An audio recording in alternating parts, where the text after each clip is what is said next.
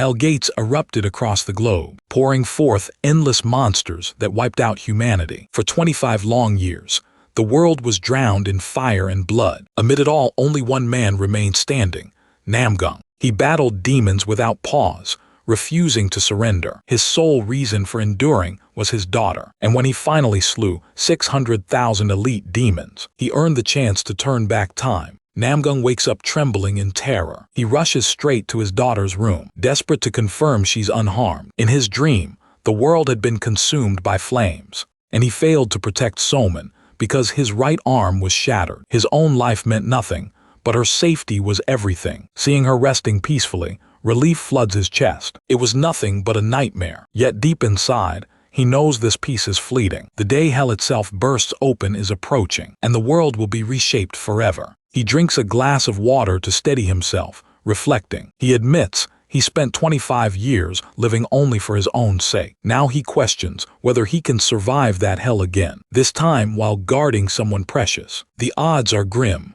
but even if it costs his life, he's resolved to try. Suddenly, a system message flashes. His status has shifted. Magic power gained. Spirit magic novus obtained. Spirit eyes at LV1 are activated. Namgung can hardly believe it. His abilities remain intact. A spirit stares directly at him. Namgung struggles to understand. Why do his powers still exist? Was the flow of time bent, or is this some hidden perk of regression? 3 days from now, on October 11th, the Hellgate will open. But already a select few are aware. The 8 prophets, chosen by the 8 phases, the 8 martial stars, and the one hailed as humanity's savior. Their growth has been nothing short of extraordinary. Namgung recalls every detail of the last 25 years. With those memories, he knows he can now seize achievements and rewards he once missed, items they gained while he did not. Today is October 8th. The era of monopoly begins now. Namgung steps into a place where a man greets him, startled to see him there. The man clearly wasn't expecting company. Namgung replies that he came to make some purchases. Guru eyes him suspiciously, asking just what he thinks he's doing. Namgung answers that he's preparing for the prophet's trial, saying he heard it's held here. Unless he's mistaken, Guru grows irritated, realizing someone has been sent here after all. And things feel even stranger since he knows the selection process isn't over yet. Namgung agrees it's not over. That's precisely why he's here. He must enter before the trial closes if he wants their positions. In that moment, Guru realizes the truth. This is the notorious Regressor, the man who slaughtered 660,000 high-class demons. He asks if Namgung believes regression gives him free rein. Gu Ryu declares this place is a chessboard created by the higher phases, and Namgung is only angering them by meddling with their play. Yaksha interrupts, ordering Namgung to remove his hand because it reeks. Namgung had attempted to sever Juri's hand, but admits his body isn't capable of it yet. Logical, since he lacks any engraved runes. He remarks he had no knowledge back then, and that regression itself was permitted by the phases. He asks if Juryu truly believes they'll react with human-like anger, if he still thinks they even care at all. Juryu lunges to attack, but Namgung stops him cold, mocking whether his head is only for show, or if he really understands what being a regressor entails. He spells it out.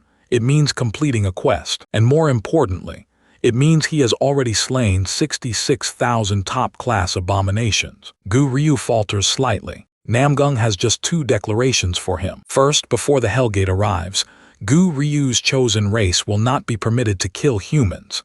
That will be law. Second, his true reason for coming is to meet Juryu for the bundle, and he warns him, don't even think of targeting him once the gate opens. Juryu is shocked that Namgung knows his actual name. He demands to know how. Namgung says they share a deeper bond, but Juryu snaps back in denial, asking if Namgung is implying he was ever his servant. Namgung examines a solid steel shield, stunned by its outrageous price. At this point, he only earns 1 head per monster, far too little to afford it. But he knows later 1,000,000 heads will feel like spare change. Juryu catches him eyeing it closely and mocks him, pointing out he has no real means to gather heads yet. He claims Namgung is only dreaming if he thinks he can buy such things. Namgung bluntly orders him to hand it over, but Juryu scoffs that he's lost his mind, How could he give it up? He tells Namgung to actually read the conditions. It states the requirement of friendliness. Jiryu reminds him that he literally slapped his face and drove a sword into his arm. So why in the world would he surrender it now? Namgung, unshaken, yanks the blade from his own hand and calmly pays out 20 million. He then tells Jiryu that if he performs well, he'll add 80 million more, because he believes Jiryu is the yaksha at this stage. Ryu sneers and tosses the money away, sneering that in 3 days' time, paper like this will be worthless. But Namgung remains certain. He tells Jiryu he'll need it, and 2 years from now, that money will save his life during the pitch-black night. After all, currency will always hold value, even after the Hellgate erupts. Jiryu wonders aloud if he's serious. Sure, among humans, money matters, but to them it's mere scraps of paper. Still, he asks, what if Namgung is lying? Namgung doesn't bother justifying. He simply says it's Jiryu's decision, believe him or not. But 2 years from now, he'll regret it on the ground, wishing he had agreed. The choice is his. To Ryu, Namgung now seems more deranged than the Naga themselves. He asks what Namgung intends to do with it all. Namgung replies that he's going to document everything. That will be his ticket into the prophet's trial. Ryu has had enough.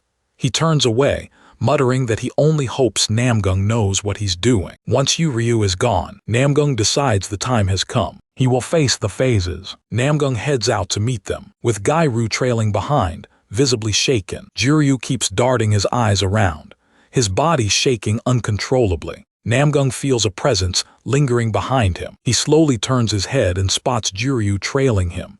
Namgung asks why he's following. Jiryu, voice trembling though forcing a casual tone, tells him to mind his business. He only came to watch what kind of death Namgung will meet. Then he asks if he can pose a single question.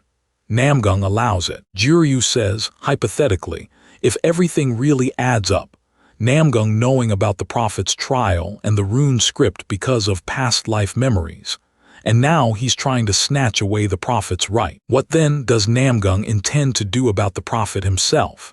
After all, the rightful one here should be the prophet, and surely Namgung knows who that is. Doesn't he feel the slightest guilt about stealing that role? The prophet is Ghost Whale, known as Chehwesu, a unique being unlike any other. One of the 8 martial stars, master of countless undead, practically unkillable. He even rivaled Alec, the strongest among the 8. But to the rest of the world, he was nothing more than filth to be eliminated. A lunatic, because raising the dead requires corpses. And for the finest corpses, Chehwesu experimented on the living. He even used Namgung as one of his subjects. Namgung doesn't reveal any of this to Jiryu. He only says he feels no remorse, not in the slightest. Jiryu nearly calls him heartless. Instead, he warns him that no matter how great he once was, right now Namgung is just another human. He had better watch himself if he knew whose doorstep he was walking into. Namgung remains silent. Of course he already knows. The tormentor who haunted him for 18 years, the unwelcome ghost from his past. Their steps carry them into the domain of the tamer of the 7 snakes. The phases demand an explanation from Jiryu, asking why he brought a human. Jiryu freezes in terror, unable to answer. The phases then address Namgung directly, saying only the prophet is allowed here, and Namgung is not the chosen prophet. Namgung meets their gaze boldly with a smirk, replying that not choosing him was their greatest mistake. They should have selected him from the very beginning. Suddenly, Jiryu shouts out, calling upon the tamer of the 7 snakes. He points at Namgung, declaring this is the regressor, the one who slaughtered 666,000 searchers and 66 high-class demons. The phases acknowledge he's the one who overturned the board, but they still insist he is unfit to be prophet. Namgung asks why not. Why not see for themselves if he's better than that Chehwesu they picked? He remembers the moment his daughter slipped from the cliff's edge. Even with a shattered arm, Namgung gave everything to save her. He begged the heavens to take him instead, but in the end, his arm was torn away, and she fell, her tiny wrist still clutched by his severed hand. Then, by some unseen force, perhaps the hand of his deceased wife Sua, the 2 hands were bound together once more. The phases chuckle, amused that the regressor who bent time itself turned out to be one of their own followers. That casual remark ignites something deep within Namgung. He leaps into the air, eyes burning, and roars at them to watch their tongues. Drawing a dagger, he slashes at the red, pulsating mass on the ceiling where the phases dwell. Juryu stares in disbelief as Namgung lands, fury blazing, declaring he is no servant of theirs. From the wound he created, a suffocating gas begins to pour out, forcing Namgung to hold his breath. The phases express shock, wondering how he came to wield such power. As Namgung expected, even higher beings don't know everything. Rising again, he says this very power is proof of his regression, and maybe it's simply the reward for surviving through hell itself. Then, another figure appears. With a snap of his fingers, a surge of violet mana engulfs the field. The voice demands again, where did Namgung acquire this strength? Namgung steps forward, answering it was given to him by none other than Chihwesu, the prophet they themselves had chosen. Pale serpents crawl across the ground, as the new figure finds Namgung's reply intriguing. A towering throne rises, built of stone, and upon it sits a man flanked by 3 pale snakes. He greets the regressor, calling him a loyal slave, and grants him the right to speak, acknowledging he has earned that much. This is the master of the 7 snakes himself. He recalls that there was indeed someone who slew 66,000 demons. Glancing at a painting, he muses that the artist must have been the watcher of sun and moon, though he considers such a feat worthless. Still, he admits he's impressed Namgung overcame it all to stand before him. Yet he calls it a pity. He has already chosen a prophet, and his choice is final. Namgung challenges that, asking if he truly thinks his decisions are absolute. The man demands to know why Namgung believes otherwise. Namgung replies that regression's requirement is simple. He was the sole survivor, not the chosen one, not even among the others. He alone lived. He makes it clear he's not here to beg for the prophet's seat. He's here to make an offer. If the man won't choose him, that's fine. He'll bring victory to a different high being instead. And the prophets this one picks, they'll be the very first Namgung kills. Yu Ryu, horrified, pleads with Namgung to calm down, but the higher being's rage ignites. He demands if Namgung dares threaten him. Does he not grasp he could be crushed where he stands? He warns Namgung that if he continues, he'll become the common enemy of all high beings. That would mean an even harsher starting point. So why should he be chosen? Namgung replies coolly, because that's the only way the man can win this cursed game. He also reminds him that the high beings are bound by rules. They cannot mark him as an enemy. Even when he was ignorant, when the hell gates first opened, he survived, and he will endure again.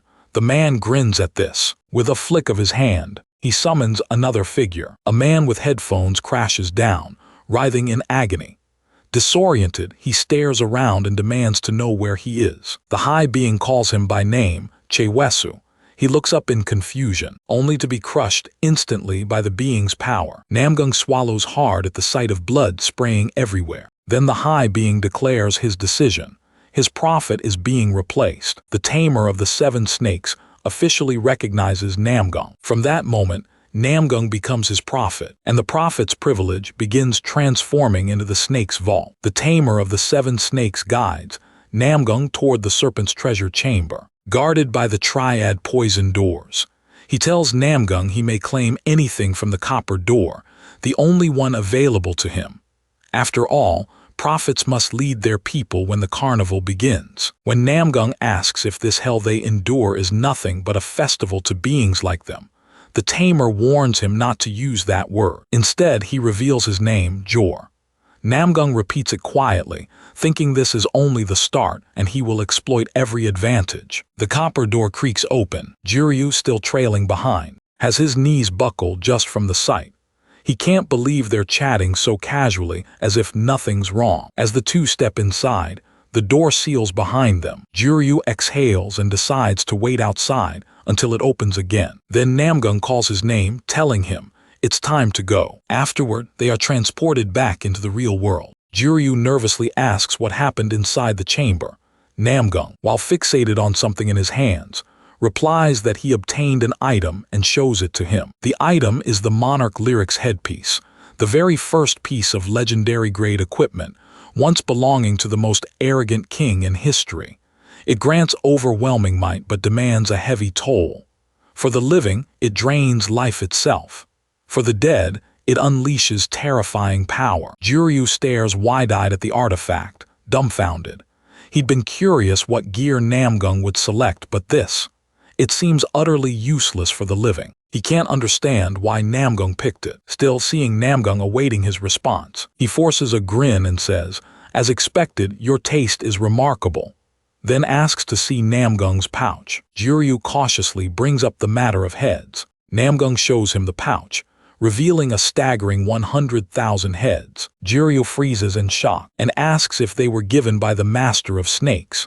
Namgung confirms Jor bestowed them. Jiryu is stunned. He warns that every gift from them carries a dreadful price, even the smallest. Namgung answers that he already knows. When Jiryu asks what Namgung had to give in exchange for 100,000 heads, Namgung shocks him by replying that he didn't pay anything. Instead, they paid him. He explains that Jor worried other prophets might target him since he's a regressor. So, to balance that, Jor handed over the 100,000 heads and gave him a mission. Jor's condition, a quest equal in weight to regression itself, slaying 666,666 demons. Namgung then retrieves a red wax seal. Inside it lies the quest of Legend Grade, and as he reads through it, another hidden quest triggers, 7 serpents incarnations. Jiryu just stands frozen, utterly overwhelmed, thinking about what Namgung could possibly have received. But Namgung snaps him out of it, repeating his demand for the pouch. Startled, Jiryu quickly pulls it out and nervously asks what Namgung's searching for. Namgung tells him he needs a functional sword, at least rare grade, something he can purchase with the heads now in his possession. After rifling through the pouch, Jiryu presents 2 possible options. Namgung takes one, reads its description, and immediately dismisses it, saying any weapon with an overly long story always hides a curse. Jiryu nods, agreeing.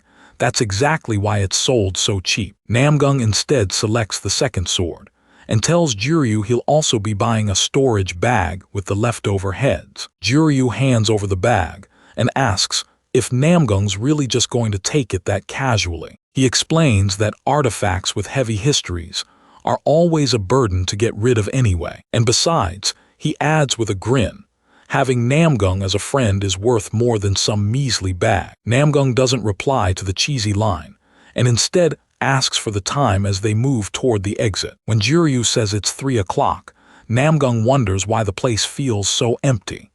Jiryu explains that this area is shielded by a barrier. As they reach the last staircase, Namgung thanks Jiryu for his help, admitting that thanks to him, he won't be late. But Jiryu, now in his human form again, eyes him suspiciously and asks if Namgung is planning something.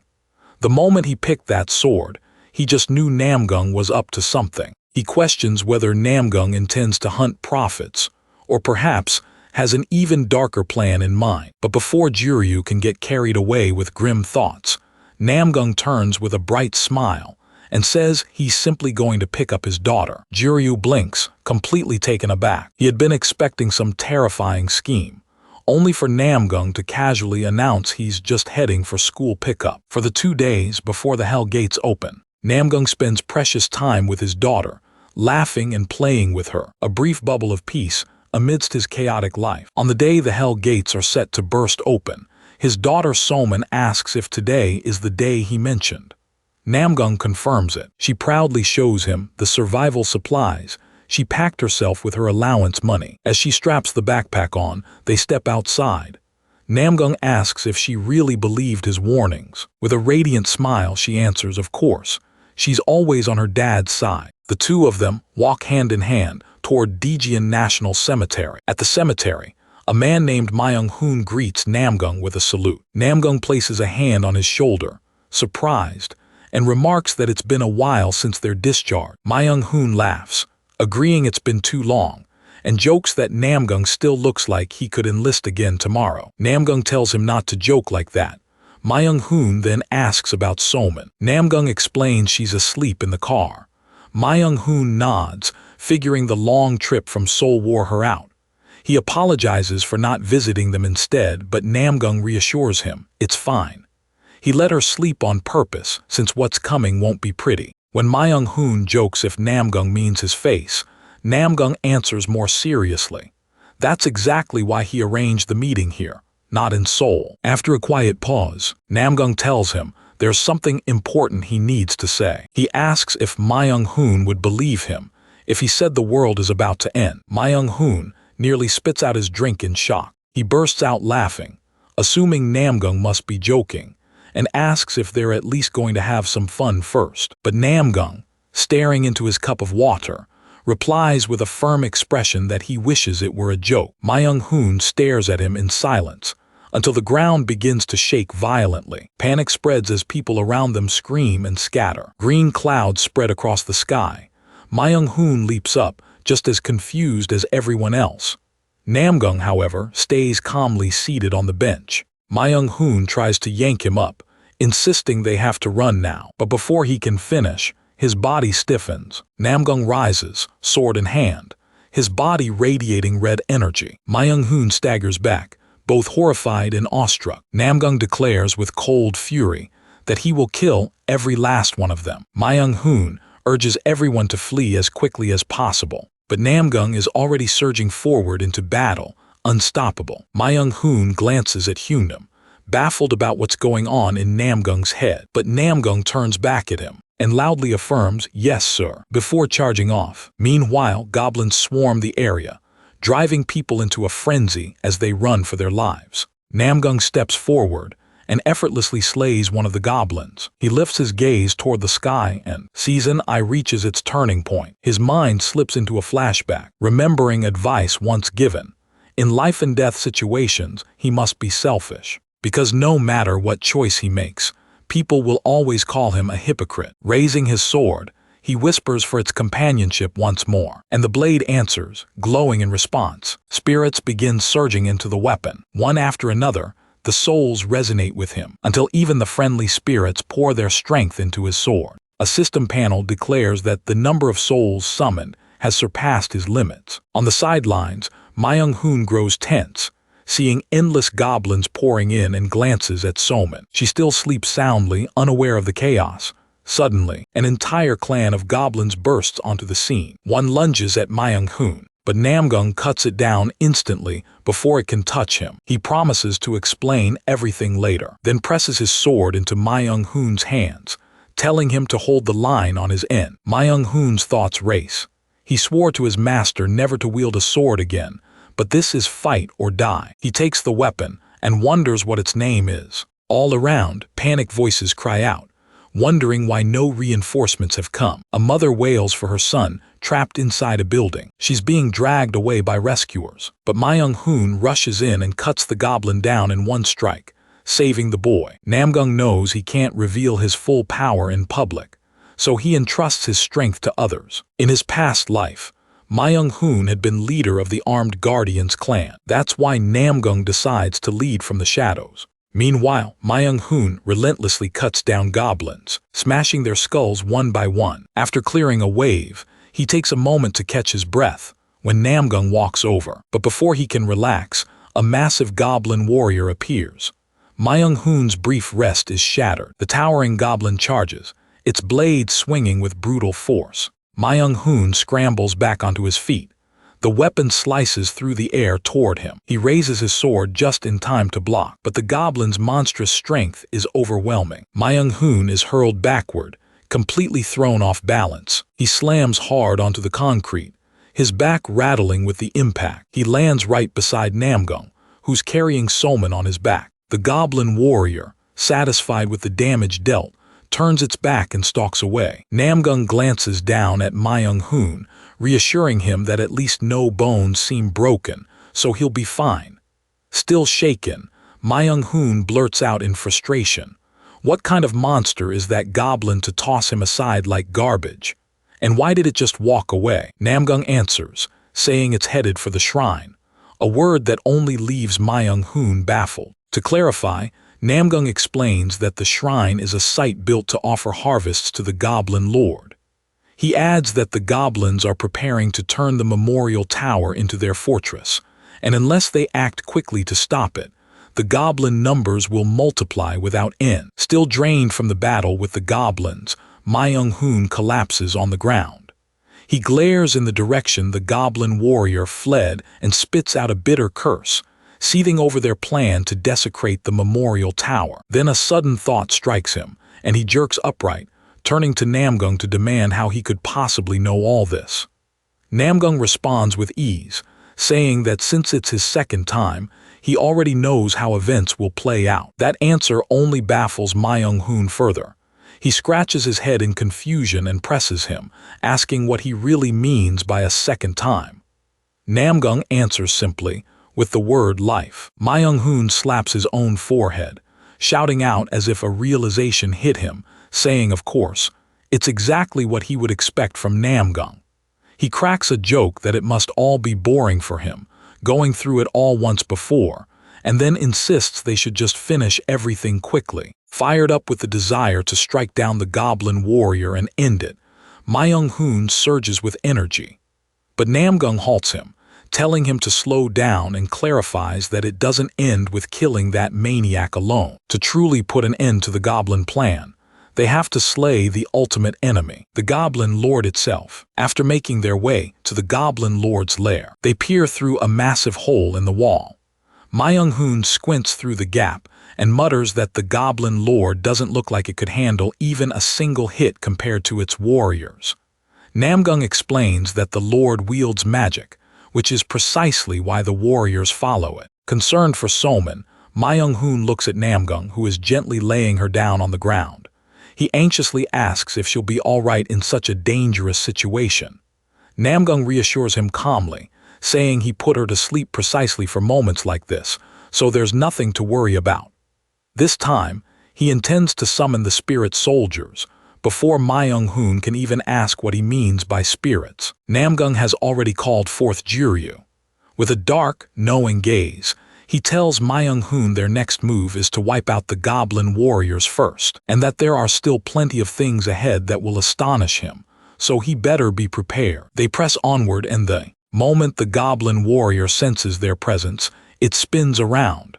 But before it can take action, Namgung dashes forward and hurls his sword with flawless accuracy. The blade pierces straight into the goblin lord's eye, forcing it to scream in agony. Without missing a beat, Namgung charges directly at the goblin warrior. Even through its searing pain, the goblin warrior rips the sword from its eye and swings it wildly toward Namgung as he advances. With lightning reflexes, Namgung dodges the attack and pulls back. He whips out 2 poison darts, driving them deep into the goblin warrior's leg. The beast lets out a groan, its body overcome with pain. Spotting the opening, Namgung yells to Ma Young-hoon that now's the moment. Ma Young-hoon, waiting eagerly for the signal, leaps high into the air with his sword in hand. He aims to bring it crashing down with all his strength, but when he strikes, the blade does nothing.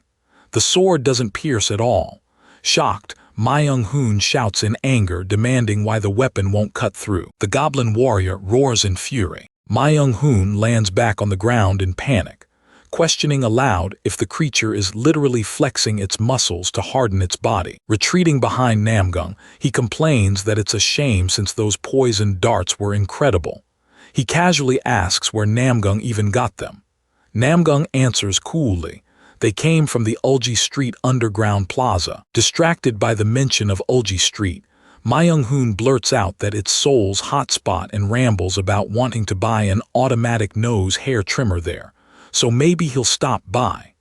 Namgung drags him back to focus, reminding him they have to finish off the goblin warrior before the goblin lord steps in. He declares it's time to put an end to this. Namgung steps forward once more, with the poisoned darts in hand, launching an assault on the goblin warrior while it swings its sword in defense. He sidesteps with ease and hurls the darts forward. They sink into its chest. The goblin warrior cries out in torment, staggering before finally collapsing to the ground. Seizing the moment, Ma Young-hoon shouts he won't fail this time and charges in. Though the goblin warrior tries to resist, Ma Young-hoon forces through and delivers the finishing blow. Rotating his sore shoulder, Ma Young-hoon gripes about how tough its bones were, saying his arms ache, but proudly boasts he still brought it down with his raw strength. Namgung warns him not to lower his guard, reminding him the Goblin Lord is next. They step into the chamber where the Goblin Lord should be, but the creature is nowhere in sight. Suddenly, a glow flares behind Ma Young-hoon.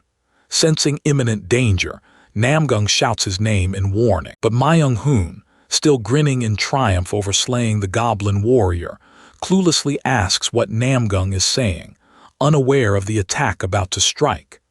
Namgung realizes it's already too late for him to evade. Without delay, he summons the spirit soldier Juryu. In an instant, Juryu rushes to shield Ma Young-hoon, planting itself between him and the goblin lord's sudden assault. Ma Young-hoon is stunned, barely comprehending what just unfolded before his eyes. He hadn't even sensed the danger. Meanwhile, Namgung clutches his chest, troubled by the strain, wondering if it's because the spirit soldiers have such limited capacity for growth. As he feared, Juryu might not endure for long. As Ma Young-hoon finally grasps the situation, fury builds within him. He charges at the goblin lord, sword raised, shouting curses. By now, 2 of Namgung's 3 summoned spirit soldiers have already been used. Ma Young-hoon swings with force, but just before the strike lands, an unseen barrier blocks it. The goblin lord casually repels him backward with its distant power. Groaning in pain, Ma Young-hoon crashes to the ground, this time at the hands of the goblin lord. Seeing his bewildered expression, Namgung explains that the attack was halted by a shield, not an advanced spell but still rare at this stage. Struggling on the ground, Ma Young-hoon asks what their solution is. Namgung, eyes fixed on the goblin lord, simply tells him to crush it. He just needs to exert more power. Shaken by how easily he was thrown aside, Ma Young-hoon protests there's no way they can break through that right now. His disbelief shows even as he strains to rise. Namgung reassures him calmly, saying there must be a way to bring the goblin lord down. Without hesitation, he passes him his own sword and instructs him to head to the temple. He tells Ma Young-hoon to entrust it to the blade. Ma Young-hoon accepts the sword from him. Staring at it blankly, he admits he doesn't understand what Namgung means. To drive the point in, Namgung explains that it's a cursed weapon, a sword bound with a soul.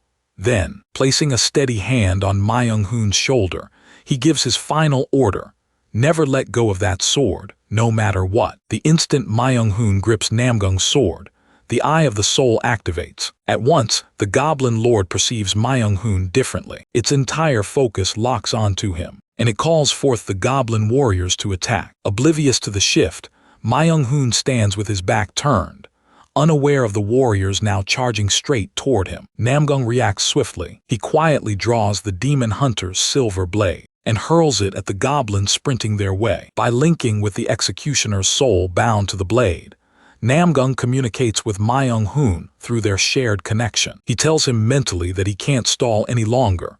It's now Ma Young-hoon's turn to act. The executioner's spirit within Ma Young-hoon stirs awake, ravenous for blood. With a savage roar, he spins around to face the charging goblin army and bolts straight toward them. He stomps down with such power that the ground splits apart beneath him. Then he launches himself directly at the goblin lord. The sheer force he now commands, empowered by the cursed blade, is overwhelming. He smashes into the shield with such intensity that it fractures. With the same fearsome glare, Ma Young-hoon presses forward, driving the sword straight through the broken shield.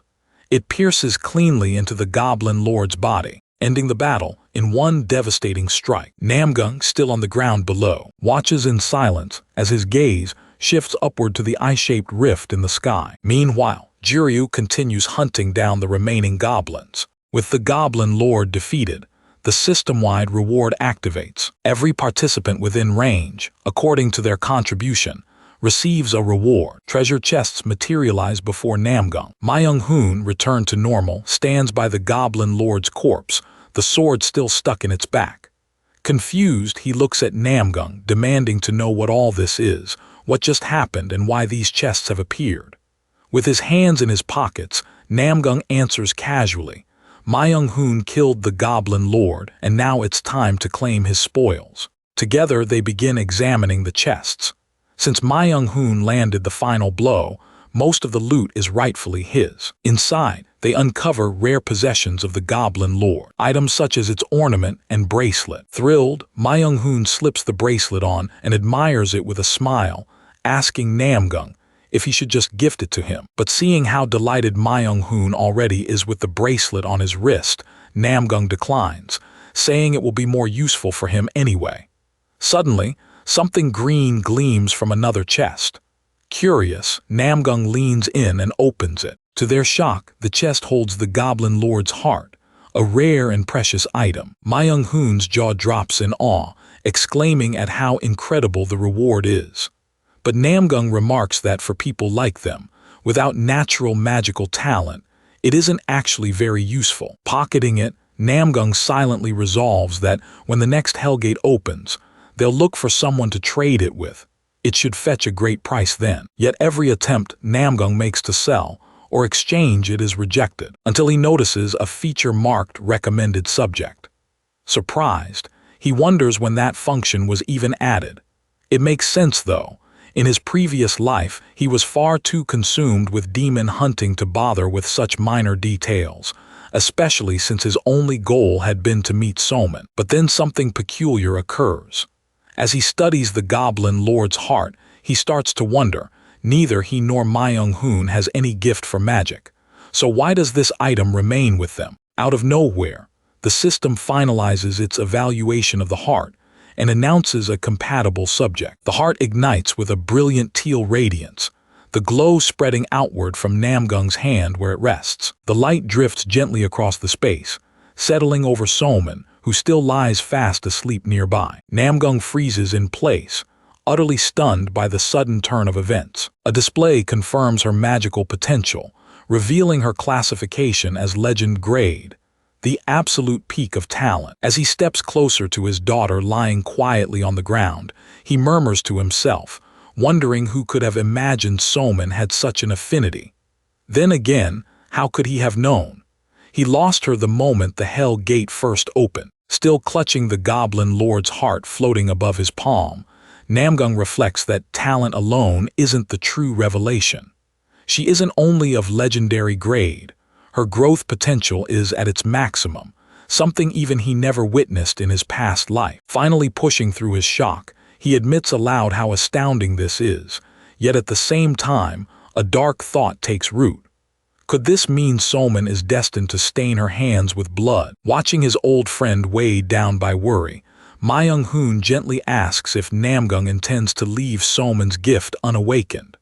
After all, even adults like them struggle to face monsters. Speaking with heartfelt concern, he says children deserve a chance to live happier lives than their parents, even if the world itself has become hell.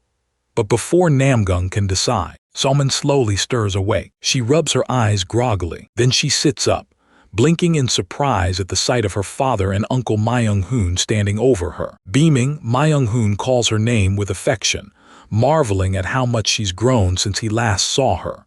With playful excitement, he asks if she wants him to give her an airplane ride. But standing proudly, she shakes her head and says firmly she's not a child anymore. Glancing around at the chaos surrounding her, she starts to ask questions, until her eyes fall upon the corpses of goblins scattered around. With fire still smoldering across the battlefield, her eyes widen in shock as reality sets in. Slowly she turns back to her father, reminding him that he promised they would face everything together, no matter what. She presses further, asking if that wasn't the reason he told her it's today. Caught off guard and ashamed by his own lie, Namgung lowers his gaze and apologizes. But their conversation is cut short as a small boy shuffles over to Soman, tugging timidly at her sleeve. When she kneels to ask what's wrong, he silently gestures toward his mother's lifeless body. A weapon still juts cruelly from her back. The boy tries to speak, but words fail him. Only a wail of grief breaks the silence. Soman drops to her knees, embracing the boy from behind, holding him close in comfort. Watching her, Myung-hoon remarks to Namgung that maybe she inherited her father's bravery. But Namgung quietly shakes his head, saying she likely takes after her mother. With eyes squeezed shut, Namgung admits his weakness. He confesses to Myung-hoon that he tried to cage his daughter, walling her in because of his own fear. Myung-hoon, offering comfort, tells him that any father in his place would have done the same. Then Soman looks up and asks her father if they can take the little boy with them. But Namgung refuses immediately, saying shelters will be available during the Great War, and the boy will be safer there than with them. Soman presses again, pointing out he has no one else left. But Namgung holds firm, repeating his refusal. Biting her lip, Soman lowers her gaze, tears trembling at the edge. Quietly, she confesses how terrifying it is to be left all alone, especially since she knows that pain herself. He wasn't there when her mother passed on. Namgung cannot bring himself to respond, and then a portal tears open behind him. From it steps Jor, wearing his sly grin as always. He reminds Namgung of his earlier prophecy, voice dripping with mockery. He questions whether it truly makes sense for a man who commands death to tread the path of life. Hearing Jor's voice, Namgung spins around, Soman following his gaze. With his twisted smile, Jor praises Namgung for defeating the Goblin Lord. According to the original design, the citadel should have risen before midnight and goblins should already be overrunning the city. But Jor says things have been thoroughly derailed. When Namgung demands an explanation and insists his actions should benefit Jor, Jor admits that's true, but says the other higher beings opposed it. They don't approve of Namgung using the dead as soldiers before the carnival begins. Namgung scoffs, asking what's wrong with making use of the tools he has. He tells Jor to carry a message back, that they should mind their own affairs. But Jor refuses, saying the others are correct. Everything must begin with the carnival. When Namgung presses for a reason, Jor lifts a finger toward him, accusing him of lacking balance. Can he truly control the patriotic souls? Can he bear the weight of gods and heroes of the past? Namgung doesn't answer. Instead, his anger flares as he tells Jor to worry less about rules and more about protecting him. Jor only laughs, saying he knew Namgung would respond this way, which is why he came with an alternative, a life for a life. He explains that Namgung has already taken in many spirits, and now it's time to pay the cost. By strict rules, the trade should be equal, but since they too bear some fault, they'll accept just one life. Pointing at the little boy clinging to Soman, he reminds Namgung he was already planning to abandon him, so why not kill him now, rather than let him slow them down later? Outraged, Soman screams that Jor is speaking nonsense. She drives her fist straight into his face. She calls him a vile reptile, and demands who he thinks he is, to decide who deserves life or death. Jor, now seething, lashes out with his power, hurling her away. She slams brutally into a wall. That's the breaking point for Namgung. He rushes forward in fury, but Jor throws him back with ease. When Myung-hoon intervenes, he too is tossed aside, holding all three of them at bay with his overwhelming power. Jor sneers, saying he may like Namgung, but if his daughter steps out of line, she must be disciplined. Namgung strains against the crushing force, while Jor smirks and taunts whether they should settle it by taking the boy's life, or perhaps Soman's, or even Myung-hoon's. Namgung hurls curses at him, but Jor only orders him to shut his mouth and choose. Just then, the Goblin Lord's heart slips free from Namgung's grip and falls to the earth. Soman's body immediately begins to glow with the same azure light. Jor watches with glee, laughing as though every detail has gone exactly as planned. Namgung realizes with dread that Jor knew of Soman's disposition all along, and orchestrated this moment to force her awakening. Stricken with guilt, Namgung shuts his eyes tight and apologizes to his daughter, saying all he ever wanted was to protect her, to save at least her. But Soman assures him none of this is his fault. She tells him she will always trust him, even in the future, because she knows he would never choose wrong. Then, as a gentle soul brushes against her spirit, soothing her heart, her power fully awakens. Her trait takes form. It is perception magic. With her newfound strength surging, Soman declares that the true criminal is Jor himself. Her perception magic bursts forth as she hurls a curse toward him. Jor only grins at the display of such raw power. Then, with a flick of his hand, he effortlessly cancels her spell. Smirking, he calls her adorable, acknowledging that she not only tapped into the highest tier of magic, but cast a mythic-level spell. Having shaken free from his power, Soman stumbles, while Jor releases Namgung as well, dropping him roughly to the ground. Glancing at him, Jor remarks that it seems Namgung has found someone far more interesting than himself. Namgung groans, still stunned by the sudden release. Once again, Soman raises her magic, shouting at Jor not to move. But before her spell completes, dizziness seizes her. She collapses to the ground. Jor strolls casually toward her, explaining that perception magic devours enormous amounts of mana. She's just a child who has only just awakened. Of course, she's overwhelmed. Crouching beside her, he begins channeling healing magic. Namgung, gritting his teeth, pushes through his pain and charges at him, shouting for Jor not to lay a hand on his daughter. High being or not, he vows to kill him. But Jor, still calmly healing her, smirks and insists he's not harming her. He's simply aiding her. Seeing that Jor is indeed mending her wounds, Namgung slows, though his body remains tense. When finished, Jor rises, telling Namgung he should be grateful to his daughter. Other higher beings were watching and took interest in her, so for now, they'll overlook everything. Namgung remains silent, his expression heavy. He lifts Soman carefully into his arms, holding her close with solemn intensity. Jor warns him to remember that from now on, threats won't only come from monsters. He'll have to protect her from higher beings as well. Seeing Jor's grin, Namgung retorts that as his contract god, Jor ought to do more than sit back with folded arms. Suddenly, a crimson crystal sphere clatters onto the ground. Jor explains that this item wasn't meant to appear until the goblin castle was completed. The higher beings planned to grant it as Namgung's carnival reward, but he admits with a smirk that he stole it. Flashing his trademark grin, Jor asks if he isn't doing a fine job as Namgung's god, pulling strings like this on his behalf. Jor reopens his portal and steps toward it, telling Namgung that he'll be watching closely, and that Namgung must keep himself alive, if for nothing else, then for the rewards waiting further down the line. Soman gradually stirs awake, blinking her eyes open to find herself lying in the back seat of a car. As her memories rush back, she bolts upright in alarm, demanding to know from Namgung and Myung-hoon what happened, insisting she remembers facing off against Jor. Myung-hoon turns, reassuring her that she only fainted from a mana overload, so it's no wonder if some things feel blurry. But with a sudden urgency, Soman blurts out and asks about the boy. While still at the wheel, Myung-hoon glances back and clarifies if she means Ha-sung. He explains that Namgung already left the child safely at a shelter in Daejeon. She instantly springs forward from her seat, grabbing Namgung's hair in frustration and scolding him for ignoring her when she begged to bring the boy along.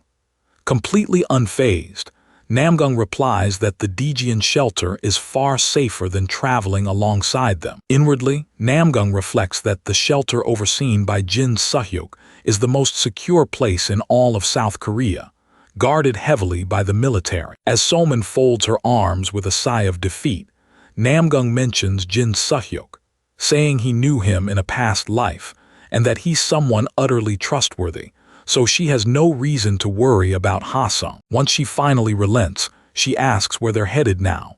Namgung answers simply that their destination is Seoul, because after the first Hellgate closed, another one has now opened there, and if they hope to stop an even greater catastrophe, they'll have to claim the dungeon's reward. Myung-hoon then glances at Namgung and asks whether he's what people call a prophet, one chosen by the high beings. When Namgung confirms, Myung-hoon follows up by asking what their next step will be. Still staring out the car window, Namgung states flatly that the only path is to keep growing stronger. The radio suddenly crackles to life, cutting in with traffic updates. Train services have been suspended because of damaged rail lines, and the Paju Expressway has been closed due to the collapse at Seosan Junction. Myung-hoon sighs, noting that the highway option is gone. While he personally doesn't mind, since he's strong enough to handle it, he reminds Namgung that Soman is with them, so he suggests they switch to the national road instead. Before he can finish his thought, something smashes violently against the windshield, jolting everyone inside. A monster has landed directly on the car. Shock surges through them. Myung-hoon immediately checks on Soman, asking if she's all right. Namgung steps out to size up the situation, and quickly spots more monsters that hadn't yet been cleared out. As he stands ready, a goblin suddenly charges from behind, but before it can strike, an arrow whistles through the air and drops the creature instantly. A young boy stands before Namgung, bow still in hand. The arrow had missed Namgung by the slimmest margin. Once the goblin falls, the boy hesitates, stammering an apology, saying the monsters suddenly seem to target Namgung. Namgung tells him to lower his bow before speaking. The boy obeys quickly, lowering it and apologizing again. Glancing at the scattered goblin corpses, Namgung asks if the boy was the one who killed them all. When the boy nods, Namgung studies him intently. Myung-hoon steps out as well, praising the boy's skill and remarking how remarkable it is that he struck their vital points at midnight, no less. Yet Namgung can't shake the unease. This boy cut down 5 goblins with nothing but a bow, no magic, no enhancements. That raw skill stirs a memory. Perhaps he's seen someone like this before, back in his previous life. Curious, Namgung asks for his name. The boy introduces himself as John Jeong-in. Myung-hoon questions how Jeong-in ended up out here when everyone had been warned to stay indoors. Jeong-in explains that his father is in a Seoul hospital, and since he hasn't been able to contact him, he had no choice but to try reaching him in person. The answer hits Namgung hard. Now it makes sense why he never met this boy in his past life. With this kind of talent, he surely would have remembered, unless the boy never survived. But if even Soman's chances had been slim, what chance did an ordinary citizen have? Namgung sighs, telling him to turn back. Attempting Seoul on that bike will only get him killed midway. But Jeong-in bows deeply, begging to go with them, promising he'll find a way to repay them. Narrowing his eyes, Namgung asks exactly how he plans to repay such a favor. Jeong-in reveals a crystal in his hand, admitting he doesn't know what it is, only that it appeared when he killed the monsters. Myung-hoon takes the crystal and scoffs, saying they don't plan on raising some mysterious rock as if it were a pet. Namgung quickly intervenes, stopping Myung-hoon, and asks Jeong-in again if the crystal truly appeared at the moment of the goblins' deaths. Myung-hoon teases once more about Namgung wanting to adopt a stone, but Namgung isn't amused. Staring at the crystal, Namgung's face goes pale. In horror, he mutters that something like this shouldn't be appearing yet. They bring Jeong-in into the car and continue towards Seoul. On the Olympic Expressway, Namgung turns again to confirm whether Jeong-in is absolutely certain he isn't lying.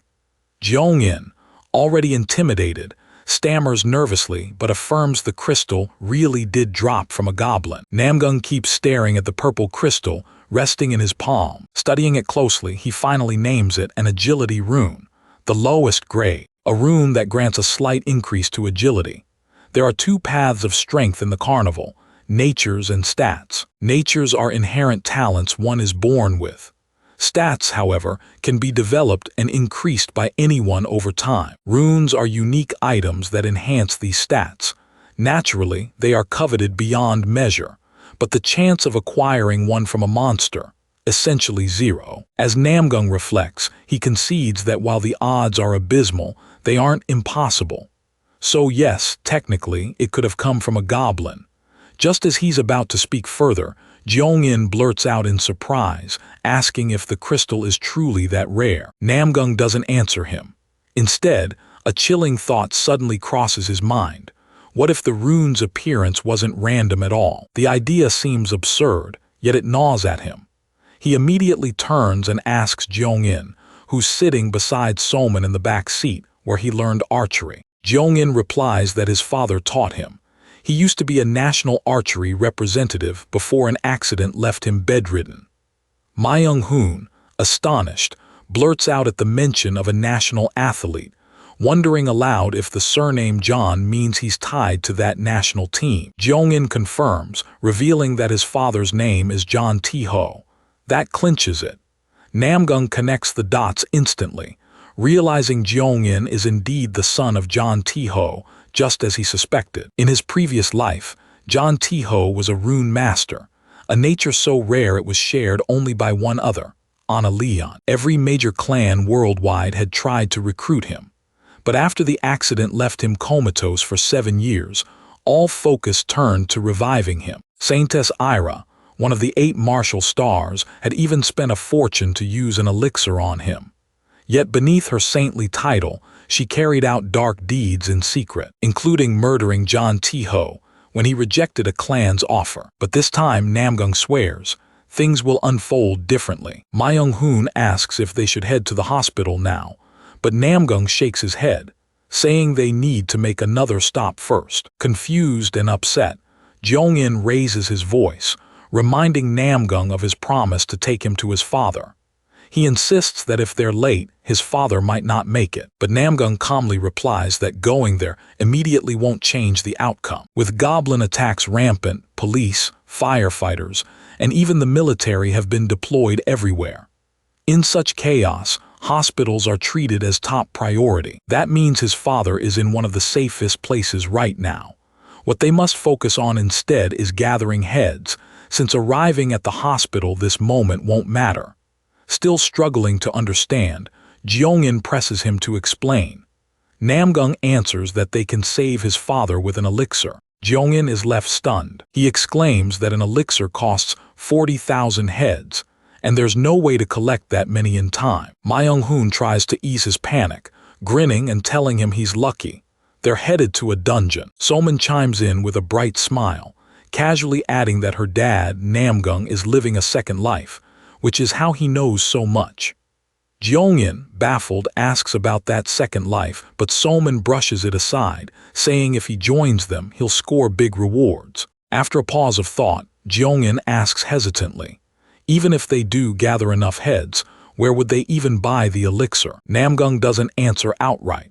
He simply says Jong-in will see for himself soon enough. Suddenly, a massive flash of light crashes down from the sky, crushing cars in the distance. Everyone on the road freezes in horror.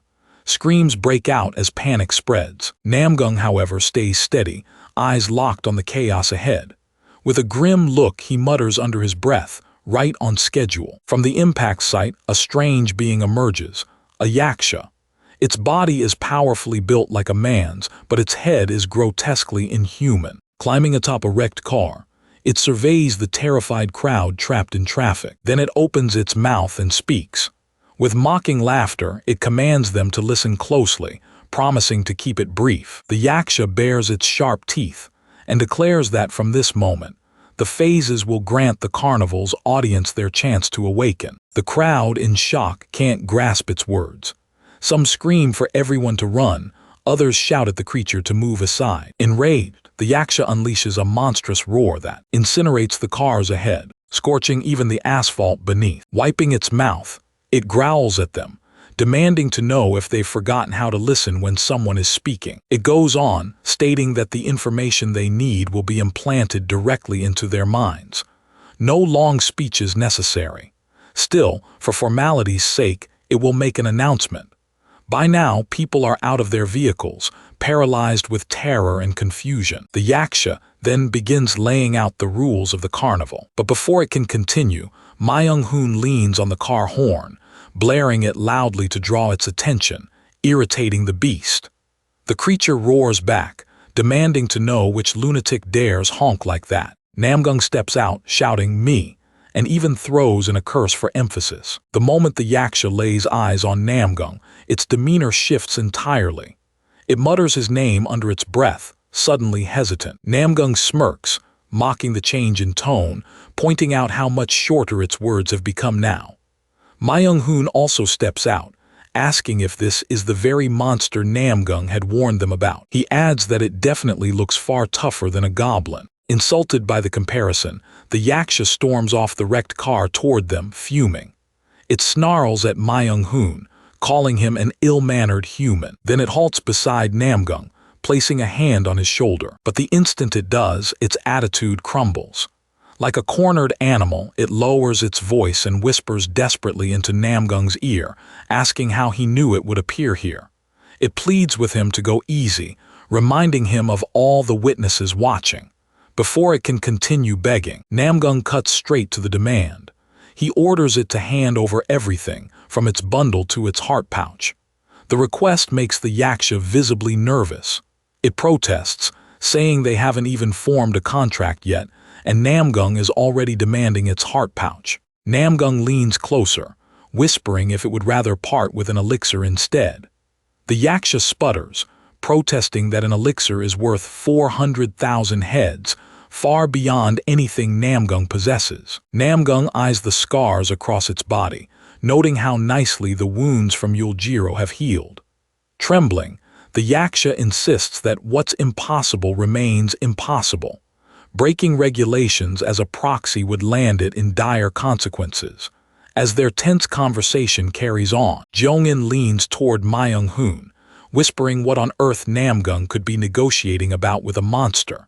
Myung-hoon shrugs, saying this is Namgung's second life after all. He advises Jeongin not to overthink it, no matter how bizarre it may seem. At last, the discussion concludes. Namgung returns to the group with a pouch in hand, while the Yaksha heads back toward the shaken crowd to resume its announcement. Salmon immediately asks what took him so long speaking with it. Namgung replies offhandedly that he just spent a bit of his allowance to buy some survival gear for the dungeon. Suddenly, Jeongin feels a surge of strange sensations, as though a dungeon's presence had entered his mind. And then the explanations about the carnival pour into his head, filling him with information all at once. He struggles to make sense of it. Myung-hoon explains that the Yaksha from earlier is implanting the basic rules of the carnival directly into people's minds, doing so immediately upon announcing its commencement. John Jeongin wonders aloud whether Hyun truly believes this is possible, whether this so-called second life, or whatever it might be, is actually real. Myung-hoon then asks his Hyun if they should just leave the car behind, but Hyun refuses and firmly orders him to take the car with him instead. He looks startled when he realizes he can actually drive the car inside the dungeon. Yet Hyun admits that he is heading towards Sinchon, since the dungeon's exit lies in that direction, and tells Myung-hoon to meet him there after they finish.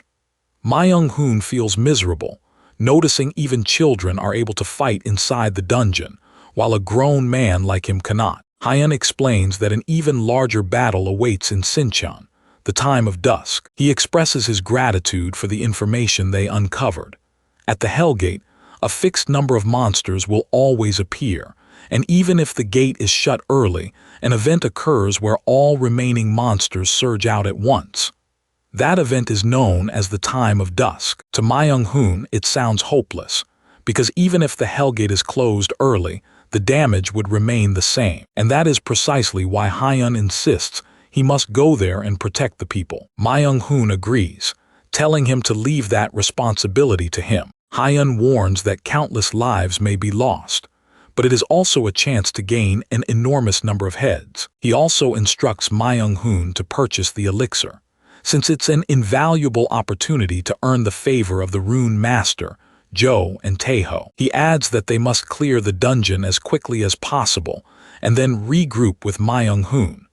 He orders Jang Jeongin and Somin to release their power. With that, Somin and Jang Hyun launch attacks on the zombies. Somin grumbles to her father, saying he should have warned her earlier that zombies might emerge from the dungeon.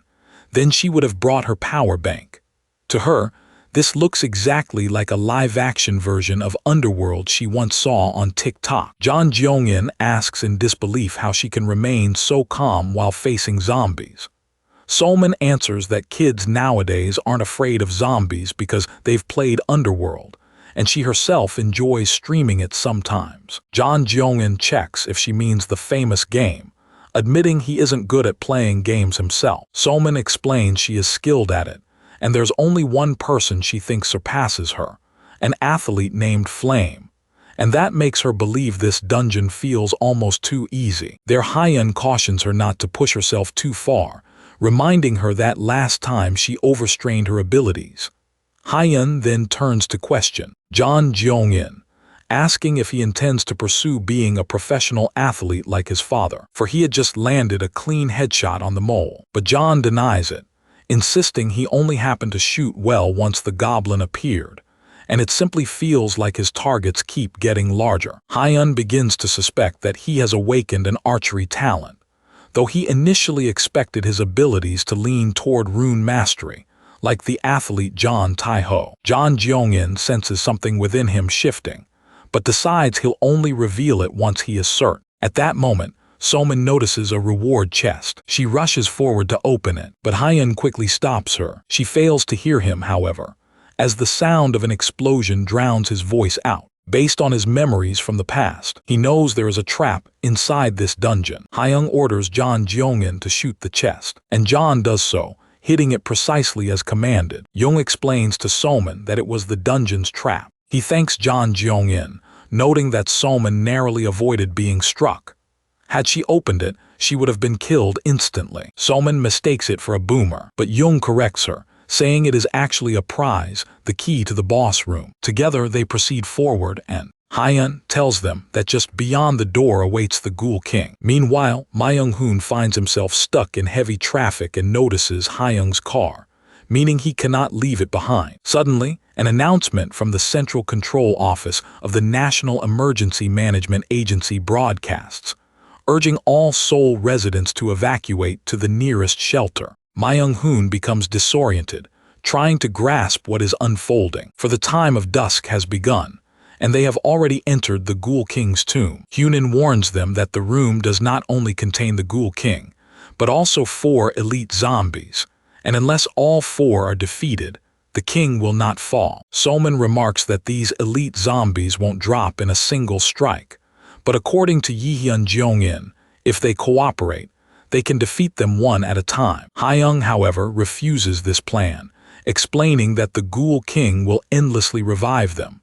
Unless all 4 are destroyed simultaneously, they cannot even scratch the king. Soman then asks if he has purchased something from the Yaksha, recalling he once mentioned using such an item in a dungeon. He confirms, revealing he holds Paladin Raoul's pendant, an exceedingly rare top-grade artifact. With it, they can at least slow the rate of zombie resurrection. Yet preventing all 4 from reviving together remains an overwhelming challenge.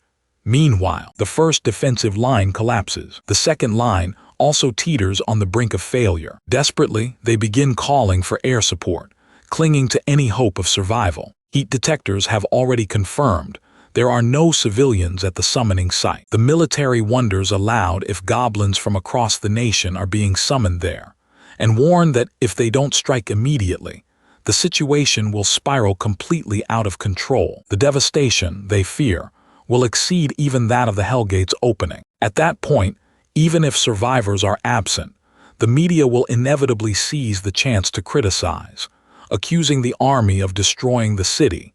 So one commander insists they must be mindful of public opinion. Another erupts in anger, accusing him of being willing to sacrifice lives merely to preserve appearances. Amid this, they spot a civilian vehicle approaching. Panic spreads, and they scramble to drive it away because of the peril. But then one soldier realizes it is not a civilian but a madman. Hyun Jeong warns Soman and Jang Jeong-in that more zombies are on their way. John Jeong-in is baffled, seeing the body already blown apart. How could it possibly reappear? If it were his own case, he thinks, he would already be lying in a hospital bed. Still, they manage to kill that one and press forward to fight the others. The Ghoul King utters something in a strange tongue. John Jeong-in reels in shock. After all this time sitting silently, the king suddenly speaks in another language. Soman interprets his words. He is commanding them to rise again. She can understand the Ghoul King's speech thanks to Sua's influence. It feels as though her mother's soul intervened in her awakening. That may explain her newfound non-elemental magic, though Hyun admits this is only a theory. He has never witnessed anything like it in his life. He instructs Soman to continue relaying every word the Ghoul King speaks. They keep clashing fiercely with the zombies. Hyun realizes that with only a single pendant, they cannot bring them all down, something he had never attempted in his past life. He now resolves to try. He orders Soman to channel her magic into the pendant. The goal is to detonate them all at once. Soman insists she cannot do it, but Hyun urges her to push forward regardless. Unfortunately, the mirror shatters. Soman despairs, convinced this is the end, but Hyun declares it is merely the beginning, and they continue battling relentlessly. Hyun commands Soman to repeat the same attempt. Meanwhile, he personally charges toward the Ghoul King. But in that clash, the king drives a blade deep into his chest. Meanwhile, Ho-jin realizes that the one arriving by car is none other than Myung-hoon. He demands to know why he has come. Myung-hoon proudly proclaims that he is the true hero, the one who appears when the world is in need. He further asserts that sooner or later, the boss, Namgung, will also arrive. Until then, they must hold their ground. But they have no weapons left to use from Young-hoon. Myung-hoon doesn't mind, however, for he came prepared with something extraordinary. He draws forth a sword seemingly from thin air. Ho-jin stares, asking if he truly plans to fight monsters impervious to bullets with just a sword. Myung-hoon insists he must understand.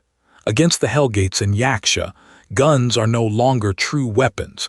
These are the real arms of war. He unveils an ogre tanfa, crafted from ogre bones. Within their platoon, he has mastered its use. Though it cost him dearly, he purchased it using all the rewards he had earned. Somin grows anxious for her father's safety, but Jang Hyun holds her back, confident he can handle the fight on his own. Namgung tries to discern whether Jang Hyun had actually fired the shot. He realizes the chest, not the head, is the creature's weak point. Jong-in orders Somin to bind its movements. She looks bewildered, unsettled by this sudden change in his behavior. Namgung continues puzzling over why Jang Jong-in aims at the shoulders instead of the head.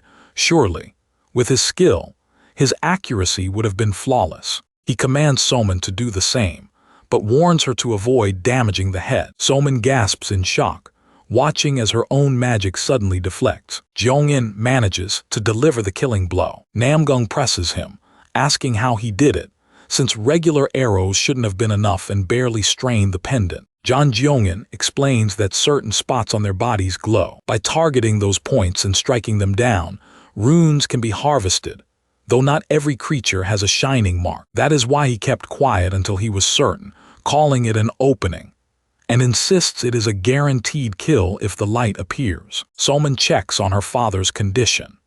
Namgung realizes that defeating the Ghoul King without using the pendant suggests there is more at play than just random rune drops. He wonders whether it depends on the shining rune itself, or if it's simply luck. If it is the latter, then by combining such skill with Rune Master John Taiho, they could acquire countless runes. Suddenly, a treasure chest materializes, looking far more genuine this time. They open it and claim the jackpot reward. Inside, they find 1,500 heads, piles of gold, and unique items gained from slaying the Ghoul King. While Somin gets distracted by the gleaming coins, Jong-in focuses his gaze on the Ghoul King's aura gloves. He remarks to Namgung that the gloves only have one ability, and on top of that they reek. Namgung replies that concentration isn't only for precision in attacks.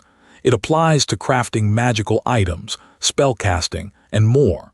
He assures him the smell will fade eventually. Jong-in says that if they're powerful, he'll keep them, then slips the gloves on while pinching his nose. With a straight face, Namgung tells him it will actually take 3 full years for the stench to disappear. Hearing this, Jongjin nearly gags. Namgung draws their attention, saying the main prize lies elsewhere. He reveals the Ghoul King's ancient keys, explaining they unlock the treasure chamber, and there appears to be one key for each of them. Somin points out the scroll in his other hand. Namgung explains that using the scroll inside the chamber will summon a dungeon. He hands each of them a key, keeping one for himself, and warns that once they descend, they will be separated, so they shouldn't be alarmed if they end up alone. Somin studies her key, noting she must choose one of the doors, and stresses that once someone passes through a door, they cannot return. Jeonjin looks to Namgung, asking what the best choice would be. Namgung admits he never cleared this place in his past life, so he cannot say for certain. All he knows is that the one who did conquer it obtained the crown of Kundal, an artifact for necromancers, and therefore of little value to them. Yeonjin eyes him, thinking that despite Namgung claiming this is his second life, there are still many things he does not know. Namgung turns back, telling them not to worry too much. It's only the first dungeon, so caution isn't critical. He adds that Myung-hoon should be waiting and urges them to hurry. Namgung strides ahead as the secret dungeon emerges. He examines its towering golden walls, marveling at their size and splendor, even greater than Jor's East Gate. He remarks that such grandeur is truly fit for an emperor. He approaches one among the 1,000 doors. The inscription reads Morno's Thorn Blade. Namgung notes that, as expected, Each door bears only a name with no further details. He recalls that Morno's Thornblade appeared in his previous life, used by the Japanese demon hunter, Sinomiya, with twin daggers.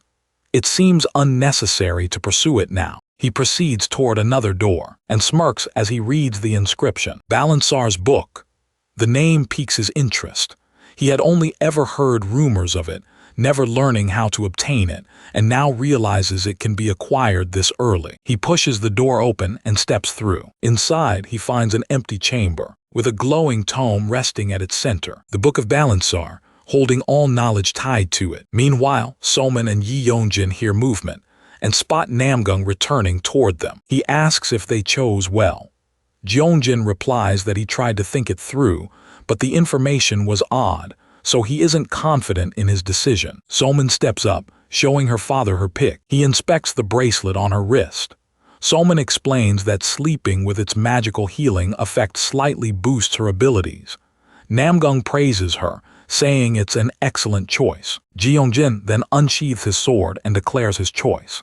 Namgung raises a brow, asking why he selected a sword instead of a bow. Jai Yongjin cheerfully replies that the name simply sounded cool. That's why. When asked if he knows how to wield a sword, he admits he doesn't, but insists it's still cool. Namgung stares at him, visibly baffled. Meanwhile, Hojin and Myung-hoon slash through waves of goblins pressing in. Hojin notes that the Tanfa is strong, but with just the two of them, the goblins seem endless. Myung-hoon smirks, asking if he's already worn out, and where the platoon's stamina king has gone. Hojin grins back, asking if Myung-hoon still has energy left to joke. Suddenly, the goblins swell to double their size, forcing their captain to order a retreat, as the troops are at their breaking point. Myung-hoon yells, demanding what will become of Sinchan if they flee. He tells them to stop boasting and at least kill one more goblin. Hojin hesitates when a dagger comes flying toward him, but in an instant, Myung-hoon shields him, taking the blade in his shoulder. He collapses, gasping that it's paralyzing poison. He can't move his muscles. Hojin shouts they must retreat to save him, but Myung-hoon insists he's fine.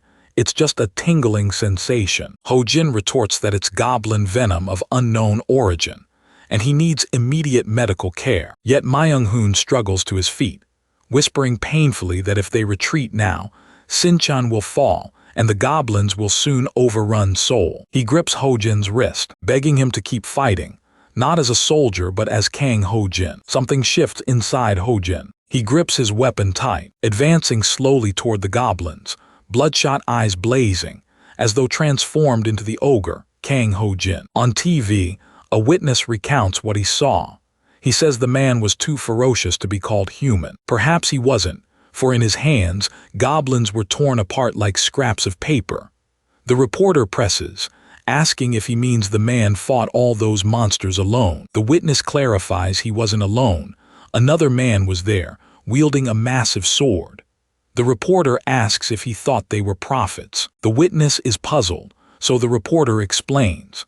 The British actor Alec Trammond declared at yesterday's press conference that prophets are the chosen ones destined to save the world. The man pauses, then says he doesn't know about prophets, but saviors. No, what he saw were more like destroyers. A goblin drives its blade deep into Hojin, yet his expression doesn't waver, leaving the goblins unsettled. He pushes forward, eyes still bloodshot. Another goblin suddenly lunges, covering for its kin, meeting Hojin head-on. Myung-hoon stares at it, wondering if this is the giant warrior. But no, it's smaller than the last one.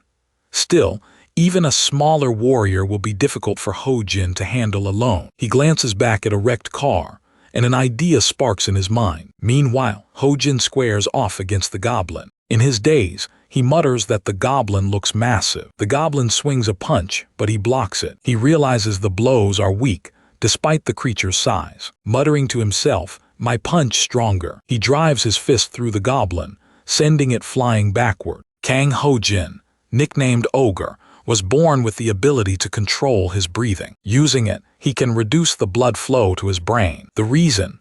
Conserve oxygen and nutrients normally consumed by the brain. An adult brain uses about 20% of inhaled oxygen, around 600 milliliters per minute, plus glucose. By redirecting this high-quality blood to his muscles instead, he sacrifices brain function, gaining monstrous strength and rapid muscle regeneration. This is Kang Ho-jin's ogre state. His strike makes the goblin question if he's even human. Just as Ho-jin is about to finish the larger goblin, the smaller one slips in and drives its dagger into him. Ho-jin instantly kills the smaller goblin, leaving the larger one crying in grief. It hurls Ho-jin into the air with a brutal punch, then follows up with another savage blow. Ho-jin coughs blood, but the flaw of the ogre state is severe. Because it's based on restricting blood flow to the brain, it cannot be maintained long. Normally, humans die within tens of seconds of cerebral blood deprivation. The ogre state only reduces, not cuts off, so it lasts a bit over 5 minutes. But Ho-jin's time is nearly up, only 1 minute remains. As the goblin cocks another punch, a car suddenly smashes into it. Myung-hoon emerges from the wreck, asking Ho-jin if he's all right. Flames erupt from the ruined vehicle, yet the goblin staggers out of the blaze, tears streaming from its eyes. Myung-hoon is stunned by what he sees, while Ho-jin, muttering unintelligible words, pushes himself upright. He clenches his jaw as only 7 seconds remain. He surges toward the goblin just as the creature charges at him with murderous intent. Myung-hoon counts down the 7 seconds and shuts his eyes, but when he opens them again, he discovers the goblin lying dead and sees Ho-jin collapsed unconscious beside it. Myung-hoon begins saying he is totally exhausted, and Ho-jin answers that he can't get up either. As goblins keep approaching in greater numbers, Myung-hoon asks if this is how they will die, and Ho-jin replies that they've already done enough. Myung-hoon responds that people say heroes die young, and remarks that his life wasn't so bad either. Then a slicing noise cuts through him, startling him as he searches for its source. And when he looks up, he finds every goblin in sight frozen while Namgung praises him. Namgung tells him he did well holding on, and remarks that it's been a while since he saw Ho-jin. Namgung appears holding a sword and orders them to rest while he handles the remaining enemies. Namgung channels ice through his blade, immobilizing the goblins, and instructs Soman to use fire to melt them. Soman unleashes flame, causing the frozen goblins to dissolve. After some time, Namgung reports that it seems they've cleared them all and adds that compared to the Ghoul King, the goblins were child's play. Myung-hoon struggles to his feet and asks Namgung how he arrived so fast without a car. Namgung, without turning, nods toward the station. Myung-hoon's eyes widen in realization as he hurriedly asks if they came from Sinchon Station, since that area should have been overrun with goblins. And before he finishes, Namgung replies that they killed every goblin at Sinchon Station. Myung-hoon gives him a thumbs up and says he expected nothing less from Namgung. Yeonjin steps forward and asks Namgung if they can now go see his father, to which Namgung answers that that's exactly what they will do next. Jeongin reminds him that he had mentioned they could buy the elixir with the dungeon reward, but they are nowhere near 400,000 heads. Namgung turns to face him and clarifies that he never said the dungeon would yield 400,000 heads, leaving Jeonjin looking puzzled. Soman adds that now that she thinks about it, she asks her dad which reward he chose in the dungeon. Namgung produces the glowing book and tells them he selected the Book of Balancer. He explains it can trade one item for another and is consumed on use. Ho-jin peeks at the book and asks if inserting an item summons a different one, calling it a gambling device and teasing Namgung about liking gambling, while Soman warns it would be wasteful to feed anything above normal grade. Namgung withdraws a broken pendant and says this is where the book's secret lies, then begins placing the pendant into the open book. He explains that giving the book a rare item is the trick, and as he closes it, the pendant is pulled inside. More energy surges forth, and the Book of Balancer shifts to a shiny golden color of rare grade, and renames itself the Great Balancer. Upon seeing this, Ho-jin exclaims at the absurdity that feeding an item can produce a higher grade one, and they start searching for their highest grade possessions, while Namgung's eyes fall on Myung-hoon's sword. He takes the sword from Myung-hoon and feeds it into the book. The book draws it in, and then returns the sword upgraded to epic grade. Namgung explains that although it isn't an ego sword, Being epic, it seems to choose its wielder.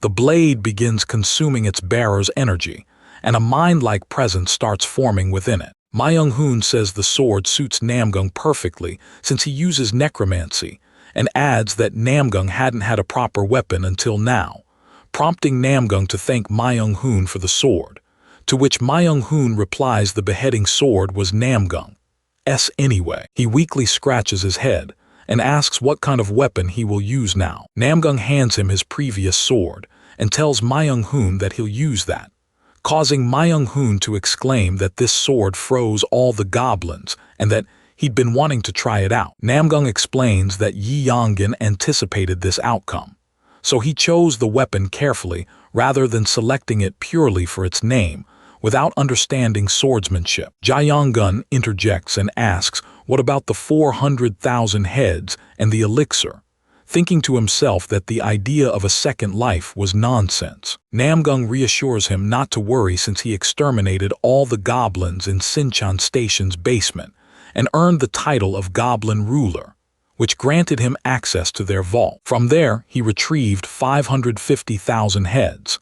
He reveals a bag of heads and declares it more than enough to purchase the elixir. Yongin smiles and praises Namgung, saying it's impressive as expected. Namgung says that now that things are mostly settled, he instructs Ho Jun and Ma Young-hoon to attend the press conference. With the situation under control, reporters will gather there, and he wants to ensure everything follows his plan, because other prophets must not discover his identity. He adds that they've endured many battles and exhaustion, so handling reporters will be less physically demanding than accompanying him, and he asks them to pretend to be prophets and take the interviews. Myeonhun gasps, realizing that this is why Namgung sent him to Sinchan first, to make him appear as the prophet. Now Myeongung believes that according to the plan, Myung-hoon and Ho-jin are gaining attention. They set off toward the hospital where Jin-jin's father is lying. Entering the hospital, they find it strangely empty.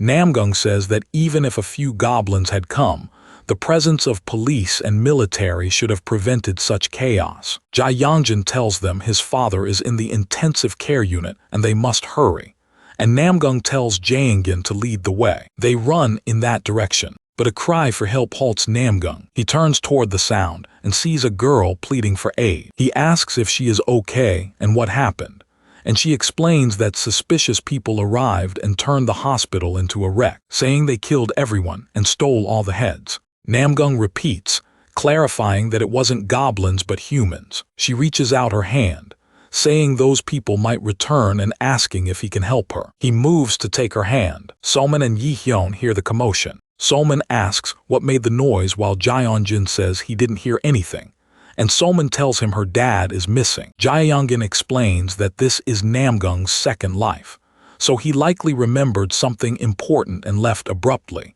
and rather than worry they should check his father's condition. Soman feels she can't leave Yeon-jin, who is weaker than her, so she goes with him to see his father. Namgung pulls the girl's hand toward himself, and she asks why he's acting so suddenly. Namgung notices the ring and asks if it's Shannon's needle. He notes it's not as potent as the Red Hornet's poison needle, but is still usable on humans. Namgung realizes the culprit behind the hospital's chaos is her. In an instant, the girl draws a knife and swings it at him. She grits her teeth, declaring that everyone else was deceived but not him. Namgung mentions the rune of Lagerity he obtained from a dungeon, and the girl replies that runes are appearing, and according to injected information, they aren't common items, so this outcome is inevitable. She reasons that since he's been to dungeons, he must have other rewards as well. Her eyes blaze red as she laments that although his face happens to be her type, it's a pity,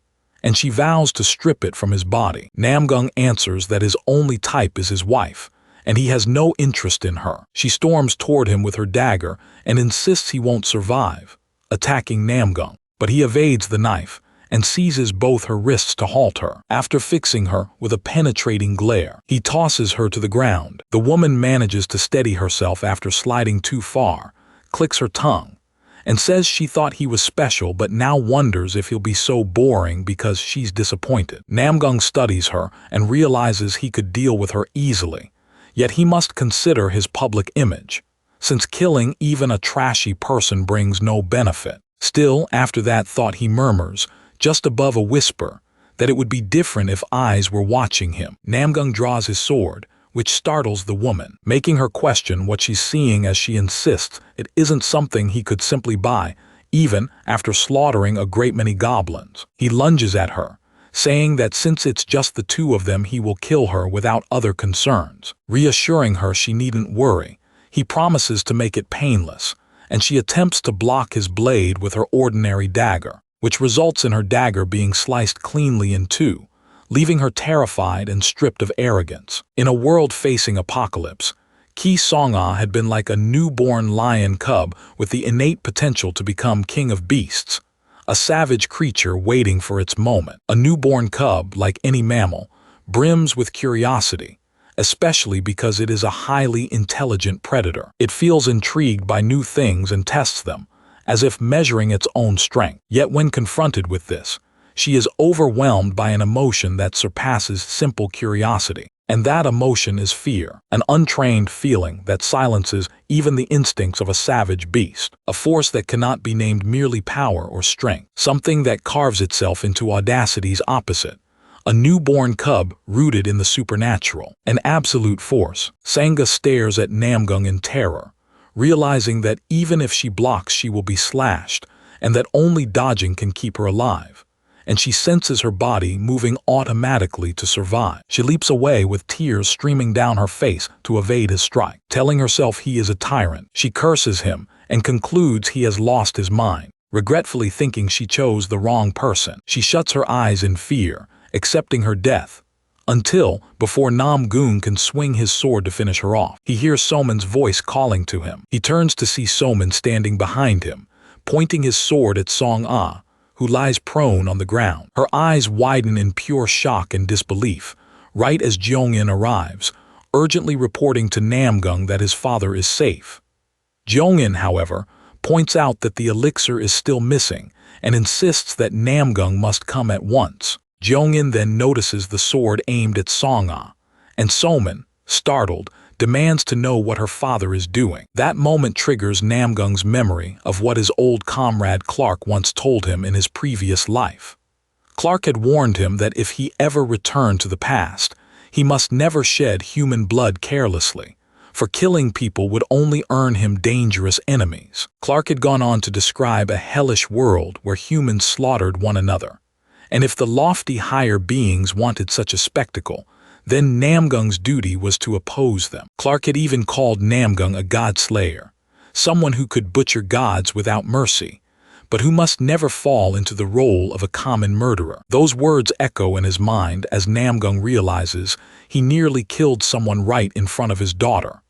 Admitting Clark may have been right, he steadies himself and calmly answers Soman that he wasn't doing anything reckless. This woman had merely tried to steal ahead, and he had only intended to frighten her. Relieved, though still a little shaken, Soman breathes out that so that's what it was. But Jeongin watches with sharp eyes, unconvinced, suspecting that Namgung had been on the verge of going much further than just a scare. Turning to Sang-ah, Namgung issues a cold warning. Never attempt such a thing again, and never appear before him. She stammers her compliance, but as she tries to back away, she feels the terrible bruise on her ankle, wondering in dread if it had fractured simply from the force of his sword's aura. Jeongin and Soman turn to leave, calling for Namgung to hurry and meet Jeongin's father. Namgung tells them he will follow shortly, yet he lingers before Song-ah for a moment longer, finally turning to leave, but halting just long enough to ask for her name. Trembling, she stutters that it is Chi Song-ah. Namgung calmly tells her he will remember it, then departs with the children. They soon reach the ICU where Jeongin's father, Jang Tae-ho, lies bedridden.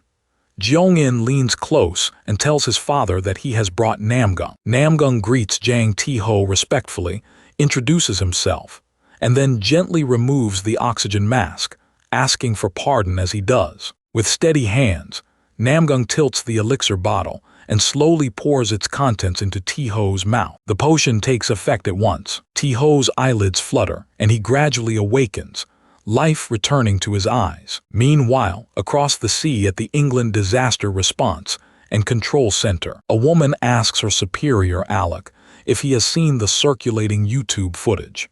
He replies that he has, and if it isn't fabricated, then it confirms that two extraordinary humans are indeed in Korea. Another agent steps forward to inform Alec that one of them is a soldier named Kang Ho-jin, and his abilities are exceptional. The woman presses Alec, pointing out the ordinary-looking weapon Ho-jin wielded.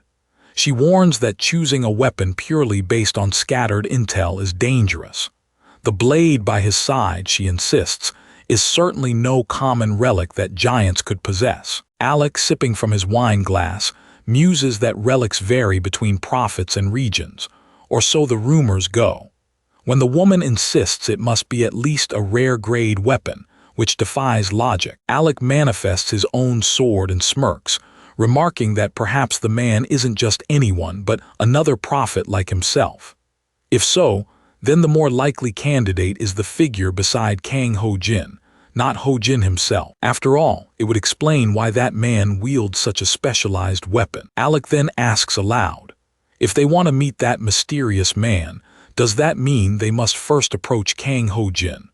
The woman warns that the world's eyes are fixed on Korea now, and this development wasn't part of their plan. Irritated, Alec retorts that he knows, but insists the spotlight must remain on them, on him alone, for only he can stand as the savior. Folding her arms, the woman asks what he intends to do about them.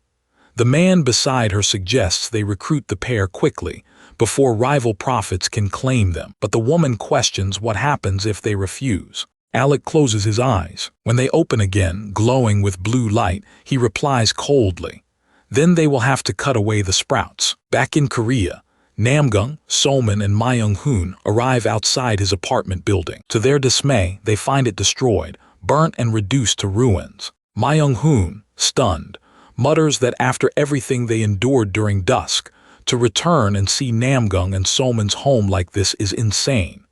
He asks if Namgung thinks goblins were behind it, but noticing two yakshas nearby, one being harshly scolded by the other, Namgung replies that it wasn't goblins at all. Judging from the wreckage, the yakshas simply miscalculated their landing coordinates. Hearing this, Solman dashes over to the yaksha at fault, climbing onto his shoulder to yank his hair, while Juryu rushes to stop her. Ma Young-hoon observes that not just Juryu but all the nation's yakshas seem to have arrived, and unfortunately, they had landed right on Namgung's home. Namgung, however, remains calm and says it is fine, as he had already prepared a panic room for precisely such a scenario. He turns and begins leading them toward it.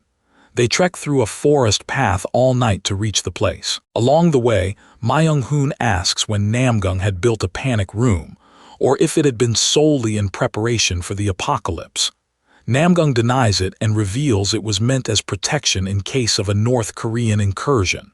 Ma Young-hoon, taken aback, exclaims at how thoroughly Namgung had prepared. Soon, Namgung opens a hidden gate in the earth. A stairway descends into the underground panic room. Once inside, Solman cringes and complains in disgust, asking if they really have to stay here.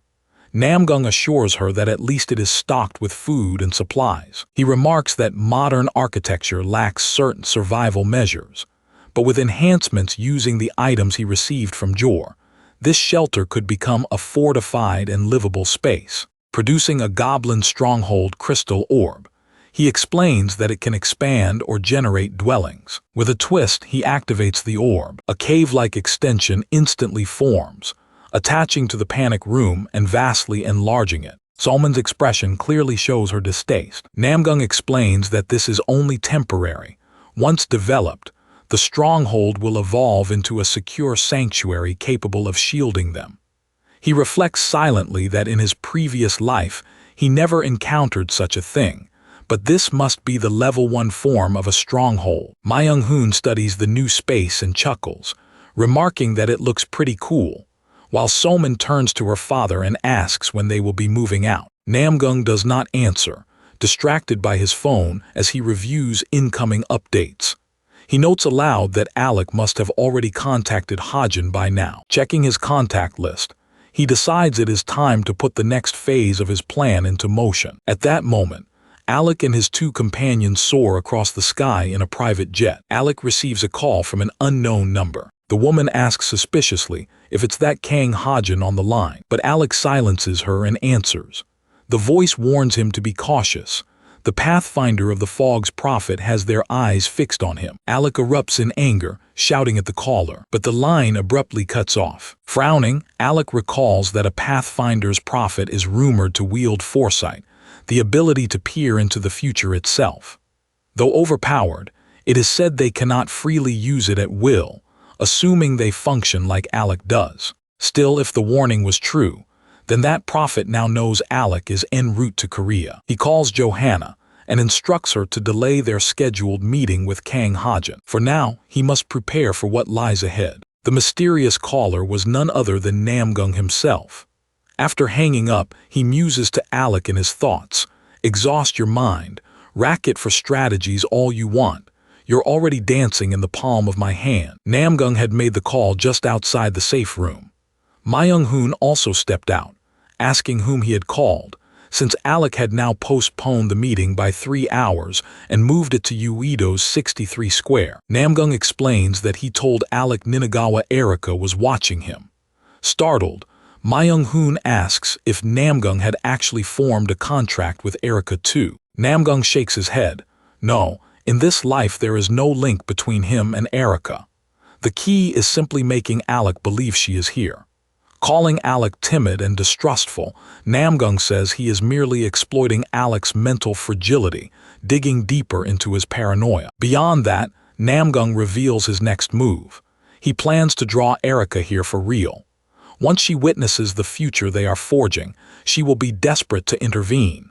Declaring this, Namgung says he will move ahead first and instructs Myung-hoon to continue following the plan. Nervously swallowing, Myung-hoon admits he wonders what chaos might unfold if 3 prophets converge in Korea. But Namgung reassures him, nothing catastrophic will happen. They themselves will safeguard Korea, starting with the second Hell Gate. After their arrival in Korea, Johanna asks Alec how they should pass the time. He tells her to scout around 63 Square and begin preparations. Hansen complains of hunger and suggests they eat first, since everything is easier on a full stomach. Johanna stares at him incredulously and asks where he picked up that saying. He answers that he once lived in Korea, and it's an old local proverb. Alec agrees there is a high chance of battle ahead, so eating is wise. He recommends a Michelin star steakhouse, but Hansen objects, arguing that when abroad, one must taste the country's own cuisine. He hails a cab, urging them to follow him, insisting he knows a place. Johanna scoffs, telling him not to gorge himself and to focus on the mission, doubting there is anything worth eating in a small country like this, especially after the devastation of the Hell Gate. Soon they arrive at a restaurant. Johanna dismisses the building as nothing but a 40-year-old relic. Yet once they eat, she cannot help but lick her bowl clean. Alec chides her to slow down, assuring her no one is going to steal her food, while Hansen beams with pride, proclaiming he now knows how to enjoy Korean food properly. Alec picks up a bit of kimchi on his fork and remarks that he doesn't care for it. This offends Johanna instantly. She snaps that Koreans eat it daily and commands him to scoop a spoonful of galbi soup and top it with radish kimchi immediately. Before he can, she shoves it into his mouth herself. Hansen laughs, commenting that she's already fallen in love with Korean cuisine.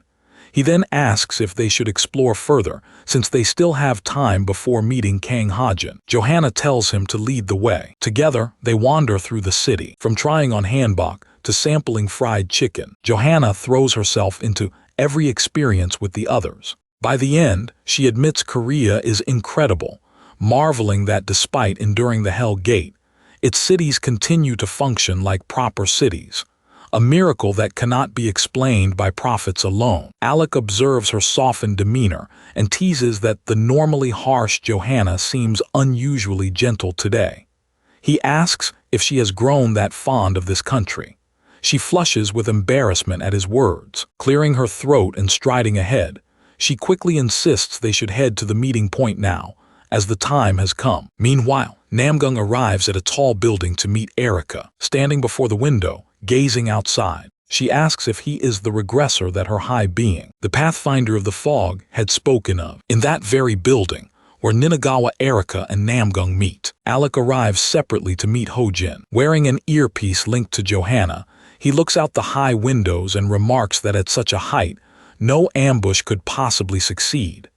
In his mind, he mocks Choi Myung-hoon, certain no tricks can be pulled here. Johanna's voice comes through the earpiece, warning Alec of possible wiretaps and surveillance, advising him she'll disconnect and wait in the designated area. He agrees and removes the earpiece, when suddenly someone calls out his full name. Alec Traman from behind. He turns to see a rugged man before him, introducing himself as Kang Ho-jin, a broad-shouldered fighter with a scar running over his right eye. Alec extends his hand, noting how much larger Ho-jin appears compared to the videos, and thanks him for coming despite the schedule change. But Ho-jin refuses the handshake, replying bluntly that there is no problem, and strides past Alec without a glance.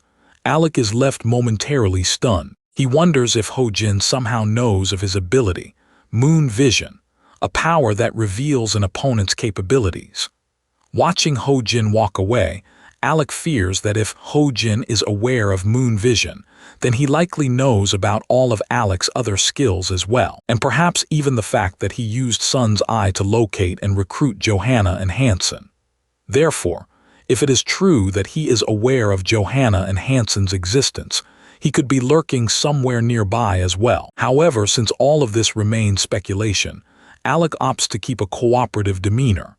Alec turns to Hajun and remarks that he is astonished Korea managed to defend its territory when even England, despite having a prophet like him, suffered heavy losses. When Alec says it was all thanks to Ho-jin and the others, since they were the ones who hunted the magical creatures in Shinchan. Hajin replies that he feels honored, adding that it was due to the rapid response of the police and military and the citizens' cooperation. Alec tells him there is no need for such modesty since Alec came to converse with someone as skilled as him. On hearing Alec say this, Hajin suggests, if that is the case, that Alec should speak with this man, and he gestures toward the elevator behind him, noting that he also obtained the weapons he used from this fellow. The elevator door opens and Myung-hoon steps out. When Alec looks at him, he grins, having already anticipated his arrival. Myung-hoon moves forward while ignoring the hand Alec extends. He rubs the back of his head as he gives his name and says he has been discharged, but served in the same unit as Captain Kang. Alec narrows his eyes and notices how Myung-hoon is likewise avoiding the handshake, concluding that Myung-hoon is on guard.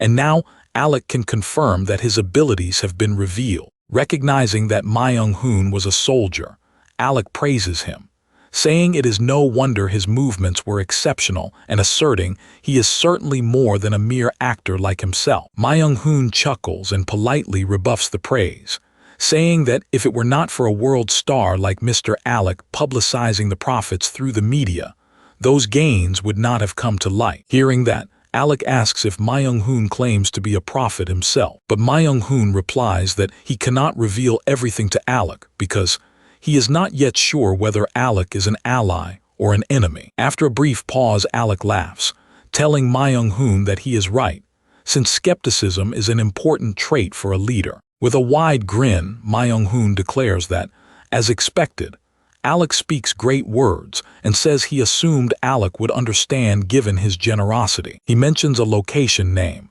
Catholic St. Mary's Hospital, Noryeongjin Station. Myung-hoon says he presumes Alec also has the eye for choosing optimal sites. This revelation startles Alec and his eyes widen in surprise.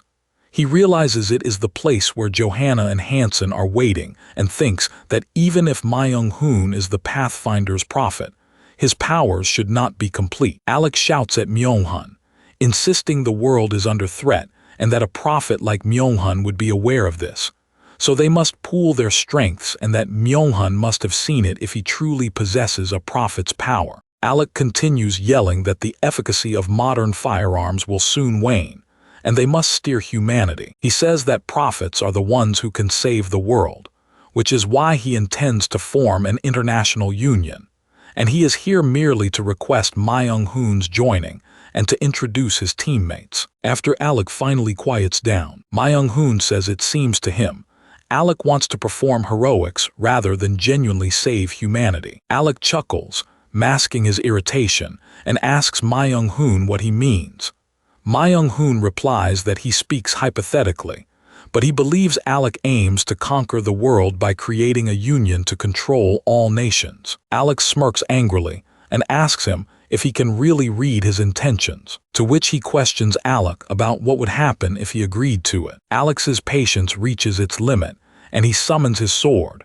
The moment he lifts it to strike toward Myung-hun, Ho-jian senses it with his foresight ability and lunges at Ma Young-hoon to shield him from Alec's blow, the two of them tumbling to the ground. While Alec angrily complains that foresight powers are so vexing, he says he truly did not want one of the 7 prophets to be the foresighting type, so if he spared his life, he would simply become an impediment to Alec's objectives. With that, Alec shouts at Ma Young-hoon to die as he ignites with energy. Meanwhile, Namgung greets Erica, and after exchanging pleasantries, Erica remarks that it seems they have known each other in a previous life. Without answering her suspicion, he quickly asks how the future she planned turned out. When she remains silent, he tells her that Alec Traman and Choi Ma Young-hoon have met, and Ma Young-hoon is pretending to be the Pathfinder's prophet. Now Alec wants Ma Young-hoon killed, specifically the Pathfinder of the Fog's prophet. However, if Alec discovers that the Pathfinder of the Fog's prophet is actually Erica,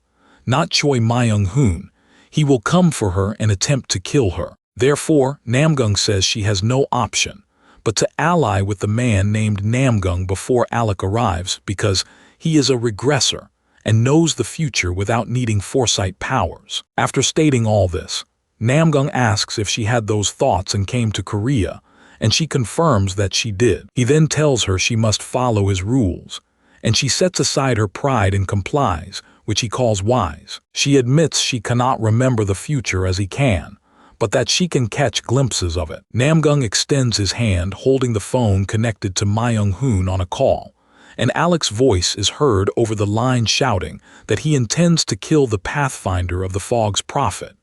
Namgung angrily asks if she is referring to a future like that. Ma Young-hoon then asks Erica on the call if she heard it and tells her that, as expected, Alec plans to kill her. When Alec hears him say that, he asks Ma Young-hoon in shock what he just said. Suddenly, a man sneaks up behind him covertly and strikes Alec with a powerful punch. Alec is slammed to the ground and screams in pain. After he finally rises, he angrily asks the man when he arrived here. The man, glaring at him and wearing a shirt that proclaims his love for Erica, tells Alec there is nothing to explain because the only thing he needs to know is that an enemy of Erica must be killed. As the towering, muscular man stands before Alec, Alec whirls back toward Ma Young-hoon and furiously accuses him of deception. Ma Young-hoon gives an innocent smile and tilts his head, asking Alec if he was truly deceived, for he never once claimed to possess foresight. All he did was throw out a piece of bait, and Alec, in his own foolishness, swallowed it whole. This remark and Ma Young-hoon's casual demeanor only stoke Alec's rage, and when he roars at Ma Young-hoon, demanding what he just said, the man behind him slams a fist into Alec's stomach once more, warning him not to let his mind wander. Alec collapses to the ground groaning in agony, and as he forces himself upright, he reflects that any normal man would have perished from such a blow. He wonders just who this Erica is, to command a beast of such monstrous strength. Alec wrestles in his mind with possibilities. Is Choi Ma Young-hoon truly not the prophet, or is he fabricating an illusionary figure named Erica to mislead him?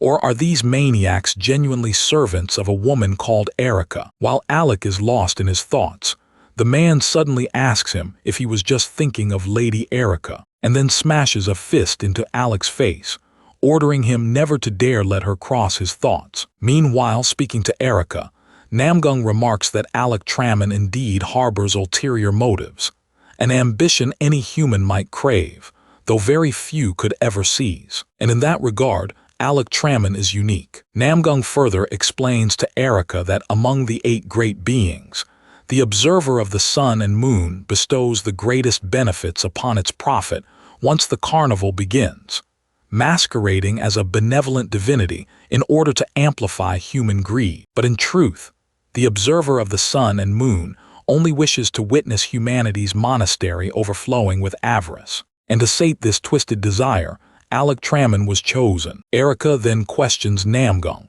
asking whether he can truly claim to be different from Alec Trammon. She tells him that, as he knows, her foresight is still immature, and she requires affirmation about distant futures she cannot yet glimpse. She demands a guarantee of loyalty, a guarantee that he will not bring humanity's extinction. Namgung's prophetic fire flares as he tells Erica that her question is foolish, declaring that what she truly wishes to know is what fate awaits if she chooses not to follow the regressor. Elsewhere, Alec barely avoids another crushing blow from the man, and shouts at him that he has no idea who this Erica even is. With that said, Alec's fury reaches its boiling point, and as he rises, he recklessly swings his sword toward the man. The man narrowly evades, the blade shattering a pillar behind him. Alec sneers that he is surprisingly quick for someone of his size. The man, eyes sharp with resolve, declares Alec a born killer, and says Alec cannot compare him to some actor faking movements on a stage. Alec retorts, asking if his actions appear staged, and teleports behind the man, leaving him stunned. From there, Alec coldly remarks that, if that is so, then it is unfortunate, because his training came not from Hollywood, but from SLS. Ho Jin and Ma Young-hoon exchange glances, wondering if Alec refers to the SLS assassination unit that had been dissolved years earlier. Ho Jin then whispers to Ma Young-hoon that perhaps they should aid the man called Igor. But Ma Young-hoon asks Ho Jin what he has truly witnessed so far and urges him to look closely at Igor, asking if he cannot see Igor's indomitable fighting spirit as Igor and Alec clash. Yet Igor twists his neck around, mouthing words for help with his lips alone. Sadly, Ma Young-hoon misreads it as "get lost" and relays it to Ho Jin, saying this is a duel between men, and Igor should be allowed to savor it. When Ho Jin nods his understanding, Ma Young-hoon adds that Igor is a legend in the making, destined to be remembered as the man who felled a prophet with his bare hands. At last, Igor bellows at them furiously, cursing and screaming that he needs help. Ho Jin and Ma Young-hoon prepare their weapons, but before they can advance, Alec spits curses at all 3 of them, roaring for them to die as he swings his blade with full force. Igor is hurled across the space, while Ho Jin and Ma Young-hoon manage to block the strike with their weapons. Alec cracks his neck and addresses Ma Young-hoon, remarking how he managed to block the galaxy sword. But the blade Alec had seen on YouTube was different, so there is no way Ma Young-hoon purchased a weapon on par with one bestowed by his high being. Alec then demands to know who granted it to him, Erica or his patron high being. When Ma Young-hoon stays silent, Alec declares that if he chooses to remain mute, then he leaves Alec no choice, since one man is enough to interrogate. He commands Ma Young-hoon to die. Meanwhile, Ma Young-hoon realizes he cannot fully control Tanny and the sword, as the contract belongs to Namgung, and he merely borrows it to keep up the guise of a prophet. Yet he gazes at the sword and asks his old comrade, once known as the beheading blade, if he will cry out once more. Flames of the sword ignite around Ma Young-hoon, which throws Alec into confusion as he demands to know what this power is. Ma Young-hoon swings and unleashes its fiery might against Alec, but Alec parries it with the strength of his own blade. Ho Jin also charges in, striking at Alec and declaring that SLS appears to be nothing special. But Alec blocks Ho Jin's weapon with his bare hand, saying it is exactly what he expected from active-duty soldiers, and questions him if he has the strength to handle 3 former SLS rivals, just as Hajin is about to ask in bewilderment which 3 opponents Alec is referring to. Johanna sneaks up from behind and smashes his head. At the same moment, Hansen delivers a punch straight across Ma Young-hoon's face. Soon after, Igor, Ma Young-hoon and Ho Jin are sprawled unconscious on the ground. Hansen advises Alec that it's wiser to retreat now, informing him their escape path has been secured and ready for use. Alec, however, insists that before leaving, they should finish the job by severing the enemies' heads and presenting them to the mastermind. Hansen points toward Igor, remarking that he recognizes him, once a member of the Russian assassin syndicate, Zakat. Whoever commands Igor must be even more dangerous, and killing him outright might provoke his superiors unnecessarily. Alec snaps at Hansen, demanding to know if he's suggesting they act out of fear, but Hansen denies it firmly. Before Hansen can elaborate further, Hagen suddenly seizes him by the throat from behind, choking him. Johanna stares in disbelief, exclaiming that she was certain she had struck him directly at the C3 vertebra. From the floor, Ma Young-hoon bursts into laughter, mocking her for throwing around medical terms like the C3 vertebra. He declares that such injuries mean nothing to their Ho-jin, because he is an ogre. With iron grip, Hagen tightens his hold on Hansen's neck, choking him with brute force. Ma Young-hoon observes coldly, reaffirming that Hagen is indeed an ogre. Johanna, startled, wonders aloud if Hagen possesses some hidden blessing or gift. Ma Young-hoon smirks, replying that Ho-jin was simply born that way.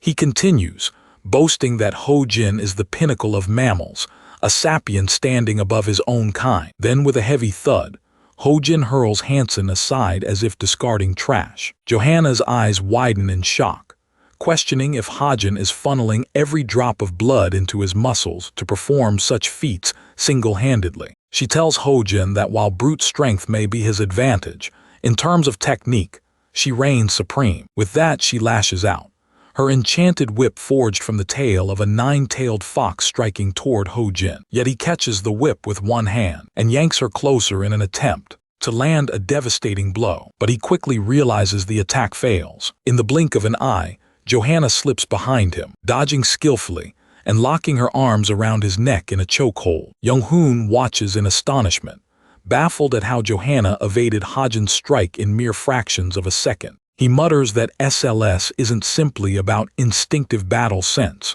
Johanna had studied an ogre's weaknesses and flawlessly applied a back choke that cut off blood flow instantly. He wonders how Alec even managed to enlist someone of her caliber, and Young-hoon realizes he must act quickly before everything slips away. At that moment, Alec strides forward toward Johanna and Ho-jin, declaring coldly that he'll slice Ho-jin's body in half. As Alec raises his weapon to strike, Ma Young-hoon interjects, blocking the blow with his sword. Alec roars in rage, demanding how he's still alive, accusing him of clinging to life just to spout nonsense. Ma Young-hoon replies with calm resolve, saying it's nothing more than perseverance. Alec prepares for another strike, but Ma Young-hoon faces him head-on, unshaken, proclaiming that no strike will be enough to shatter his resolve. Alec attacks again, spitting curses through clenched teeth. Yet Ma Young-hoon blocks once more, refusing to yield. Fighting on, Ma Young-hoon reminds himself that the prophet is still the prophet. Alec sneers, mocking him bitterly. He taunts, asking where that perseverance has gone now, and ridicules him for hiding behind defense like a coward. Deep down, Ma Young-hoon knows he cannot fully resonate with the sword's spirit without Namgoong's magic.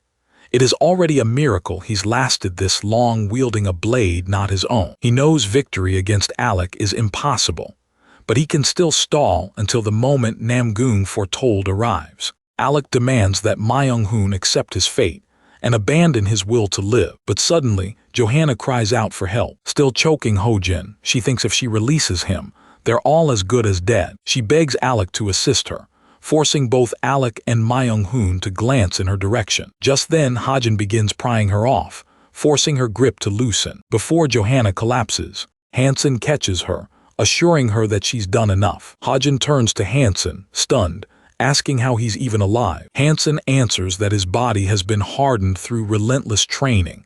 It doesn't break that easily.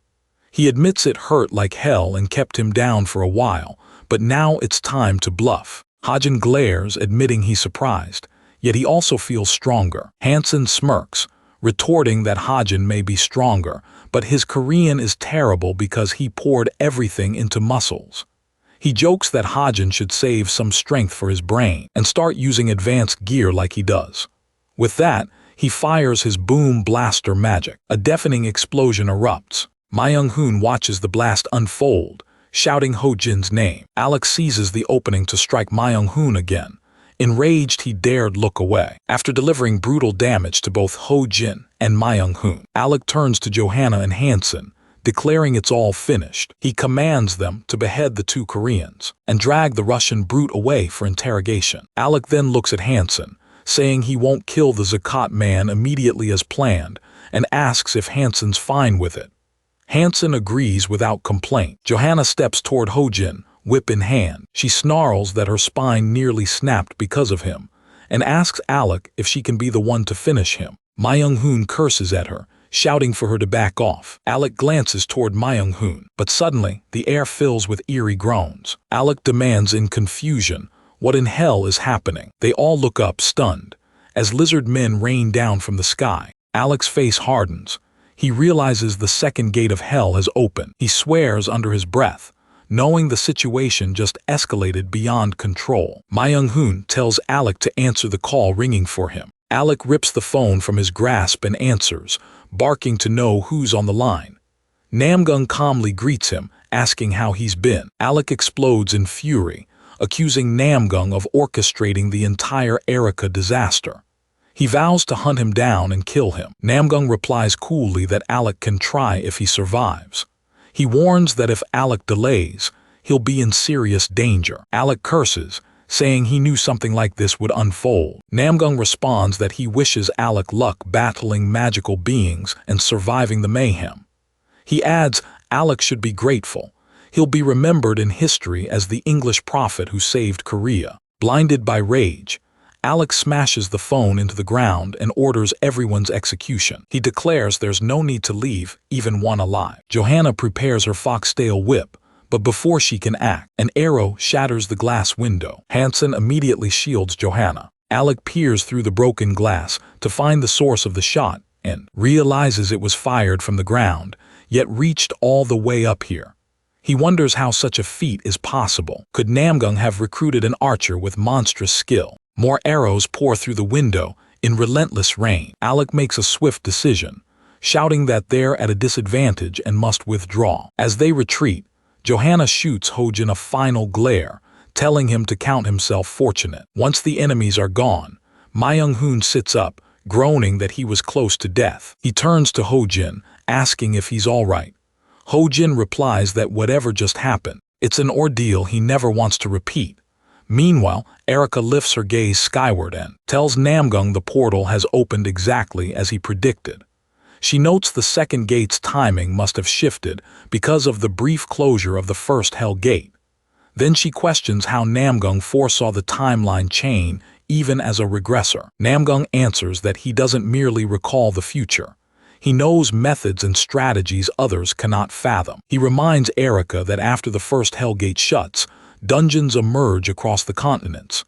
Erica nods, confirming Japan experienced the same. She explains that countless powerful individuals worldwide entered those dungeons, and that was the hidden condition of the Hell Gate. Once all global dungeon walkthroughs conclude, the second Hell Gate opens. Namgung reveals that in his past life, Japan was the last nation to complete its walkthroughs, and her presence here now means the condition has already been fulfilled.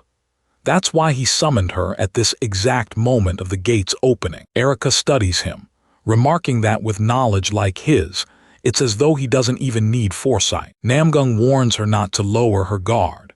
He explains that this life isn't unfolding precisely as before, and his accurate prediction about the gate's opening came partly down to sheer luck. He admits that the memories carried from his past life are not enough. Only a true prophet like her, someone beyond a mere regressor, can actually peer into the future. Erica then asks him directly what it is he wants from her. Namgung answers without hesitation. He needs her help to seal the second Hell Gate. He explains that while he managed the first, this one is far beyond his ability alone. Erica points out that with airports and harbors locked down, it's not as if she has many choices if she intends to return to Japan. This time, she declares, it will be her side lending their aid. She introduces the companion she brought, and Namgung nods, saying he figured she wouldn't come by herself. The team's leader steps forward and introduces himself as Katsumata. Namgung remarks that they appear well-prepared and admits he didn't expect the leader of the interlacers himself to show up in Korea. Erika replies that since a regressor could also end up as an enemy, she couldn't risk arriving empty-handed. Namgung tells her he understands, and now it's time for him to lay out the strategy for tackling the Hell Gate. As he walks toward the shattered glass window, he tells them not to be overly anxious about the Hell Gate. Katsumata narrows his eyes skeptically, asking if Namgung is mocking them.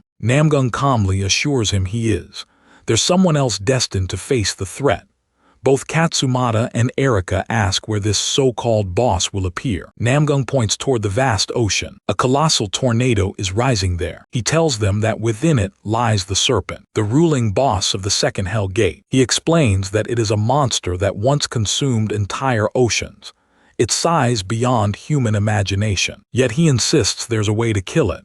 Like all snake-type magical beasts, it carries a vulnerable point, a single, irregular scale beneath its chin. Katsumata scoffs, saying if it's only about tearing off one scale, that sounds absurdly simple. Namgung quickly clarifies, warning that unless one wields a rare-grade weapon, even scratching it will be impossible. Erika interjects, noting that to her knowledge, the only person with such a weapon is Alec Trammon. Katsumata turns to Namgung and asks if Alec was brought here just to strike that weak point. Namgung replies no, because if he did, Alec would seize all the glory. Katsumata presses further, asking if Namgung intends to steal Alec's sword. Namgung grins, saying that while that would be an excellent option, there's no need. Suddenly, a sword smashes straight through the glass window. Erika's team recoils, startled, demanding to know what just happened. Katsumata peers outside and says the archer fired the blade from below. Namgung picks it up, realizing that if this sword reached them, it means Myung-hoon is still alive. Gripping the blade, he tells Katsumata that with this weapon in hand, they can finally strike the serpent's weak scale. He says they'll head out as soon as preparations are done. Katsumata grins and replies that he's always prepared. Namgung stares down at the serpent through the broken glass, tightening his hold on the weapon. He turns to Katsumata and asks if they should test the serpent's strength. Katsumata waves him off, saying he has no use for trivial tools. He instructs his men to guard Erika,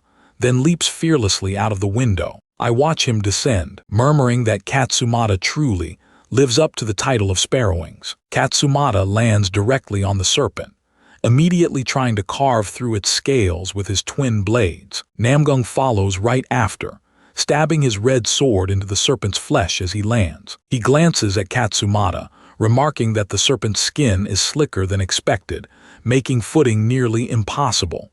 Katsumata agrees, saying they must finish this quickly. He calls for Namgung to follow him toward the serpent's jaw. Namgung warns him that recklessness will only invite mistakes.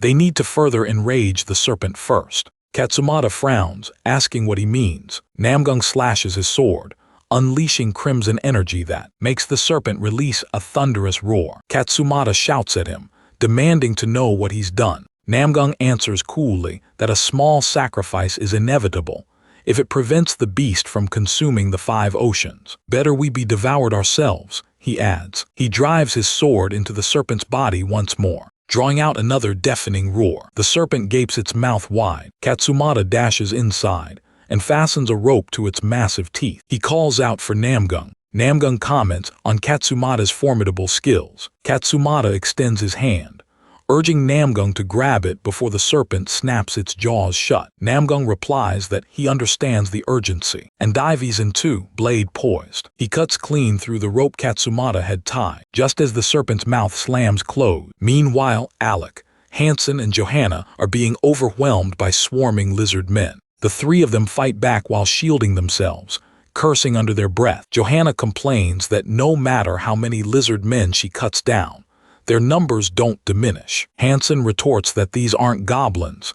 These creatures don't stay dead. At last, Alec draws his powerful weapon and obliterates all the lizard men in one overwhelming blast. When the dust settles, he orders Hansen and Johanna to flee. Elsewhere, Hajin and Myung-hoon spot them from a distance while crossing a bridge. Myung-hoon remarks that Alec escaped long ago, yet they are still dragging their feet along the same road. Still burdened with unconscious Igor, he mutters at how dire the situation has become. They continue forward, Myung-hoon noting that at least Alec cleared the path ahead, leaving corpses of lizard men sliced clean across the road. Their progress is easier because of it. Hajin realizes that Alec must be completely spent after such a display. Myung-hoon tells him that he passed Tanny and So-RD to Jeongin, and if they bump into Alec now, they're finished. He checks with Hajin, asking if he can still move forward. Hajin assures him he only needs a short rest and he'll manage. He wonders aloud if Jeongin and Mr. John Taeho managed to escape, given the sheer number of lizard men swarming everywhere. Myung-hoon glances upward at more lizard men descending, saying back then there weren't nearly this many, so he's confident they got out. If anything had gone wrong, Namgung would have contacted them already. Their plan had been for Jeongin to deliver the sword and then retreat, so by now they should be near Ruru Tower. He tells Hojin they'll rendezvous with Jeongin and Mr. John Taeho there. Hajin notes that Alec also seems to be heading in the same direction.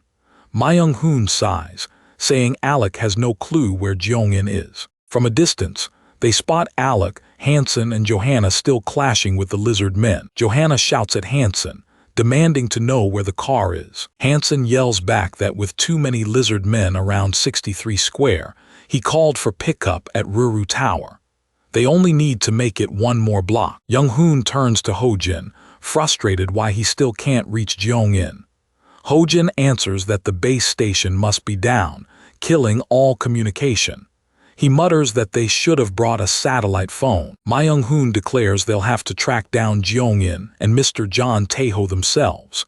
If Alec finds them first, he'll definitely target Namgung and Jeongin. Just as they raise their heads, a pack of lizard men snarls from above and leaps down at them. Myung-hoon draws his sword and slices through them, freezing the creatures in place instantly. He sighs bitterly, saying he's far too young to die here. But the frozen lizard men suddenly begin shattering free of the ice, growling more ferociously as they prepare to strike again. An arrow whistles down, piercing one lizard man clean through the skull. Both Myung-hoon and Hajin glance upward to see Young-in standing atop the bridge with his bow raised, calling down to ask if they're unharmed. All around them, civilians run in panic, screaming for help as chaos consumes the streets. Lizard men crawl up from the riverbanks, but glowing arrows smash into their heads mid-charge. Solman raises a finger, conjuring a pink radiance that annihilates them instantly. Mr. John Taeho watches, astonished, remarking that the world must have changed drastically while he was unconscious,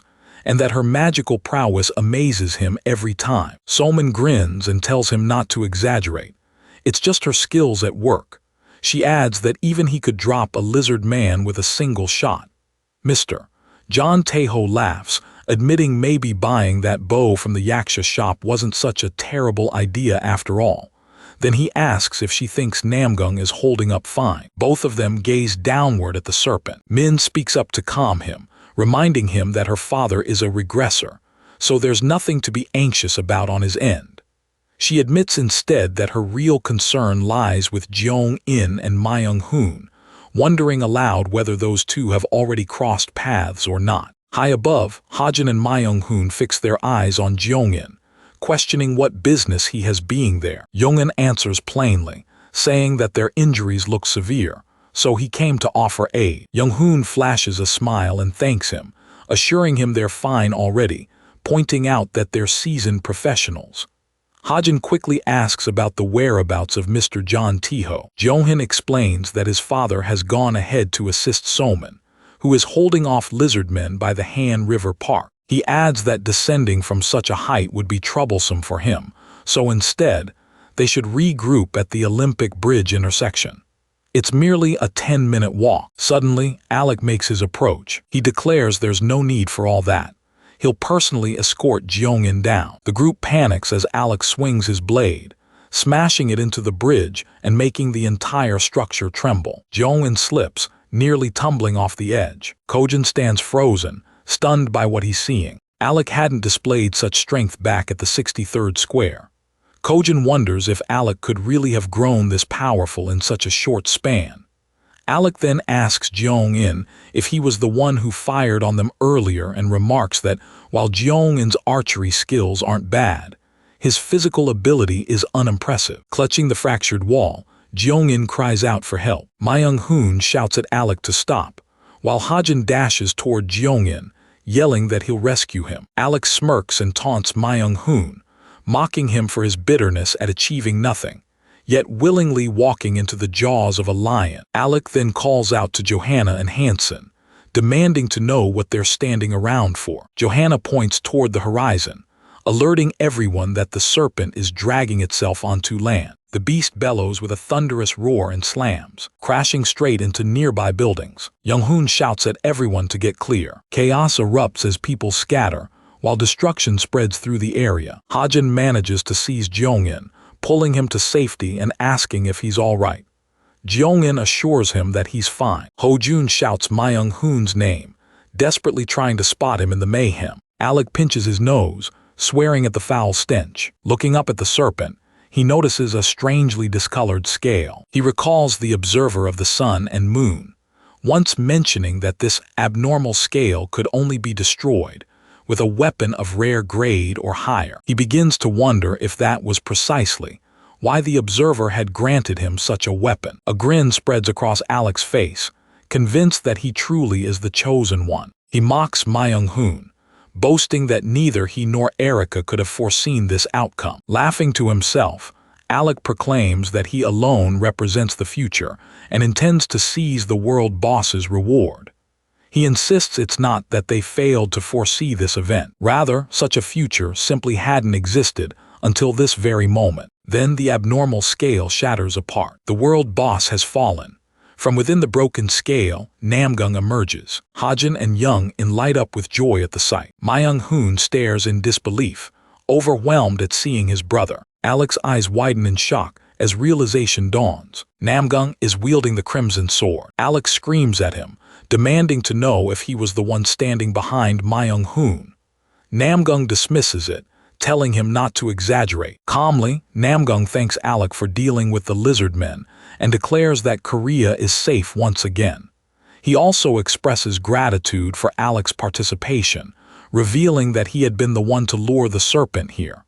A system notification appears. Every participant within a 50-meter radius receives the serpent's scale as a reward. Alec shouts furiously at Namgung, asking if he had been playing along with their entire scheme from the start. Namgung raises the serpent's odd scale high in his hand. Johanna yells at Alec, urging him to snatch the scale from Namgung.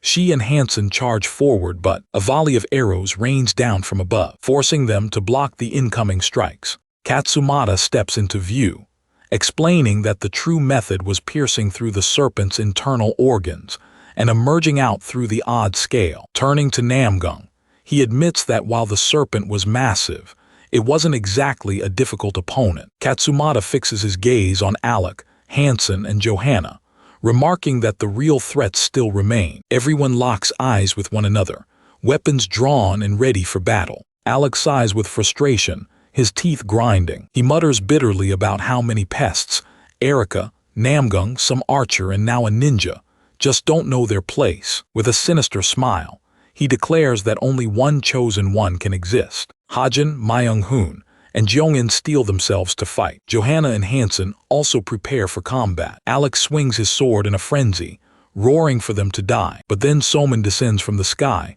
halting Alec's strike. She calmly asks whether Alec is the prophet she saw on television. Alec stares at Soman in bewilderment, questioning if Korea actually had a prophet capable of wielding magic. Beyond that, he cannot fathom how anyone could already command magic to such an extent at this stage. Namgung snaps his fingers. Katsumata immediately orders his people to clear the path for Alec and his companions, stating their British guests are departing. Katsumata's subordinates hurl weapons in their direction. Alec clenches his teeth as the thrown weapons tear through the lizard men. He tells Namgung the reason he hadn't detected them was because his focus had been locked onto Katsumata's crew. As Alec turns to leave with Johanna and Hansen, Namgung instructs them to head towards Seongnam City, explaining that Incheon Airport should already be shut down, but Seoul's airport is still likely operating.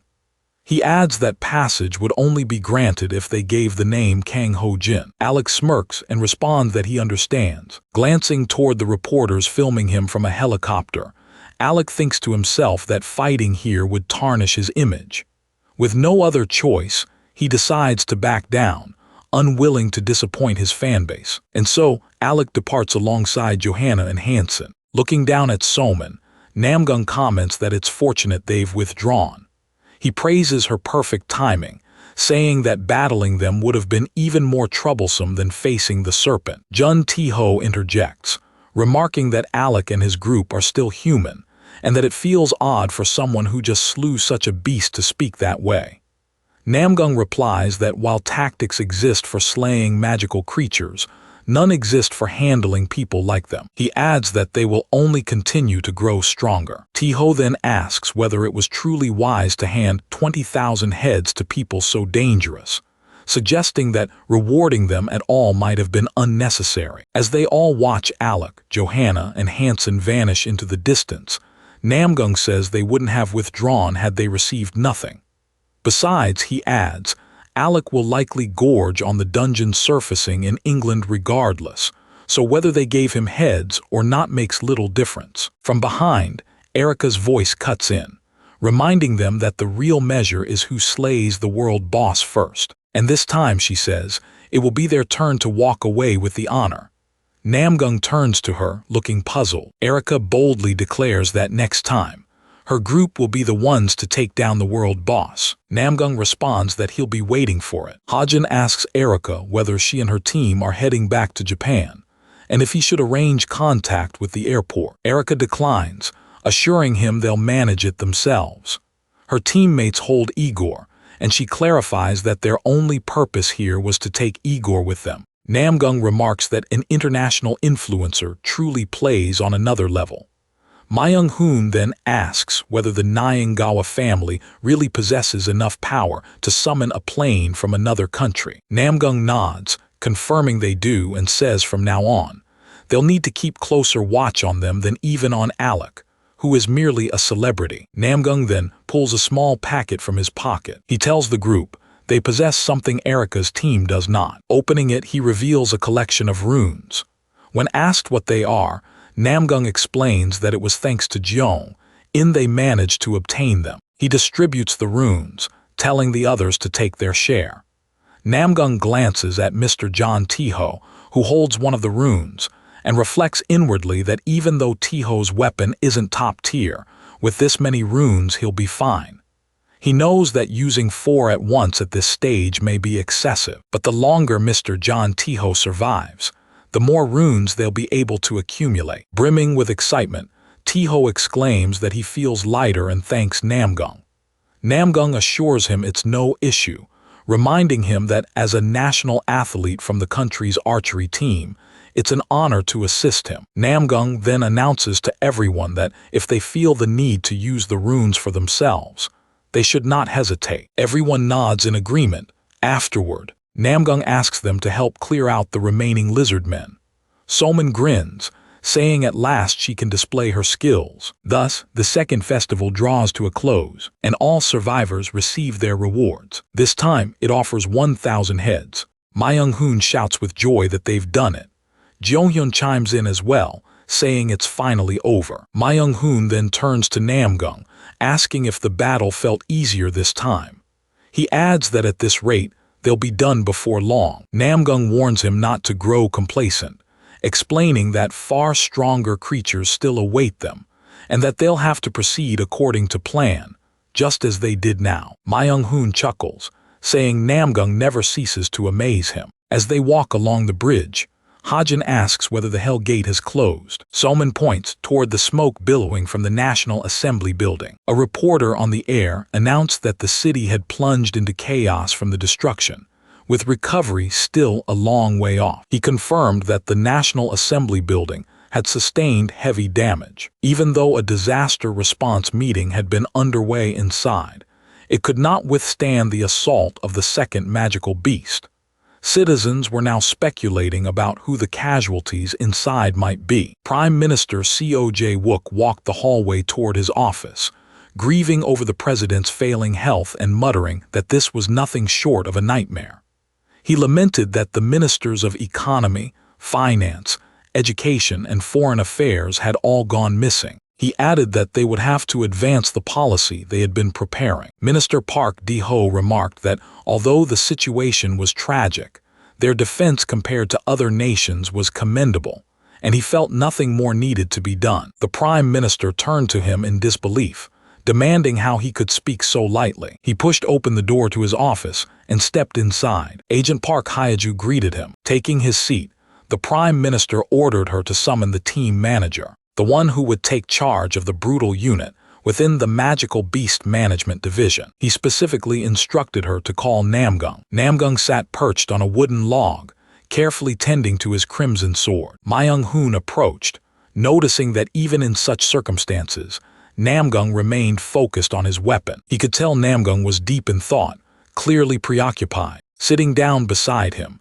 Myung-hoon guessed that Namgung must be weighed down by the president's sudden death, but pointed out they still had Prime Minister Seo Yi-wook, whom he also knew personally. He added that as long as Seo Jae-wook acted as interim president, Korea would be in safe hands. Namgung nodded, agreeing that Seo Yi-wook was reliable enough to rebuild a collapsing government. But then he admitted there was a looming issue. He explained to Myung-hoon that in his past life, Seo Yi-wook had attempted to create a monster hunting unit, but unforeseen problems kept the team from ever materializing. Namgung revealed that the defense minister, Park De-ho, was plotting a revolutionary coup. Myung-hoon stared at him in shock, asking if that could possibly be true. Namgung confirmed it, recounting how in the previous timeline, Park De-ho seized power, proclaimed himself president, and recklessly gathered the nation's military into Seoul. That decision left other cities exposed, leading to them being torched and annihilated. Myung-hoon then asked if Namgung had anticipated what would happen at the assembly, and whether it might have been wiser to guard it himself. Namgung replied that he could not have done so. The assembly and the serpent's summoning site were too far apart. Had he not been there, the devastation would have been catastrophic. Myung-hoon noted that Alec had also been an unpredictable element, but he fell silent as they noticed figures approaching. As the men drew closer, both Namgung and Myung-hoon looked up.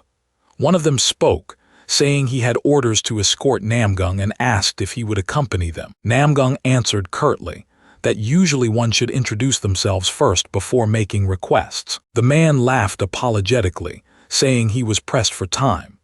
Handing over a card, he introduced himself as Lee Jin-won, counterterrorism officer from the National Intelligence Service, representing the Blue House, and said he was there to escort Captain Nam. The mention of the Blue House caught Myung-hoon's interest. The Blue House itself. A cup of tea was set down before Namgung. Prime Minister Seo Jae-wook apologized for summoning him so abruptly. He formally introduced himself, but Namgung brushed it off, saying it was fine. Seo Yi-wook thanked Namgung for subjugating the monster at the Han River. Namgung replied that he should be the one thankful, admitting he was surprised to be invited to the Blue House rather than an interrogation chamber. Seo Yi-wook chuckled, saying heroes who save cities aren't treated that way. But hearing himself called a hero made Namgung pause. Seo Yi-wook was sitting unguarded before a man who could slay monsters with ease, showing no wariness at all. Namgung thought grimly that in his past life, Seo Yi-wook had deserved death at Park De-ho's hands, but this time he needed him alive. Spilling tea onto the table, Namgung warned that trusting others so easily would get him killed. The Prime Minister toppled from his chair in alarm as Namgung drew his red sword. Instantly, Seo Yi-wook's guards aimed their guns, shouting for him to drop the weapon or be shot. Namgung told him that he was in a position that would decide the nation's fate. He accused him of failing to use even the information Yasha had given, and scolded him for leaving his life in others' hands so carelessly. Again, the guards yelled that they would fire if he stepped closer. Yet Namgung didn't flinch. He warned the Prime Minister to beware of people as much as monsters, because he couldn't afford to die yet. Seo Yi-wook looked up at him in confusion but nodded, promising he'd remember. At that moment, Agent Park Hyeju hurled her blade at Namgung. She shouted at him to put his weapon down. Namgung observed that she had awakened telekinesis unusually quickly for an ordinary person. With ease, he sliced her weapon cleanly in half. Hyeju sent more blades flying, but Namgung deflected every strike effortlessly. She glared, ready to press on, but Prime Minister Seo Yi-wook raised his voice, ordering her to stop. He demanded to know why she was treating their guest like this. Both Namgung and Park Hyeju turned to him as he continued. He explained that Namgung had only been offering advice and had no hostile intent. The Prime Minister then revealed his plan to establish a monster hunting team with Namgung as its leader. That was why he had been called. Park Hyeju admitted she disliked the idea, but conceded that the Prime Minister was correct.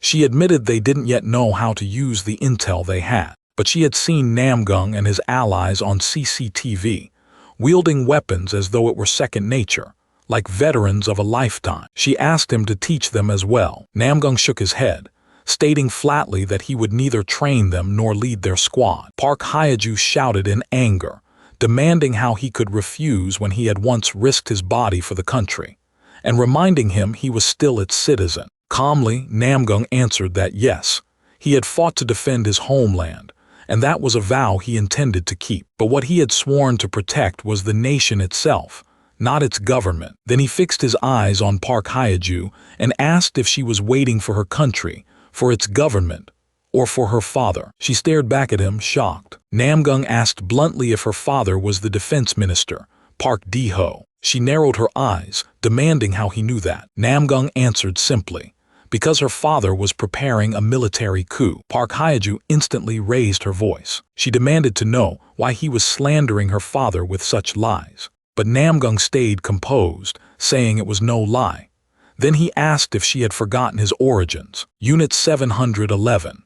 Park Hyeju scoffed, saying that unit no longer existed, but admitted it had once been the nation's finest, not only in combat but in intelligence warfare as well. She added that Namgung had been the commander of Unit 701.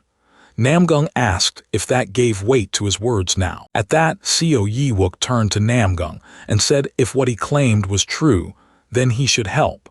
He urged him to join the monster hunting squad so they could restore peace together. Namgung shook his head again, refusing. He argued there was no point in leading such a team, because though it might stabilize the nation and please the public, it wouldn't prevent Park Di-ho's coup. Not in the slightest. Namgung explained that Park Di-ho wasn't merely exploiting chaos for power. He was strong enough to seize it outright, through sheer force of arms. Seo Yi-wook clenched his teeth. Namgung told him plainly that in his former life, Park Di-ho had already possessed rare-grade weaponry and considerable strength for a mere human. Namgung said what the country truly needed wasn't someone at the helm of a monster hunting team. It was for Seo Yi-wook himself to grow stronger. That was the only way to stop the nation from being devoured by disorder. Park Hyeju turned to the Prime Minister, asking why they should believe the claims of a civilian like Namgung, especially when even the Secret Service had uncovered no signs of a coup. The Prime Minister pressed his palm onto the table. He admitted that Namgung's words lacked evidence, but said that from the standpoint of raw strength, it made sense. He added that no matter how skilled a politician, a single overwhelming force could still crush them. That was simply reality. Namgung then looked back at Park Hyeju, asking what she thought now. He explained that what truly mattered was deciding what she wanted to fight for. She began to reflect in silence. Namgung studied her intently. He knew he could pose such questions only because he already remembered the outcome from his past life. To her, it may have seemed like philosophy, but to him, her reply mattered little, unless her heart had truly changed from who she had been before. She opened her mouth to answer, but another man cut in, saying this was not the place for such talk, not in front of the Prime Minister. He added that without evidence, the matter should be investigated by intelligence and revisited later. Seo Yi-wook nodded, agreeing that he was right, and said they would discuss it another time. As the doors shut behind them, Namgung rose and began walking out.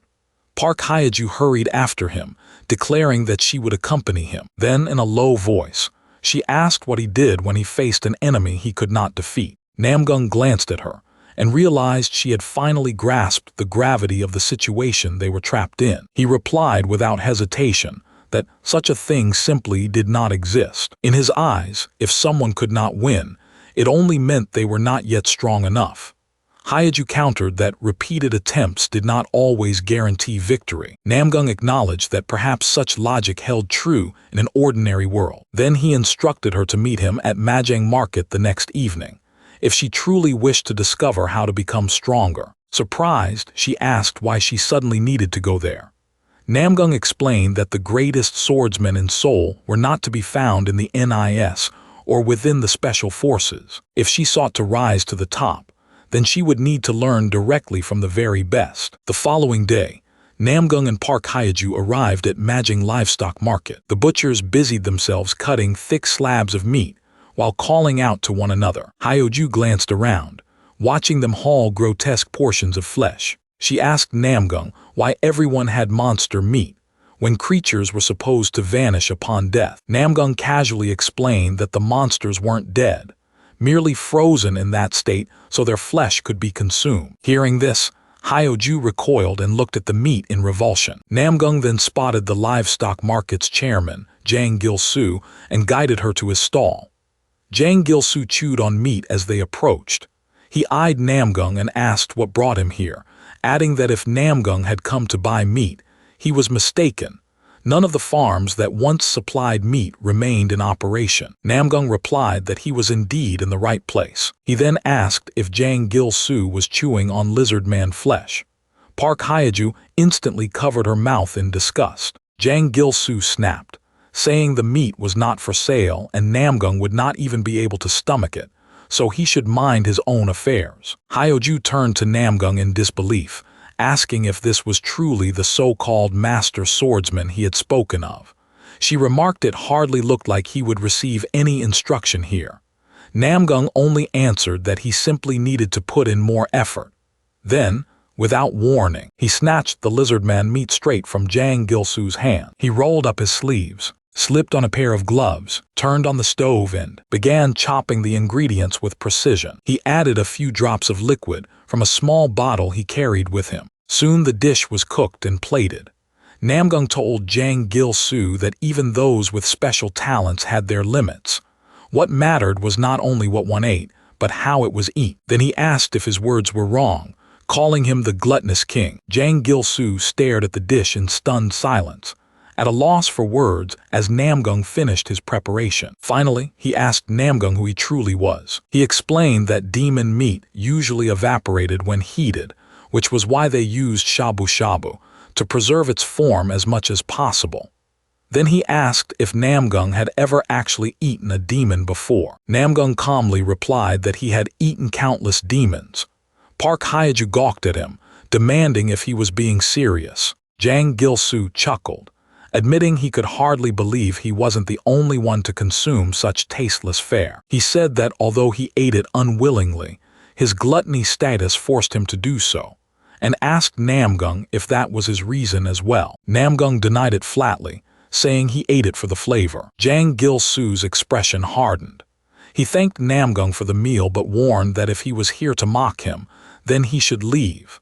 He declared that demon flesh had no taste, nothing more than chewing rubber. Namgung pointed to the shabu-shabu and told him to try it. Jang Gil-soo hesitated briefly. Then he picked up a small piece, lifted it with his chopsticks, and placed it in his mouth. His eyes went wide. He looked back down at the dish, astonished, exclaiming that it tasted as fine as five-star beef. Jang Gil-soo demanded to know how Namgung had done it, saying he had tried every kind of preparation and never discovered such a taste. Namgung showed him the small bottle, explaining it was Cruce and West Beach salt jam, and that human recipes could never replicate such a flavor. Jang Gil-soo examined the label and noted it was worth 100,000 heads, calling it an ordinary seasoning. Namgung told him he could keep it if he granted him two favors. The first, Namgung said, was for Jang Gil-soo to share his knowledge of dismantling demons.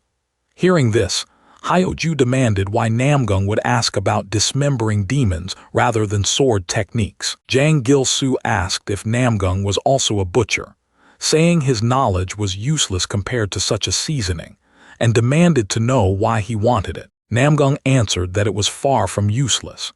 He asked if Jang Gil-soo hadn't discovered their weaknesses while studying their bodies. Jang Gil-soo replied that while he hadn't found exact weaknesses, he had mastered the anatomy of their bodies and the art of dismantling them. Namgung told him that was precisely what he wanted, gladly trading the seasoning for such knowledge.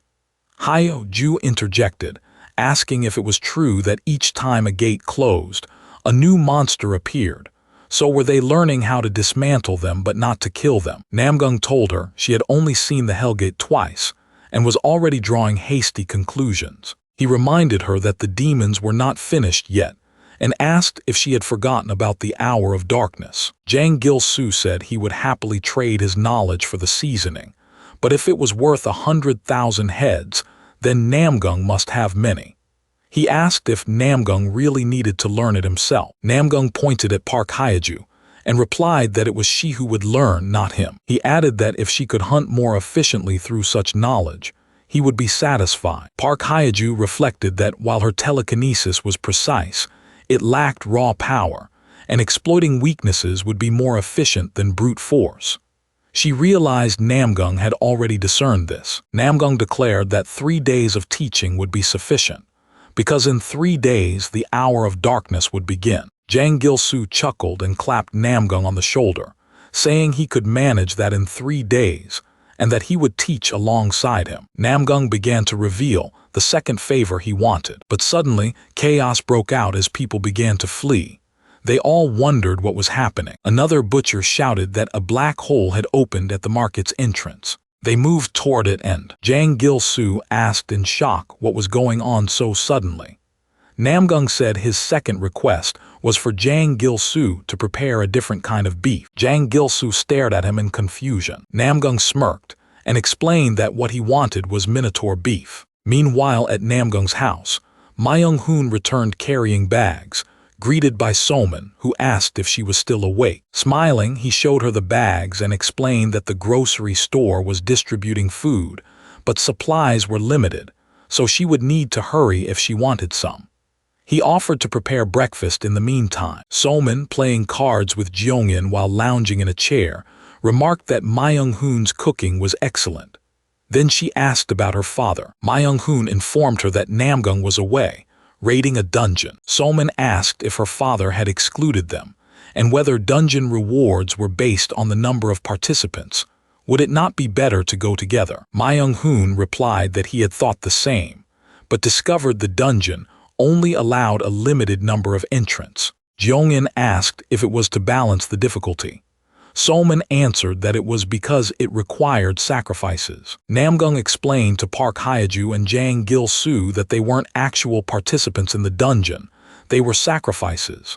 Shocked, they demanded what he meant. He elaborated that they had likely heard the tale of King Minos of Crete, who built a labyrinth to imprison a half-man, half-bull monster, the Labyrinthos. Namgung said that to appease the beast's fury, 7 youths and maidens were offered every year. Hyeju asked if he meant that particular myth. Namgung confirmed, saying she knew the story, but the truth was slightly different from the version they'd heard. He explained that only 3 people could enter at once, a man and a woman as sacrifices, and a guide. That was the only combination permitted. Jang Gil-soo and Park Hyeju looked at him in disbelief. Namgung added that when one group perished, another 3 could enter, for a total of 7 attempts. As they descended the stairs, Park Hyeju and Jang Gil-soo asked what would happen if they failed. Namgung answered that the labyrinth's gate would open. The Minotaur would be released. It would devour the sacrifices until its belly burst, each meal only making it stronger. Approaching the gate, Park Hyeju muttered that it sounded like a nightmare. Namgung reassured her, saying they would not fail. Hyeju placed her hands on Jang Gil-soo's shoulders, saying Namgung was a master hunter, so he would be fine.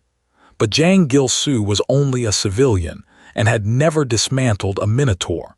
She said he wouldn't know its weaknesses. Namgung admitted that Jang Gil-soo had never dismantled a minotaur, but countered that he was the best cow-catcher in all Korea. Hearing that, Jang Gil-soo laughed, saying Namgung certainly knew how to flatter. He exclaimed with excitement that he would make the minotaur delicious. Namgung looked at Jang Gil-soo's eager expression and realized he truly was the right man for the task. He recalled that in his past life, it had been Jang Gil-soo who had cleared the minotaur dungeon. Standing before the gate, Namgung warned them that once they entered, they would be separated. He admitted he did not know if it would help, but offered one piece of advice: when in doubt, always turn right. Hyo-ju stared at him with wide eyes. Then Namgung pushed the massive door open. As he stepped inside, a notification appeared. He had entered the Minotaur's labyrinth. He had become a sacrifice, tasked with navigating the maze and reaching the altar. Namgung lifted his gaze toward the winding maze. He advanced deeper, another notification flashing before him. Remaining sacrifices, 3. No one had yet reached the altar. Namgung reasoned that the number must represent those still alive in the labyrinth, and fortunately, they could use the notification window to monitor their allies' progress. As he walked further, his foot suddenly splashed into water. He frowned, wondering why there was water beneath the blazing sun overhead. Kneeling, he dipped his hand into the pool. Instantly, another notification appeared. The jewel of the water dragon has been unlocked. Streams of aquatic creatures soar wildly through the labyrinth in every direction. Namgung shuts his eyes, acknowledging that the very same laws from his former life still hold true in this place. One principle is unmistakable. Every world boss reward is crafted to serve the purpose of conquering dungeons. He studies the jewel coiled around his wrist, reflecting that his fixation on such rewards was never about greed alone. No one had ever succeeded in claiming it during his past life. Yet this time, he isn't entirely certain. As he turns, Namgung pauses mid-step. He remembers how all the aquatic beasts had perished in the same exact location. To him, it can mean only one thing. There must be a true master who commands this labyrinth. Continuing forward, Namgung notes that although his path seems correct, he keeps circling endlessly. He recognizes this is no ordinary maze. It is something far more sinister. Then the sound of footsteps echoes behind him. He whirls to see Park Hyo-ju rushing toward him, desperately pleading for his help. Her face is marked with crimson streaks, as she cries out that all their unit members have been slaughtered by monsters. Namgung seizes her shoulders, attempting to steady her. He reminds her that only 3 of them entered the labyrinth together, urging her to regain her senses. Yet her features grow more grotesque by the moment. She insists again that their entire unit has been annihilated. She then accuses Namgung of sending them into the tunnel, raking her nails across his shoulder. She screams that he ordered them to hold the line and stall, while he went off to confront the demon by himself. Her expression twists into something hideous as she hisses that he collects the heads of comrades only to return to the past alone. Over and over, she claims he sacrificed everyone. Namgung finally shoves her away, shouting at her to stop spewing nonsense. Yaju collapses to the ground, sits upright, and questions whether he truly believes he regressed. She presses further, asking if the demon he struck down at the stump is even dead. Groaning, she wonders aloud if he has considered that the stump demon deceived him, trapping him in a dream with no end. Namgung clenches his jaw, thinking this must be an illusion woven by the labyrinth itself. Suddenly, Park Hyo-ju's form fully contorts into a monstrous abomination, shrieking that he never collected all 666,666 demon heads, that his so-called regressed life is nothing but a lie. The creature mocks him, declaring that, just like the comrades he abandoned, he remains chained in hell. From a pool of blood, undead bodies claw their way up, brushing against Namgung and whispering how they had trusted him, only for him to use them as pawns and send them to die. The monster slams its enormous palm upon Namgung's head, declaring that regression never existed in the first place. Through clenched teeth, Namgung responds, "If this is reality, then his first act will be to kill it." Drawing his crimson blade, he vows to cut down every last one of the 666,366 demons, even if some still draw breath. He strikes at the monster, declaring that if he truly drove comrades to their deaths only to regress, and if they curse him for it, then he will accept their resentment without regret. His blade erupts with power, and the monstrous form shatters into fragments. Standing amid the maze, Namgung realizes the truth. This labyrinth is not merely a puzzle, but a prison for the mind. And yet, despite that, he had somehow walked the right path. Still, he wonders how Zhang Yilsu could have conquered this same place in the previous timeline. After all, Zhang Gilsu's gift was gluttony, hardly a skill suited to resisting illusions of the mind. At that moment, a wall behind Namgung crumbles, and Zhang Gilsu emerges through the debris. He curses aloud, saying he thought he'd finally been finished for good. Casting a glance at Namgung, he mutters that he assumed he would be the first to arrive. Namgung asks if he smashed through the walls. With a wink, Zhang Gilsu replies that he simply charged straight from the entrance, reasoning that the boss would either be at the center or at the deepest point. Namgung can't help but smile, realizing Zhang Gilsu had found an unexpected path forward. He admits to himself that he is still far from perfect. Not long after, Park Hyeju arrives, bewildered and shaken, confessing she almost perished within the illusion. Zhang Gilsu gives her a wave. She thanks Namgung, saying his advice saved her. Zhang Gilsu interjects, asking if she's referring to the tip about finding the right direction. Hyeju explains that within her illusion, she saw a subordinate whose leg had been severed in a past mission. But in the vision, it was the wrong leg. That inconsistency allowed her to break free. Zhang Gilsu bursts into laughter, boasting that he had simply bashed his way through. Hyeju stares at him in disbelief, but Namgung interrupts, insisting it's too soon for heartfelt moments. He proposes they finish the dungeon first, then celebrate with a beef feast afterward. Both Zhang Gilsu and Park Hyeju watch closely as Namgung strides up the staircase toward the gate. A system notification chimes. Sacrifices have been offered. Namgung presses the door open, and together they step into the altar. A new message surfaces. All 3 sacrifices have been presented before the altar. The true master of the labyrinth emerges. Chains snap violently as the Minotaur tears itself free. It exhales in heavy, beast-like snorts. The trio stands frozen as the creature bellows with a thunderous roar. Their eyes remain fixed on the towering beast, as its roar shakes the maze to its core. Gritting his teeth, Zhang Gilsu mutters that a 2-legged cow is downright revolting. Park Hyeju turns to Namgung, urgently asking if he has a strategy. Just then the Minotaur charges forward, its laser-red eyes glowing with menace. Without hesitation, Hyeju turns to flee, but Namgung halts her, assuring that he has a plan. He glances quickly at Zhang Gilsu, who responds with a smirk and says, "I understand." Zhang Gilsu brandishes his knife and rushes straight at the Minotaur. His blade slices across its stomach, spilling blood. In a swift leap, he vaults into the air before the beast. Hyeju and Namgung watch, stunned. Hyeju remarks that Zhang Gilsu's agility is shocking for his size, then asks Namgung if he was truly a butcher. Namgung calmly replies that Zhang Gilsu is, in fact, the king of gluttony. Without a pause, Zhang Gilsu sinks his teeth into the Minotaur's flesh, devouring it. He grimaces, muttering that it tastes foul and revolting. Chewing, he glares at the beast and sneers that it lacks even the sense of taste. Zhang Gilsu then asks Namgung whether he intends to handle the Minotaur himself, suggesting he and Hyeju could simply settle for the participation rewards. Namgung explains to Park Hyeju that this is survival of the fittest, the law of the jungle.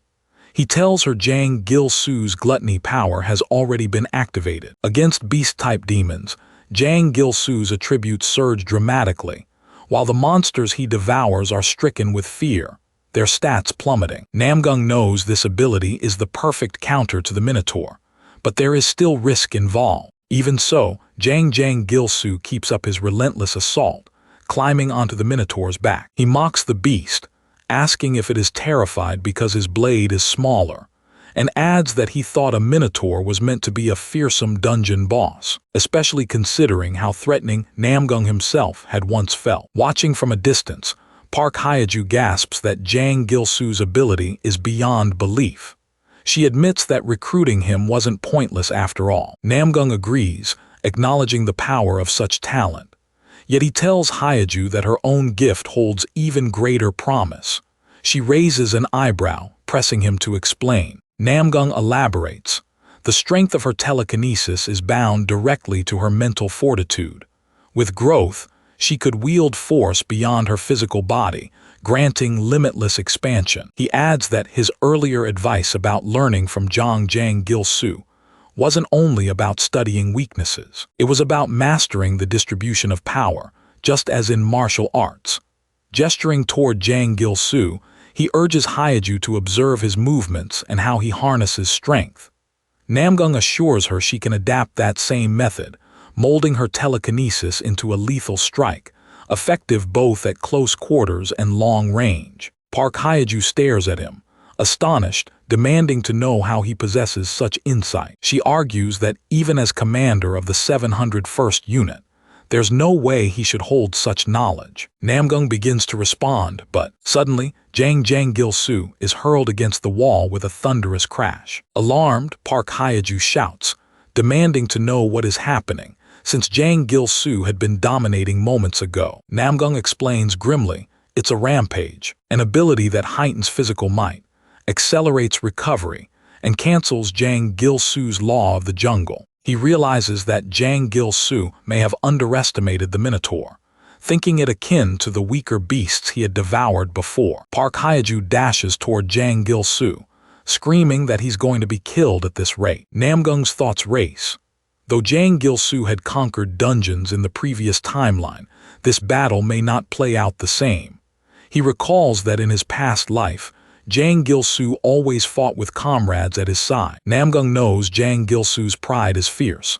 Offering aid too quickly might strain their bond, even if they triumph here. He understands that without forging true trust with Jiang Gil-su, his larger plan would fall apart. Seeing Jiang Gil-su bloodied, Park Hyaju cries out to Namgung, urging him to provide covering fire so she can intervene. Namgung shouts back, forbidding her from stepping in just yet. She demands to know why. He tells her firmly that Jiang Gil-su's resolve remains unbroken, and so does the blade still clutched in his hand. With fury burning, Jiang Gil-su hurls himself at the Minotaur once more, knife flashing. Both Namgung and Hyaju watch with wide eyes as the battle grows even more brutal. The Minotaur's horn plunges into Jiang Gil-su's stomach, and he screams out in sheer agony. His belly fat softens the blow enough to keep him alive, but he knows full well that if this continues, survival won't be an option. In his desperation, Jiang Gil-su cries out,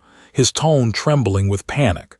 And at that exact instant, a soul knight drives its blade deep into the Minotaur's back. The beast snarls and spins around, only for Captain Nam to appear suddenly, severing the Minotaur's horn in one precise motion. The force of the strike sends Jiang Gil-su crashing to the ground, blood spilling freely from his injury. With a tortured scream, he yanks the horn out of his stomach. Captain Nam offers a quick apology for interfering, and though Jiang Gil-su prides himself on handling things alone, he cannot deny his gratitude. He admits this way he can preserve strength, suggesting they join forces against the monster. A wave of relief passes through Captain Nam.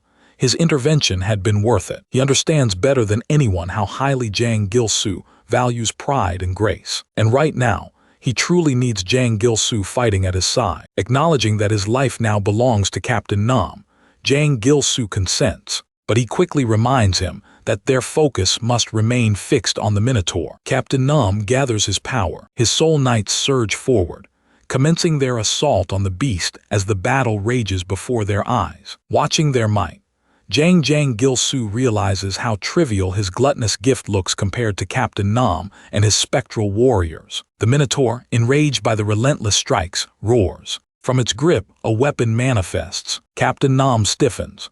This creature is far stronger than he had anticipated. The Minotaur swings its weapon violently, smashing into the Soul Knights, and the backlash reverberates, injuring Captain Nam himself. In answer, he produces the Serpent's Spine Fragment, an artifact of the highest magical tier, a relic capable of bending light to grant invisibility, but usable only once per day. Activating the fragment, Captain Nam vanishes from sight. Using that brief distraction, he launches himself toward the Minotaur. With a mighty leap, he rises high, poised to strike from above. Yet to his dismay, the beast's eyes follow him. The Minotaur whips its head and counters with a devastating blow, slamming into Captain Nam. He raises his guard to block but realizes grimly, this defense won't last. Park Hyaju is every bit as shaken as Captain Nam, unable to comprehend how the Minotaur can still see through his invisibility. Even so, Captain Nam hurls his weapon in a wide arc toward the creature, while his Soul Knight shields him from the monster's relentless swings. His aim is true, but the strike still fails to connect. Enraged, the Minotaur barrels straight for Captain Nam, closing the gap with frightening speed. Suddenly, a potion sails through the air, bursting against the beast and forcing it to howl in pain. Quick thinking, Jang Gil-soo had acted in time. He deduces that the Minotaur was able to sense Captain Nam not by sight, but by smell. Seizing the revelation, Captain Nam leaps once again. This time his attack lands true. His blade plunges into the monster's skull. The beast staggers, weakened. Jang Gil-soo shouts for Park Hyaju to sever its tendon. She directs her telekinesis, driving daggers deep into its legs. Every ounce of her strength is poured into cutting them. Yet the blades seem useless, and still the beast refuses to collapse. Growing restless, Captain Nam wrenches his sword free. With a savage thrust, he drives it down again, cleaving through the Minotaur's skull and out its throat, toppling the giant backward. He attempts to pull his weapon loose from its body, but in its last death throes, the Minotaur's tail coils around his legs, dragging him violently to the ground. With a final, agonizing cry, it thrashes.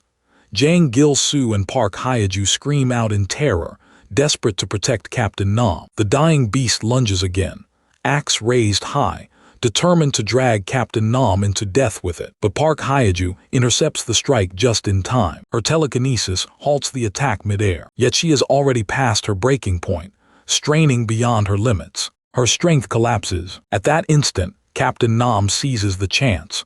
One decisive swing, and the Minotaur is split cleanly in two. Its massive halves crash to the floor, and the system's tone resounds. The maze has officially been cleared. Their group breathes in the glory of survival, rewarded for enduring such a brutal trial. The system dispenses 2 basic loot items, to be claimed among them. Ever the Joker, Jang Gil-soo remarks that, for someone who talked so big, Captain Nam looked like he nearly collapsed. If not for Park Hyaju, who knows how it would have ended.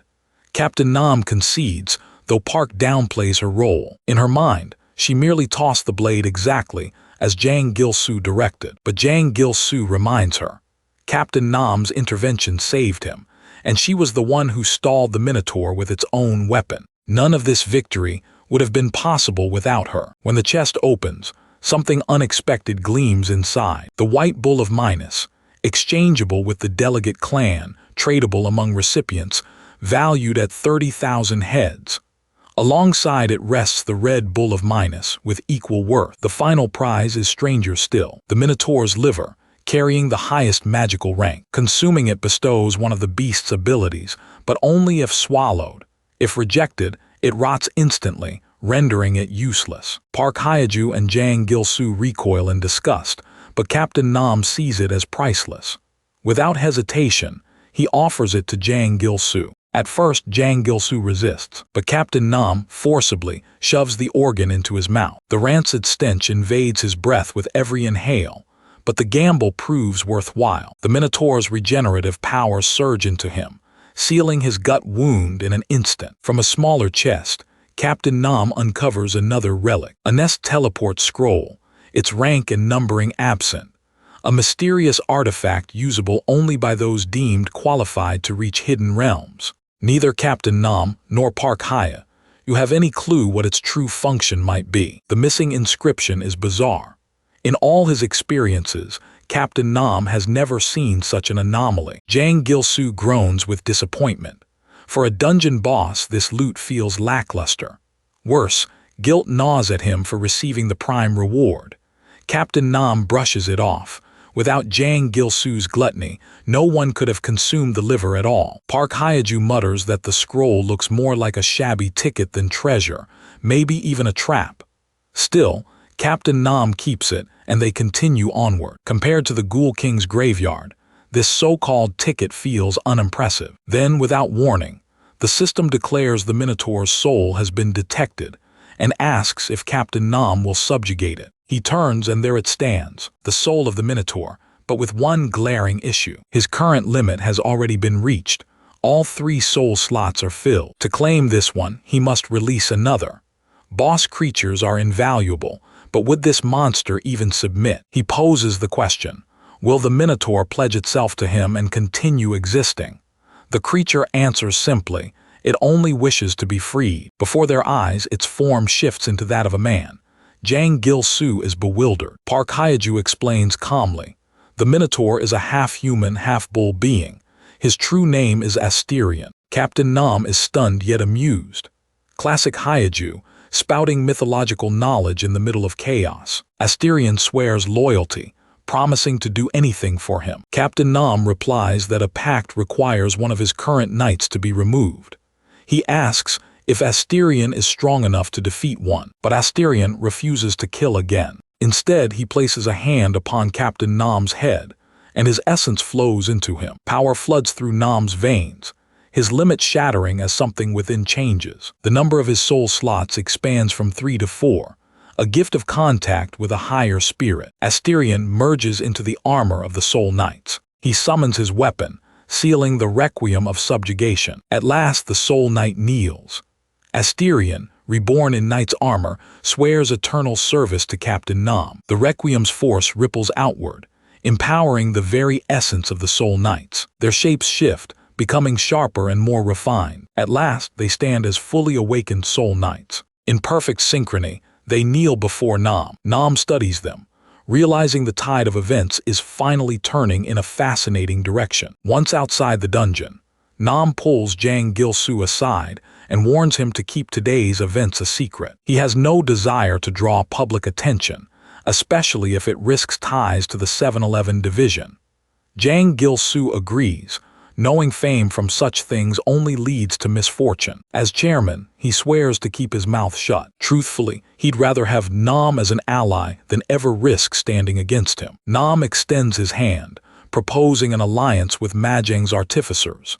It's not only strategy, it's security in a world plunging deeper into chaos. A few townsfolk approach to thank Jang Gil-soo. He laughs and jokes as he chats with them. Park Hyaju quietly observes from the side. Suddenly, she realizes the truth. Jang Gil-soo's real strength lies not in ability, but in the people around him. Before parting, Captain Nam bids Jang Gil-soo farewell. First order of business. He needs a new weapon, especially since the jam jar was shattered. Watching them depart leaves Jang Gil-soo with mixed feelings. A touch of sadness lingers, yet he still sends them off with a smile. Before leaving, Nam asks Jang Gil-soo for one favor. Could he track down a man named Man Dayak-soo in Nowangu, a hardware shop owner? In Nam's past life, Dayak-soo had been crowned the king of the workshop, capable of crafting any tool or survival gear flawlessly. Jang Gil-soo nods, promising to reach out through his contacts and see what he can uncover. On the way home, Park Hyaju asks Nam what path she should take now. He reminds her she was supposed to train with Jang Gil-soo to master swordsmanship, but she shakes her head. That's not what she means. She's talking about her father's business.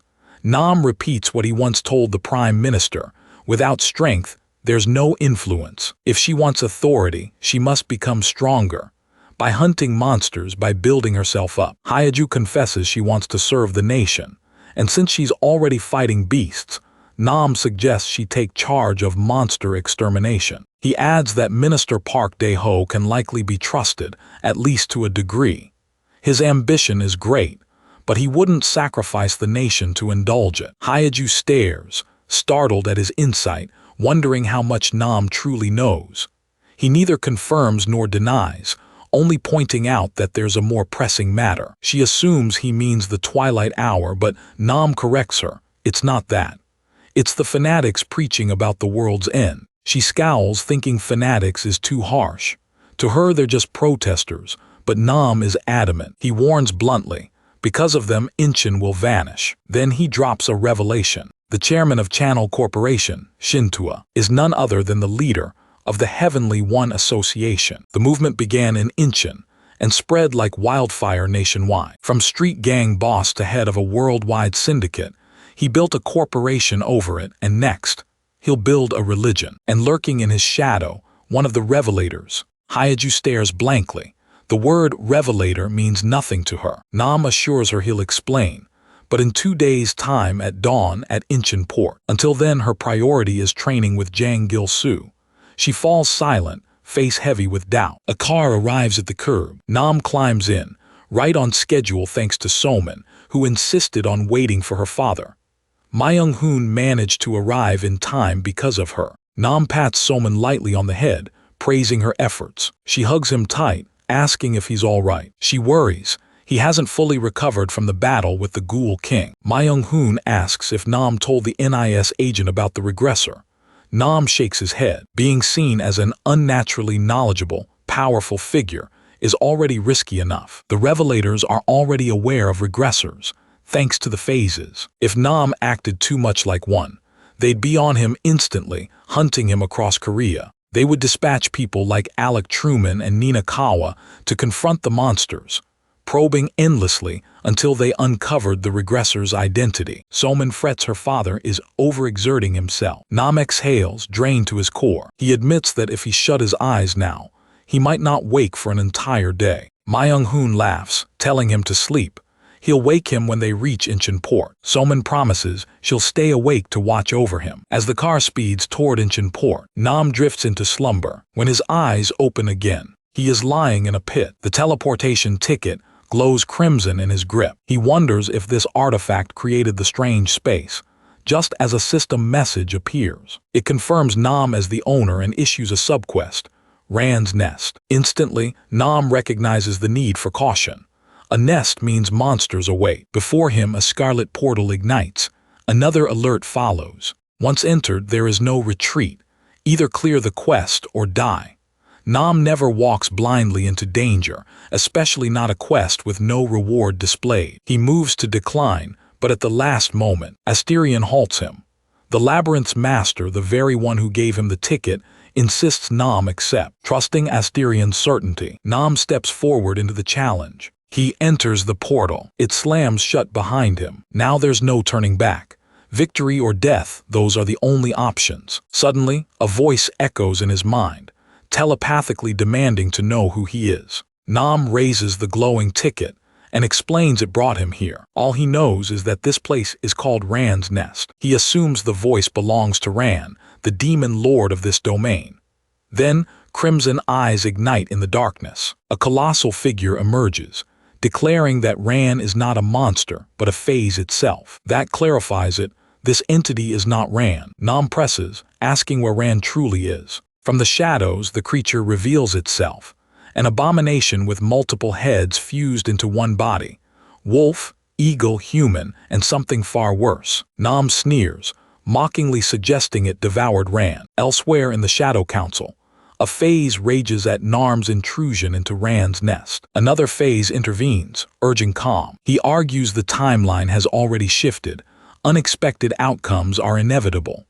But the first retorts the regressor reset the flow, birthing this iteration of the carnival. With a regressor involved, fairness is broken.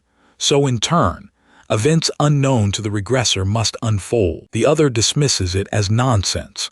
The carnival has already begun, and tampering now breaks the rules. He warns Yor to calm himself. Yor bristles. He threatens to erase anyone who dares utter his name in the Shadow Hall again. The other laughs. Everyone already knows who everyone is. They concede the Revelator is unique, but he is still being tested. The greater threat lies with the regressor, whose cunning surpasses even the 7 serpents. And though a regressor may already be chosen, they may not yet have been used. Worse, perhaps the Revelator secretly shelters one. Then a portal rips open overhead, a voice cutting in, ordering the observer of sun and moon to hold his tongue. The speaker accuses Durga of tampering with the return pack, claiming he rushed future events only to balance the scales. But Yor doesn't buy it. He accuses Durga of fear, that his Revelator will return and consume everything. Durga steps through another portal, calmly denying any wrongdoing. The carnival spans 50 years, Whatever transpires within is fair game. Time itself locks the gateways, and Nam has stumbled into one. They assure Yor, if Nam is no regressor, then he has nothing to fear. The creature they unleashed upon him thrives by consuming time itself. Yet Yor remains unconvinced. He warns that by casting his revelator into something that was meant to surface 30 years later, if NAMM manages to survive, suspicion will inevitably fall upon their own revelators. At this point, Namgung's survival is the only chance Yor has left to depend on. Deep within the nest, the beast sneers, mocking Nam for believing that a lowly monster like him could have possibly devoured a phase. It taunts him further, claiming that Nam is disgracing the title of Revelator. But Nam has no desire to play along with the phase's schemes. He knows they view him as nothing more than a tool, and he intends to exploit them in the same way they seek to exploit him. Tilting its head with amusement, the monster wonders aloud why the phases would ever choose someone like Narm as a revelator. Nam, uninterested in the creature's theatrics, cuts straight through the pretense, demanding to know how to complete the quest. The monster obliges without hesitation. Stretching out its hand, it reveals a piece of raw, pulsating flesh, Rand's flesh. To clear the quest, NAMM need only consume it. The reward, the monster declares, will surpass anything NAMM can even imagine. If fortune favors him, he might even acquire the powers of the phases themselves. Shocked, Nam tries to confirm.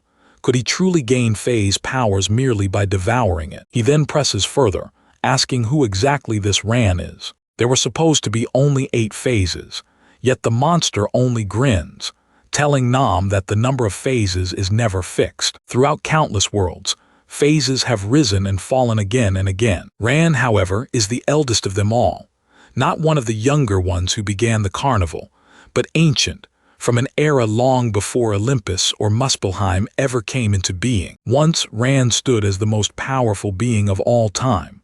But as ages passed, the hierarchy of the phases shifted, just as the carnival itself repeats in cycles. That revelation catches Nam completely off guard. The carnival repeating. That's something he never knew. The monster explains that it isn't merely a cruel game of the phases. The carnival is the mechanism by which worlds either flourish or wither. It is how they change and evolve. That, the monster says, is what history truly is. Nam finds the idea absurd. History, reduced to something written by others, dictated for them. But the monster corrects him sharply. No, it was never written for him. Individuals like Nam are always the central players in the carnival. They are the ones who create it, endure it, and ultimately transcend it. The phases merely prepare the stage. In that instant, something clicks within NAMM. A phrase the monster used suddenly makes sense. Narrowing his eyes, he demands, "How long do you intend to deceive me?" The creature flinches slightly. When it said we set the stage, NAMM noticed. The monster tries to dodge, insisting Nam should simply eat the flesh and take the power. But Nam isn't falling for it. He challenges the beast. Why would something strong enough to consume a phase be imprisoned down here? The creature feigns surprise, but Nam presses harder. Anyone who speaks of devouring a phase while referring to themselves as we is no mere being. Crushing the flesh in his grip, Nam throws it to the ground with contempt. The monster looks at once impressed and disappointed. Had Nam eaten it, the creature admits, he would have been consumed instead. Nam declares that he already uncovered the true intent of the phases. They sent this entity to devour him, once they realized he encountered them back when only the second gate had opened. That alone made him a marked target. Abruptly, the monster's body begins to shift. Its form transforms into a radiant, godlike being. Nam's heart skips a beat. What he first dismissed as mere bluster proves terrifyingly real. This being surpasses even the 8 phases. The transfigured monster extends its hand, declaring Nam worthy of a reward for enduring the trial. From Nam's hand, a brilliant golden glow emerges. The being reveals its name, Wu, not Mu. Wu explains that he is not an existence, but an absence, a form that has never existed since the dawn of time. He proclaims that he has observed every moment of the carnival's unfolding, and that he could even reveal to Nam the remaining 25 years of the future. everything Nam has yet to see. And then just like that, Nam awakens. A faint violet shimmer glows upon his hand, leaving him bewildered. Before he can process it, a voice calls out. It's Soman rushing toward him. He sees her through the car window as she runs. Nam leaps from the car and demands to know what happened. Soman explains that a group gathered around the car and halted them, but before she can elaborate, she cuts herself short, urgently declaring that Uncle Myung-hoon is in danger. A man steps forward, asking Nam to come with him. Nam brushes the man's hand from his shoulder and calls out, telling Myung-hoon to quit the act and come out already. Myung-hoon emerges, greeting Nam casually with a cheerful hello as though nothing is amiss. He remarks that he's been quietly evaluating the situation while Nam was asleep, but their exchange is interrupted when a band of gangsters barges in. Nam instructs Myung-hoon to spare a few of them alive.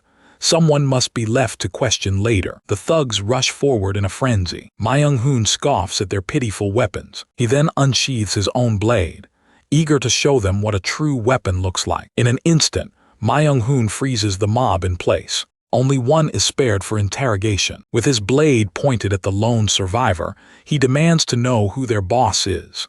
The thug feigns ignorance, pretending he knows nothing. Myung-hoon increases the pressure, threatening him to speak, but Nam steps in, his voice cold.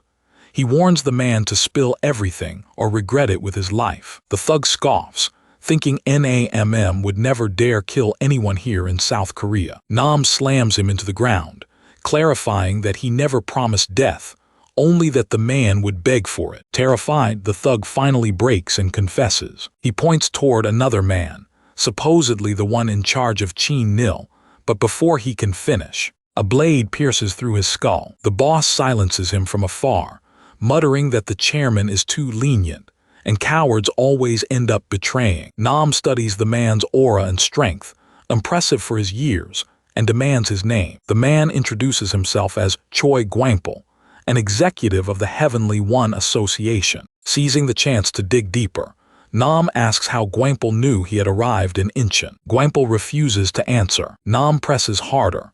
Was it Tihwa of the association or Jin Wei of the triad who issued the command? Gwampol only sneers, circling Nam like a predator, mocking him as nothing more than a dead man walking. He laughs off Nam's composure, as if it were meaningless bravado. But in underestimating Nam, Gwampol makes a grave error. Nam disappears from sight, then reappears behind him. Gwampol lunges with a stab, but Nam shifts slightly and slams him brutally into the ground. Though Gwampol may have the talent to become an executive at such a young age, he is leagues beneath Nam. To neutralize his blinding speed, Nam stomps down on his foot, snapping it apart. Gwampol howls in agony as Nam threatens to cripple him permanently. Finally, Gwampol breaks, revealing he was ordered to take Nam to Yeonan Terminal. That was the destination he was meant to deliver him to. At first, he resists giving names, but under mounting pressure, he admits the order came directly from the chairman. The triad had recently arrived at the harbor, but the chairman acted before they could move. Nam's thoughts whirl with questions. Did Cheyenne and Jin Wei already connect? Or had Jin Wei learned of him through Alec Truman? With no time left to ponder, he orders Myung-hoon to go with Soman and regroup with Hojin.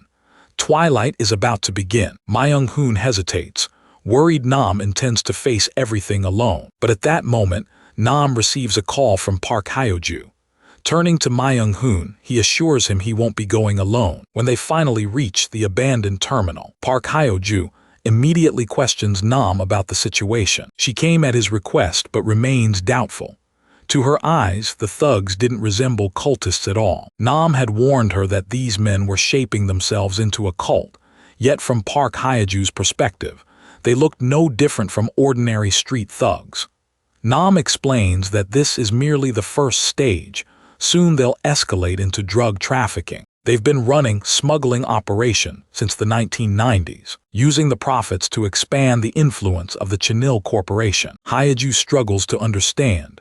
Why turn that operation into a cult now? Nam lays it bare. By forming a cult, they can abandon smuggling entirely. Instead, they'll establish a drug manufacturing facility amid the chaos of the approaching carnival, while their so-called cultists become the front. Already, there are addicts hooked on Chanil's new creation, but this isn't just another hallucinogen or recreational stimulant. This drug erases pain altogether. It transforms its users into numb, unfeeling husks, perfect disposable shields. Park Hyeju is horrified. Even for the triad, this level of cruelty feels excessive. Yet she can't grasp why they would devastate Incheon itself. Nam explains that Incheon will be ruined not out of desire, but inevitability. They themselves will fall victim to addiction. Chanil may be producing the drug, but they were not its original creators. The formula belongs to Jin Wei, known as the Mad Alchemist, chosen by the Keeper of the Flames. Meanwhile, Nam and Hyunju secure 2 tickets for the 3 p.m. Sunflower Ferry to Benyon Island, heading toward Gate 3. At the checkpoint, a man directs them onto the vessel. Hyunju is startled to see a triad ship sitting in plain sight without a single guard posted. Nam and Hyunju step aboard. Shintiwa greets their arrival, as if he had been expecting Nam all along. He skips formalities, even in front of agents from the National Intelligence Service, and orders everyone to take their seats. Nam, surprised that Shintiwa knows his identity, asks why he has been seeking him out. Shintiwa explains that Ian Shen of the Red Root Triad branch was searching for Nam at dawn. He asks Nam to overlook the Coast Guard's actions, claiming they were simply doing their duty. Outraged, Hyunju accuses Shintiwa of using the Coast Guard to smuggle Triad thugs. She charges at him in anger, but Nam knocks her unconscious with a single strike, putting her to sleep. He tells Shintiwa that Hyunju would only have complicated things, and that now they can speak freely. Amused by Nam's recklessness, Shintiwa remarks that he finally understands why the Triad is so invested in him. Nam presses him for answers, why the Triad is after him, and why Shintiwa approached him first. Shintiwa produces a sample of the drug called Berserker, revealing that the Triad wants Nam to oversee the operation. The Triad will provide the formula, while production will be managed on site, and for that they require Korea's strongest man, Nam. It all comes together for Nam. Shintiwa approached him first to avoid dividing authority. Nam then asks whether Shintiwa truly has the power to control the Triad. In response, Shintiwa extends his hand. Water element energy flows forth, displayed openly. Nam is stunned. In his past life, Shintiwa had been nothing more than a half-dazed thug. Shin promises that if Nam handles the forces already operating in Korea, he'll seal off the sea routes. No ships, no reinforcements. He lays out a stack of cash before Nam, promising more once the operation begins. He tries to sway Nam, saying he's better than the Triad. He won't force Nam to dirty his hands with drugs, and even frames it as patriotic, protecting Korea from foreign syndicates. But Nam isn't convinced. He warns that walls have ears, hinting that someone else is listening. Suddenly, a hand emerges from the shadows and snaps Shintiwa's neck in an instant. A man steps out from the darkness, enraged that Shintiwa dared conspire behind the Triad's back. He hurls Shintiwa's corpse toward his own men, then turns to face Nam. He asks when Nam realized he was there. Nam replies that he knew the moment he entered. The man acknowledges this, realizing why the Triad has fixed its gaze upon Nam. Introducing himself as Chaeyoung Shin, he says if Nam had fallen for a sham like Chanil Corporation, he'd already be dead. Nam mocks him, saying he's eager to see just how dangerous Chaeyoung Shin really is. He demands that Chaeyoung Shin contact Jin Wei immediately, summoning him within 3 seconds. Nam makes it clear he has no interest in Chaeyoung Shin. He wants a direct meeting with Jin Wei. Offended by Nam's audacity, Chaeyoung Shin clenches his fist in frustration. He warns Nam that just because the Mountain Master favors him doesn't mean he can act with impunity. Then Chaeyoung Shin vanishes. Nam immediately recognizes the ability. This isn't concealment. Concealment merely hides a body from view. This is something else entirely. Assimilation, where the user merges completely with their environment, ceasing to exist physically.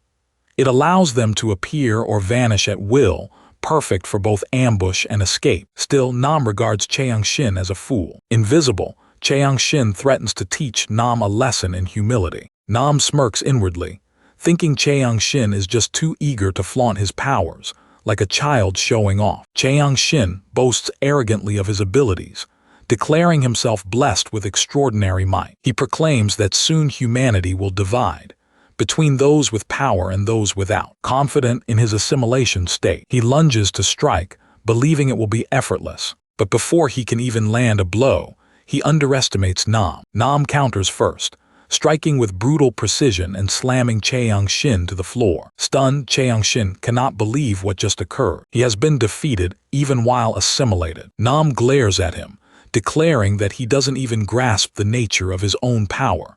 He survived only due to raw talent. Nam clarifies, he didn't strike his body, he struck his soul. Physical attacks might be useless, but when it comes to the soul, he can strike freely. Cheong-shin is left reeling, shocked to learn that souls even exist. Nam gives him no time to recover. He throws him onto the sofa and begins the interrogation, demanding to know how Jin Wei obtained his information. Cheong-shin admits they discovered Nam through the viral footage of him defeating the serpent. But Nam presses, why hire him based on a video clip, especially when they don't trust the Heavenly One Association? Cheong-shin answers plainly, they want him for his strength. In a world where trust has vanished, power is the only coin of value, and to them, Nam is the strongest man in Korea. Besides, Cheong-shin serves directly under the Mountain Lord, making betrayal unthinkable. That revelation only raises more concerns. Jin Wei's alchemical prowess means he can concoct any potion imaginable. It's highly likely he has enhanced himself through his own brews. If so, he could rival or even surpass Alec. Even Nam could find himself outmatched in a direct fight. Cheong-shin delivers a final warning, skills won't matter. The Mountain Lord will dominate every nation. He hands Nam a note with an address, instructing him to go there. The technicians are already making preparations. All NAMM must do is deliver the ampoules. He also orders Nam to eliminate any remnants of the Heavenly One Association, should it be necessary. Nam had demanded Jin Wei appear in 3 seconds, but Cheong-shin tells him he'll come in a week. As Nam prepares to leave, he's told not to worry about Park Hyeju. Since the Triad knows only of Nam's strength, Cheong-shin calls upon Ryujin, assigning her to accompany him and keep watch. Needing transport, Ryujin asks for a lift. Nam eyes her and asks if she even owns a car herself, and so the two travel together. Ryujin attempts to pry into Nam's relationship with Park Hyeju. Nam brushes her off. He owes her no explanations. Her name rings faintly familiar, but he cannot place it, so he assumes they've never met face to face. Changing the subject, Nam asks about the weapon she wields. Ryujin refuses, saying she owes him no answers either. Nam shrugs it off, boasting instead about how he punched Cheong-shin earlier, but Ryujin remains unimpressed. She reminds him his power is nothing compared to the Mountain Lord, and that her loyalty lies with the Mountain Lord, not with him.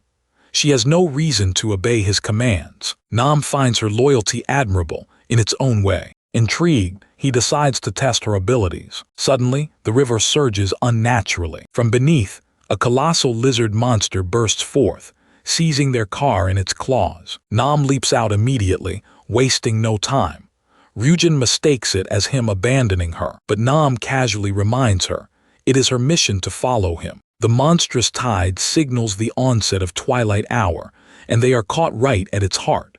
Ryujin scrambles out through the window just in time. Around them, the second wave of monsters descends, their car now perched dangerously atop a writhing mass of beasts. The second wave closes in, leaving Ryujin bewildered.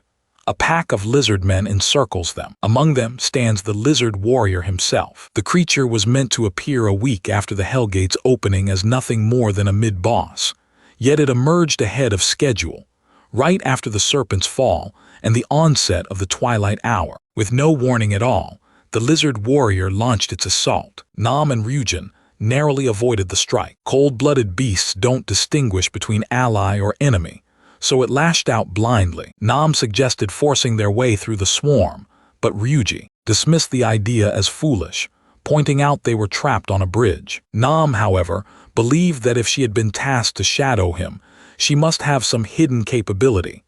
His remark stung, especially when he reduced her to nothing more than an expendable pawn. Insulted, she snapped back and unsheathed her concealed blades, telling him to keep pace. Ryujin then surged forward, charging headlong into the lizardmen horde, slashing and tearing through them as she advanced. She glanced back, prepared to boast about her prowess, but what she saw instead startled her. Nam was standing alone against the towering lizard warrior.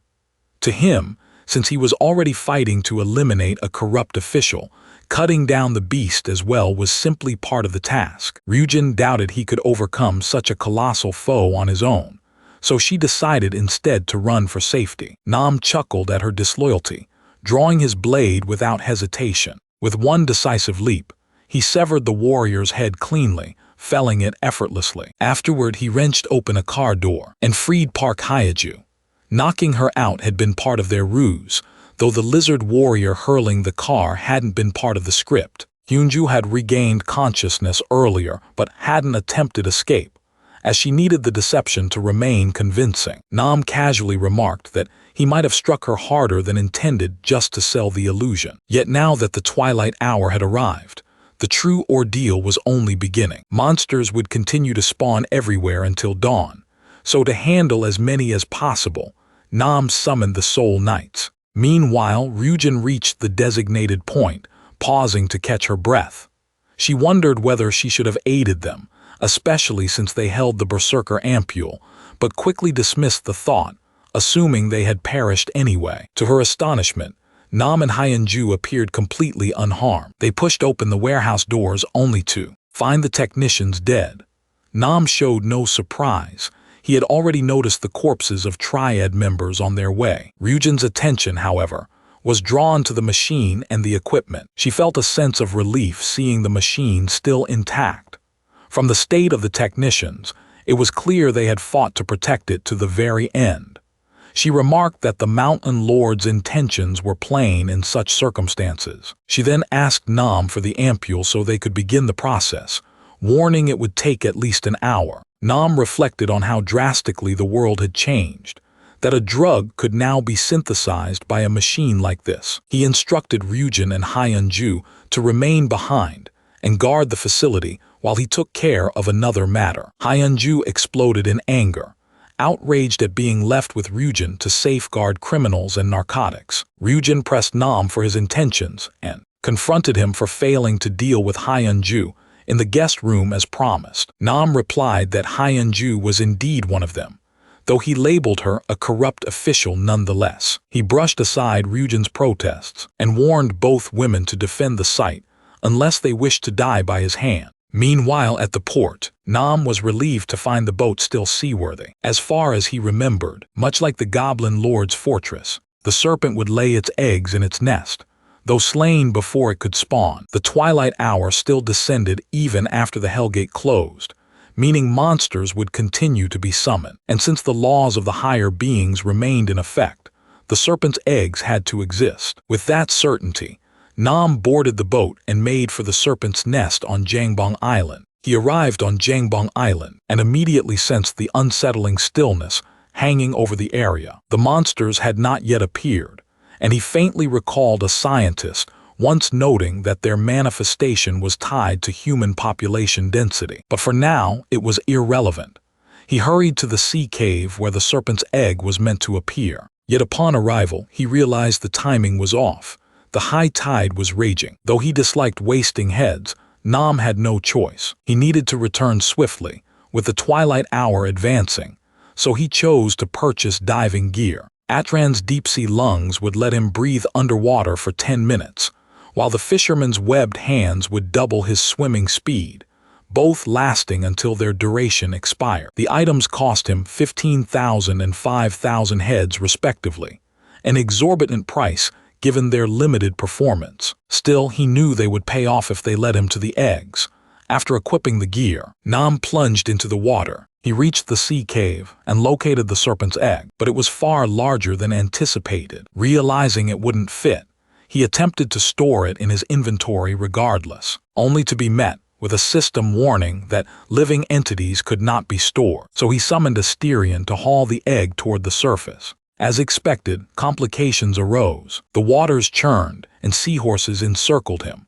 Nam knew not to underestimate them despite their deceptively frail appearance. He understood that battling them underwater would not be easy. Normally, he would have waited for low tide, but with twilight pressing in, he couldn't afford delay. Then a thought struck him as he noticed a spot cluttered with rubble and seagrass. He swam toward it, hoping to uncover something of use. All the while, Yor observed Nam's reckless actions from afar, deeming him insane for deliberately stirring up danger even before suspicions were fully settled. Just then, Yor was summoned to the Shadow Hall. Durga, his suspicions deepening, questioned how Nam could know the serpent egg's precise location. Yor brushed it aside, saying it was natural for such an egg to emerge with the tide. What seemed dubious, however, was Nam's exact knowledge of its position. Durga, growing irate at Yor's dismissal, accused Nam of being a regressor and proposed they impose restrictions on him. Yor, unfazed,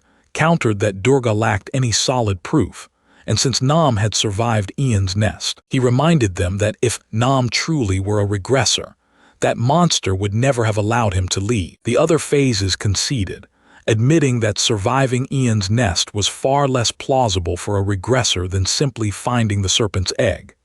Even if Nam was one, they couldn't intervene, as such interference would violate their own laws. Ending the quest prematurely was already a contentious move, and none of them were eager to escalate further.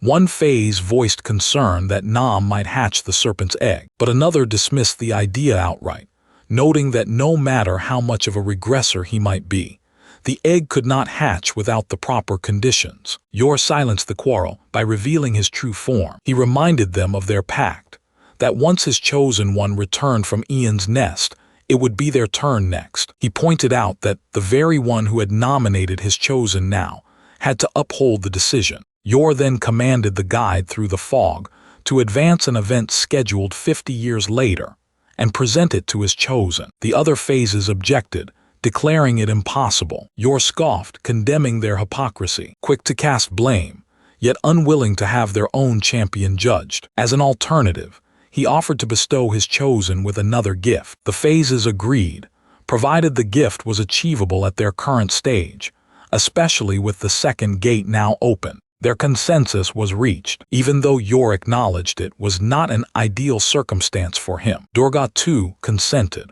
on the condition that it had nothing to do with hatching the serpent's egg. Yor reassured him, clarifying it was not that.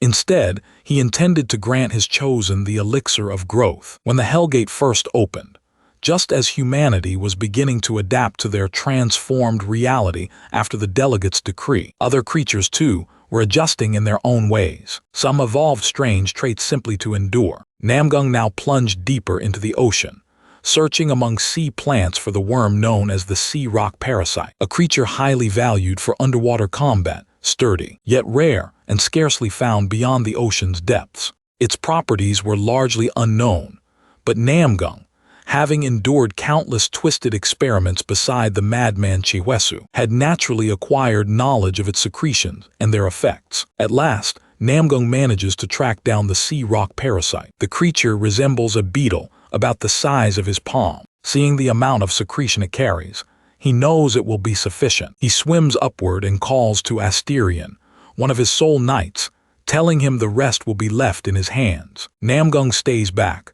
observing from a distance as a sea monster lunges at Asterion.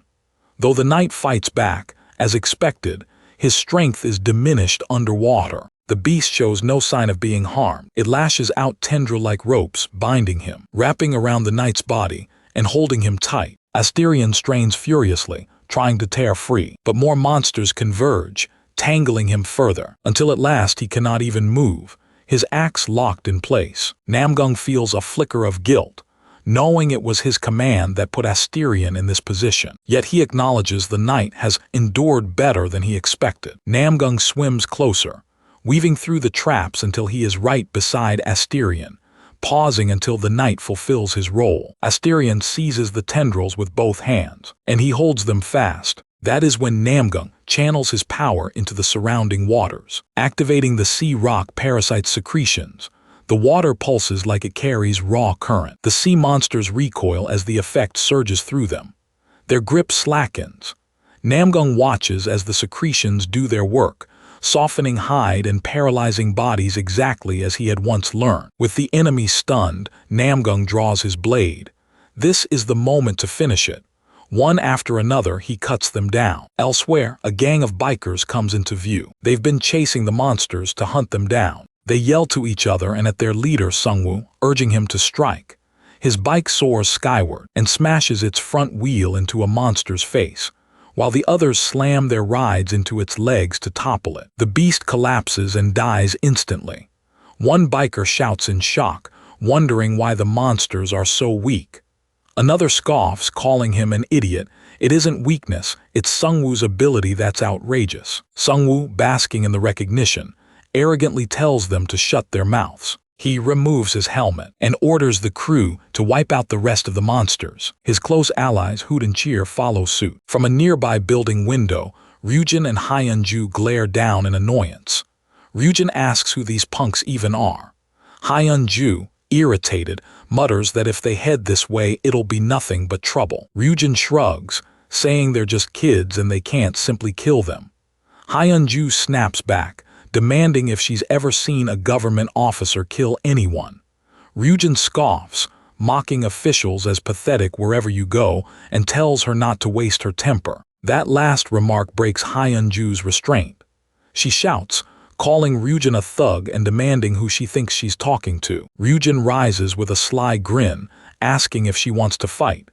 Hyunju stands as well, saying this is exactly what she was hoping for. Before their quarrel can erupt, the bikers outside shout again while chasing monsters.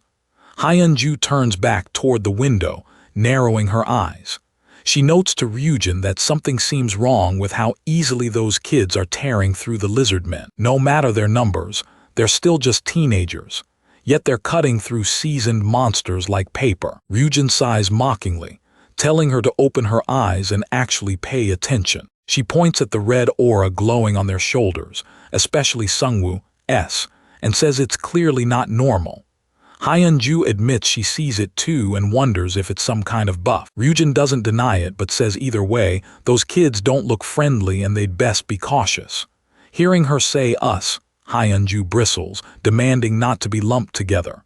Ryujin snaps back, calling her a corrupt official. Hyunju clenches her fists, swallowing her rage, insisting she won't stoop to arguing. From a distance, Sungwoo hears their voices and warns his crew to quiet down. He listens intently, then suddenly shouts toward the building that he knows someone's inside. He says he doesn't care who they are.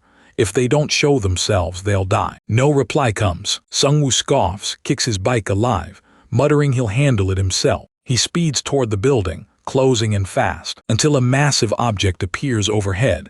A colossal orb hovers in the sky. Sungwoo doesn't notice, charging forward. Then it crashes just behind him, shaking the ground violently. His bike is thrown into the air, and he smashes into the dirt. Gritting his teeth, he glares up at the giant sphere, cursing under his breath. The orb creaks open, and Namgung steps out casually. He tells Sungwoo in a calm voice to stop making such a racket. That dismissive tone ignites Sungwoo's rage. Picking himself up, he curses Namgung for nearly crushing him to death and demands that's all he has to say. But Namgung, as imposing as ever, merely tells him to shut up. Turning to the other bikers, Namgung orders them to move the egg, the massive sphere, saying its weight makes it convenient. One boy gapes in shock, but another nods, agreeing without resistance. Sungwoo roars at them, asking if they've lost their minds. The boy answers it just felt natural to obey. Sungwoo spits in disgust, calling them idiots, before sneering at Namgung and spitting out old man. He stomps up close, glaring eye to eye, demanding what about his motorcycle that got crushed under the egg.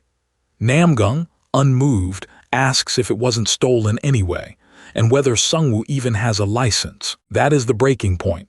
Sungwoo's patience finally snaps. He swings his fist, cursing, ready to settle it with violence. But just before it lands, Namgung places his hand on Sungwoo's face, stopping him cold. Calmly, he tells him that his hot-headed charge is like nothing more than a monkey who never learned restraint. Then he shoves his face back, sending him crashing into his own allies. Once more, he warns the group, move the egg, or share the same fate. Sungwoo, seething, screams at his crew to get ready. A crimson aura blazes around them. Shocked, they realize Sungwoo has buffed them, and with his support, they might stand a chance. Watching, Namgung notices something about Sungwoo's skill. He discerns that Sungwoo can amplify the strength of those around him, and wonders if this is Monarch's command.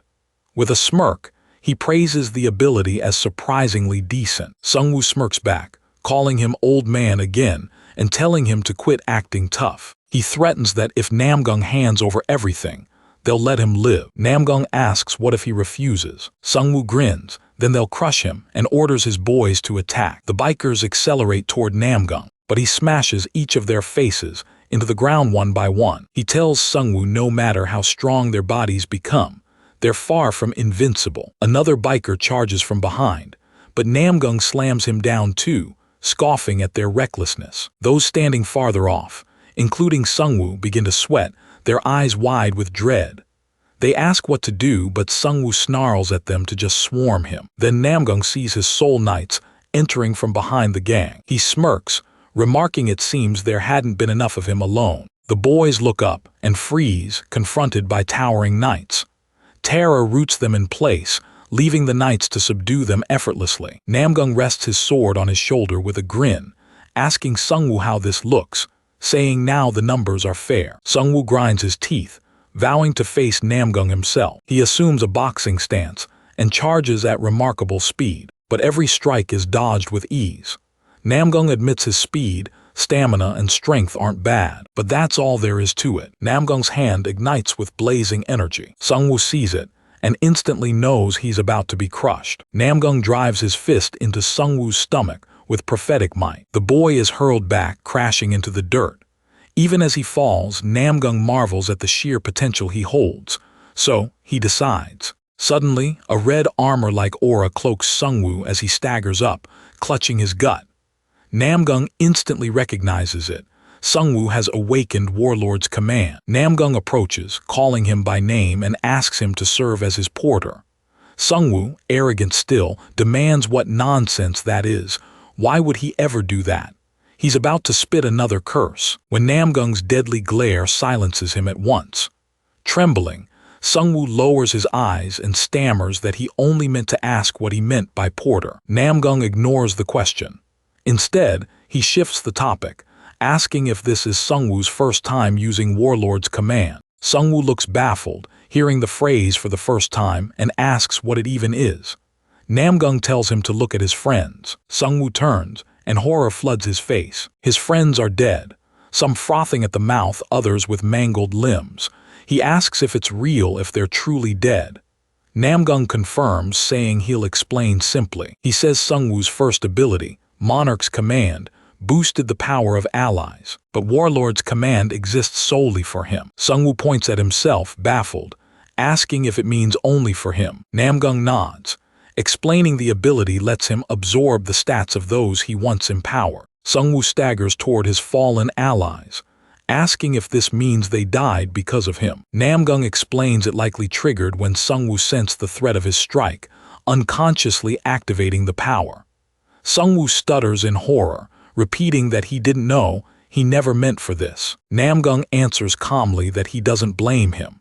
He only tells him this so he understands that even in this shattered world, no matter how much one despises it, there is no choice but to endure and keep moving forward. Then he extends his hand once more, asking if Sungwoo will join him. Sungwoo, eyes wide, carries the egg strapped to his back. He demands what this all means, but Namgung simply replies he'll know once the egg is placed properly.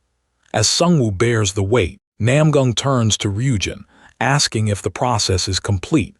She replies it's nearly done, with liquid extraction over 95%. Namgung suggests diluting the drug in water under these conditions. He asks for her view, and Ryujin agrees, noting the solidification time makes it the most efficient method. Pointing toward the machine, Sungwoo demands to know what it is.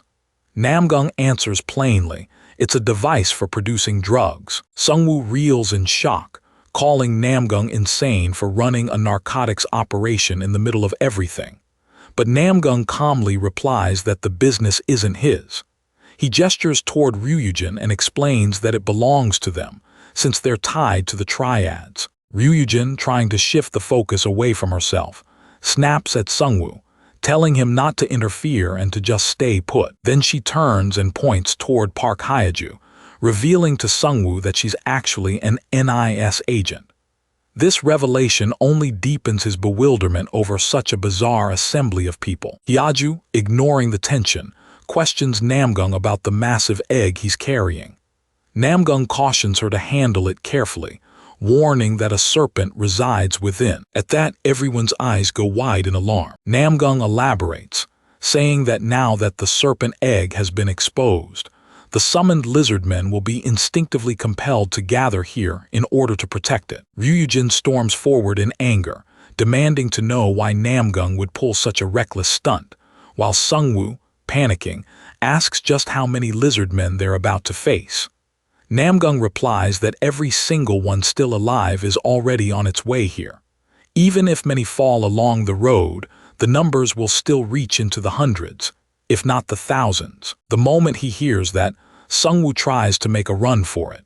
He says it's been an honor working under Namgung, however briefly, and admits that though he may be foolish and ignorant, he intends to return to where he came from. But just as he reaches the doorway, the sound of movement erupts outside. Sungwoo immediately bolts back to Namgung's side, dropping to his feet in fear, blurting out,